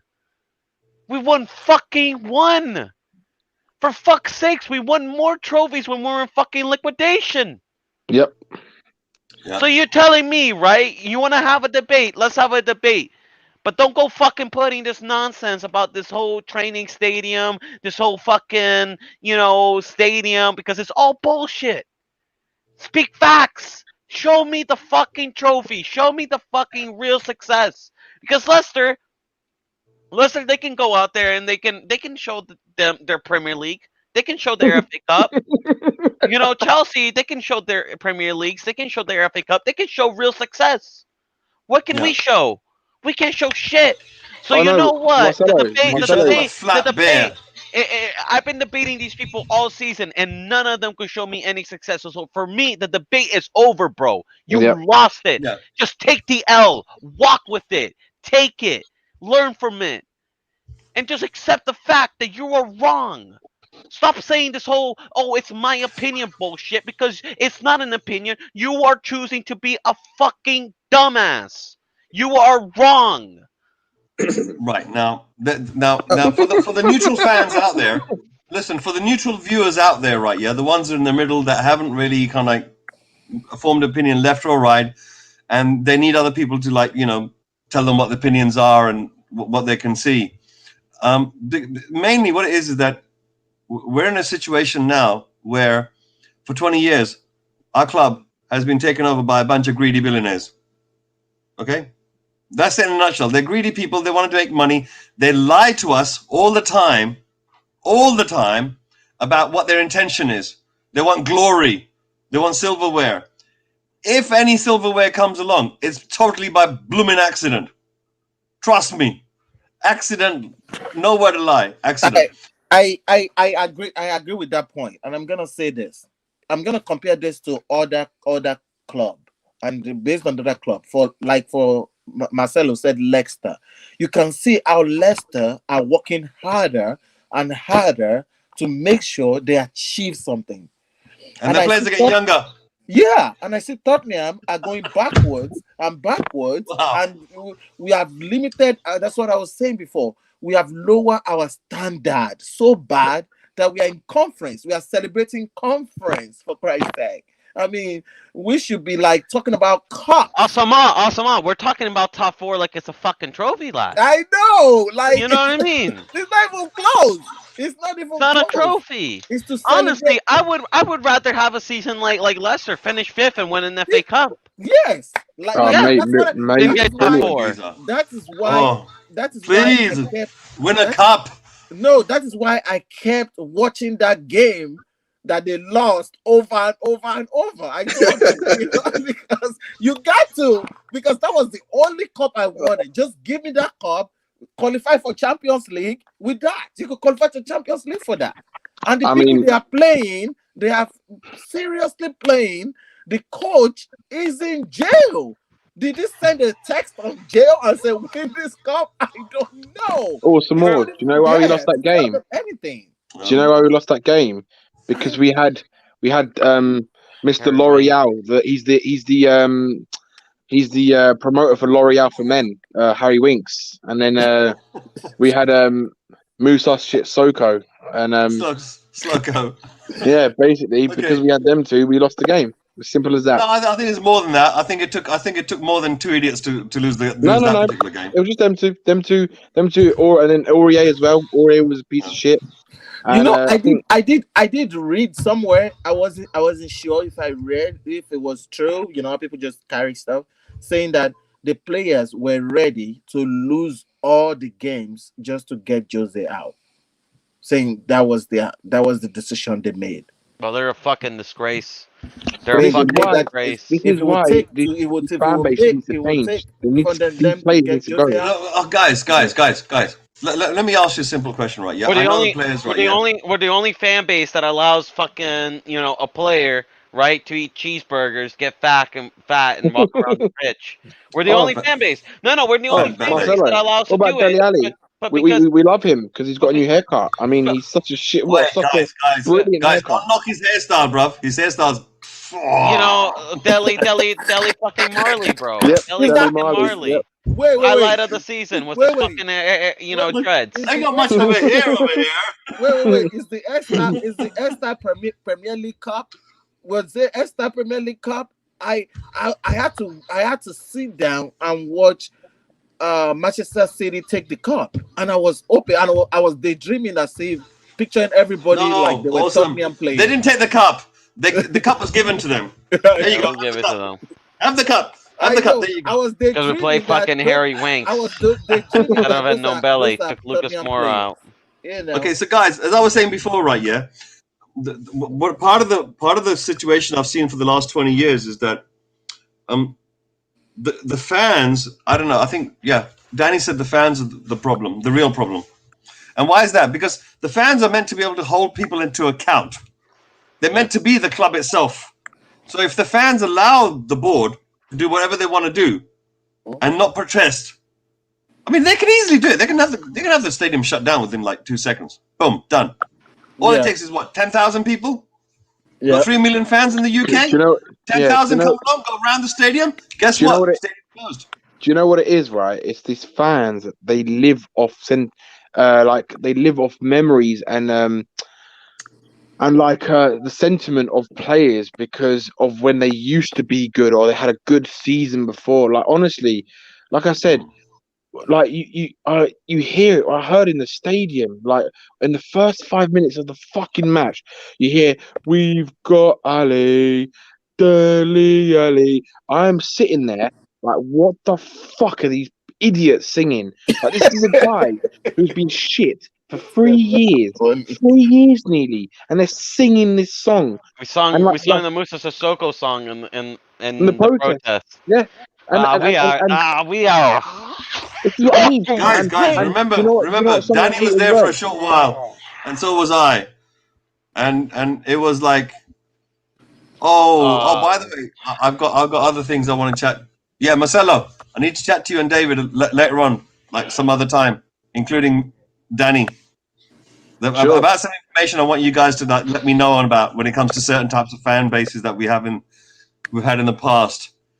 I can't mention it right now because it's a bit too sensitive a subject. But anyway, coming back to what I was saying earlier was that the fans, right? Yeah, we're the power of this club, right? We really genuinely are. Now the problem we've got as Spurs fans is that we've become splintered and we've become like the habits have become fixed. This sentimental, thought that's been crossing into our brains, that's entangled, right? Yeah, has made us become sentimental to certain types of players, or it's made us sentimental to a certain period of time, or it's made us sentimental to the management, the board itself. Oh, look, they built a lovely stadium. Oh, they had this and they did this and they did that. Bullshit. Anyway, so that's what clouds the minds of people when it comes to seeing what really exists. Now, if we can't connect the fans together, we're never going to get rid of Levy. If we're never going to get rid of Levy, then the problem is, right? The problem is people like Levy, they lie and they're deceitful to fans. And I've got a Spurs fan, right, a friend, and I just can't understand how he thinks. Like I show him evidence, I show him facts, yet he still thinks that Levy is good for the club, or he still thinks Dele Alli's a good player. Like honestly, I want to fucking get into his brain and understand how his brain works and how his eyes work. Because clearly he can't see what I'm seeing. I'm seeing absolute fucking pathetic players. The thing is that you must understand. Maybe some of the fans, some of the fans, right, have been brainwashed to accept where we are. But some of the fans are starting to wake up. All right. And of course, some of the fans have already seen this for a long time. So now the problem is that the brainwashed part of the fans will always go around. Like Levy will throw out some bits of news. Oh, we're going to get this manager today, get that manager today. They get hyped up on that things. But like for certain fans like us who step back and have a look and understand what he's really doing, questioning the money, how it's been spent, and all that, they don't get into that. No. You see? They don't get into that. You see? All they want is the hope. They're just clinging on to that hope that when are we going to win a cup? To tell the truth, the logic is so simple. If you aim for the top of the Premier League, number one, automatically Champions League will come along. Automatically, the cups will come along because you're one of the best in the country. But the problem is that somehow or another, Levy has brainwashed us into accepting top four. Oh, we have to make top four. But the top four target is to put money in his pockets. Yeah. That's all. Yeah. And with that, lads, I gotta go. Okay, Marcelo. Nick out. Yeah. Get this fucking shit out. Change the mentality of the fans. It's a joke. We're the only players to defend Musa Sissoko. Guy who can't even pass the ball straight. It's 4 hours. 4 hours. The stream has been guys. People are asking in the stream about how long this will last for. Personally, I believe that I'm 2 hours beyond what I'm supposed to be doing, and I do have work. I do have work in a few hours, and I've got to get some sleep apparently. But having said I'm that, off as well, guys. Before you say anything, I'm off. Yeah, good night, listen, everyone. Okay. Lovely Good to night, meet you. Yeah. Jamie, Catch up nice with you. to meet you. I'll speak Okay, to you guys. later. Danny, listen, thank you very much for making the time to come out. Really appreciate it. Viewers, if you're viewing at home and you're watching this and you haven't hit the like button, it's free. Just do it. Press the button. Tick, tick, tick, bang. Make me happy. Make the panel happy. Make the viewers happy.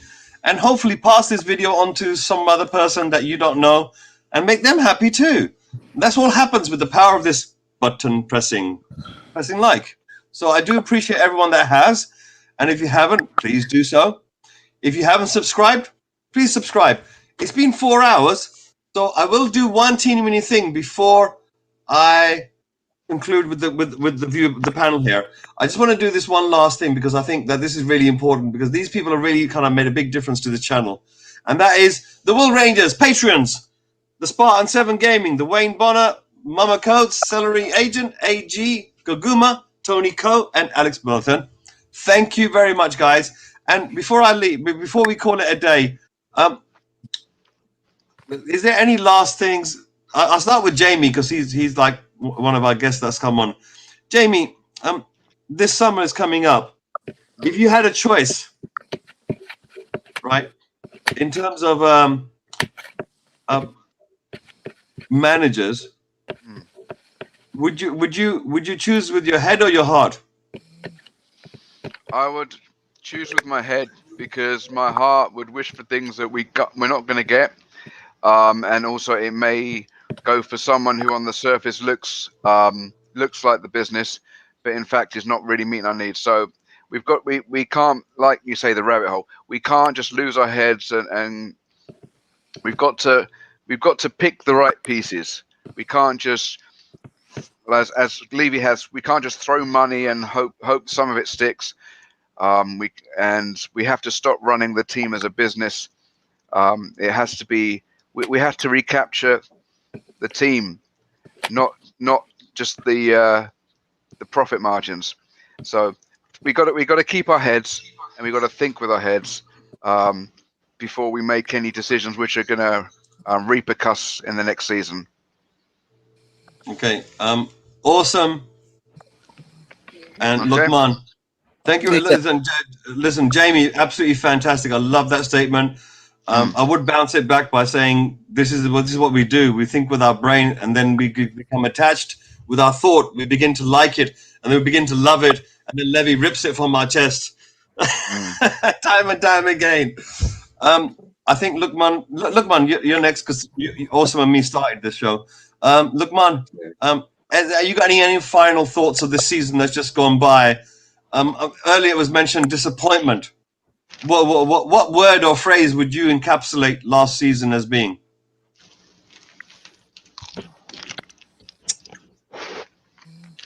One thing, right? I think it's a bit of enlightenment with the disappointment. Yeah. Because now it has shown the world what Levy has done. And now it's whether the fans see the true face that he has on. Right? That's the enlightenment part. Of course, I'm happy that we're above the Gunners. Sad that we're below West Ham and Chelsea. So, what else to say? Disappointment, in a certain sense. Enlightenment to show the light on all the darkness that's been happening. That's brilliant. I love that way of looking at it. So what we've got here is we've got someone using the head. We've got someone who's becoming enlightened by using their head. And awesome. Do you feel that there's any spiritual aspect left that could inspire us as fans and give us any type of hope? Like a couple of things. When all the youth comes back, they've really done well. So I would give a thumbs up to Skip. Skip have really brought Norwich back to the Premier League. I mean, it made a lot of difference impact. Someone like Skip beside Oiborg, that would be good if they're still gonna keep the same formation. But if I were you, I'll play 3-4-3. And I said I would just keep Oiborg and Winks in the middle, and you have too much attacking to go forward. Right wings flying, Reggie flying, and everybody flying. You have more attacking. But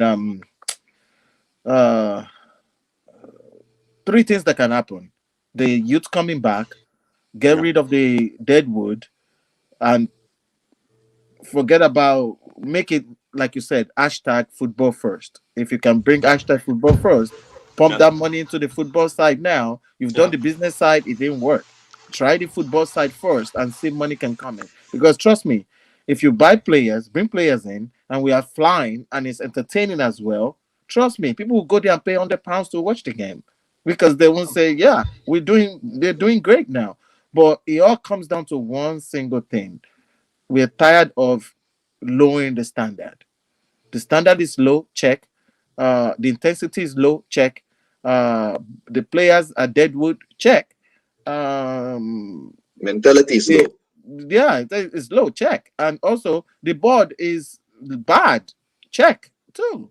We need to do better. If we can get all this stuff changed to the opposite direction, then we could get things done. Like I said, if everybody that is out there watching what we're doing, you should try to this is the three wise men. It's Mr. K, Awesome, or Brian. Brian is not here today, but you're gonna see him coming.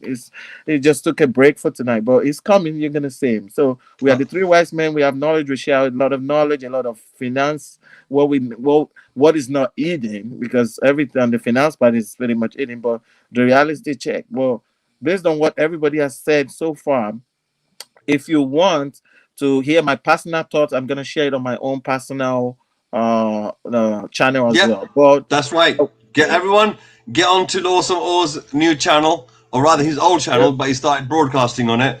It's well worthwhile. Awesome. Can you chuck your link into the comment section? One on there. But okay, guys, listen. I'm gonna wrap this up. Yeah. Okay. So I'm gonna take you do better. Like we should take you fellas off the screen for a second. Clap for all these guests that came in today. I should have done. All right, guys. No, they can still hear you. Yeah. Right. Just gonna quickly just remove them and just go through the final bits. Guys, this channel is not meant to be about current affairs, things that happen on a weekly basis. No, we're not here for that. We're here for the long term. And what we want to do is we really want to hear about experiences and memories that everyone's got. Opinions are okay, but facts are more important. And you can only tell that from having looked at something for quite a long period of time and taking it left, right, and center. Awesome. I think I got you clapping there, mate. There you go. So please, fans out there, be nice to one another. try to kind of see the other person's point of view. We've got a long summer ahead before we start the next campaign. And there's going to be lots of ups and downs as well as Euro. So here's me wishing you all the best. God bless. I'm just going to put the outro on and let you guys go. Take care. Bye. And don't forget, like and subscribe. Very important. 1, 2, 3, 4. Let's go now.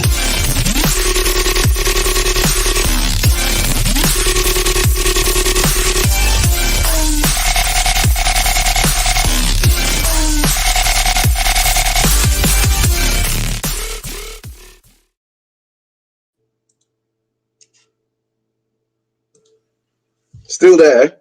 I know I'm still here. Can't get rid of me. Yeah, anybody, No, anybody else still around? It's 3:20 in the morning.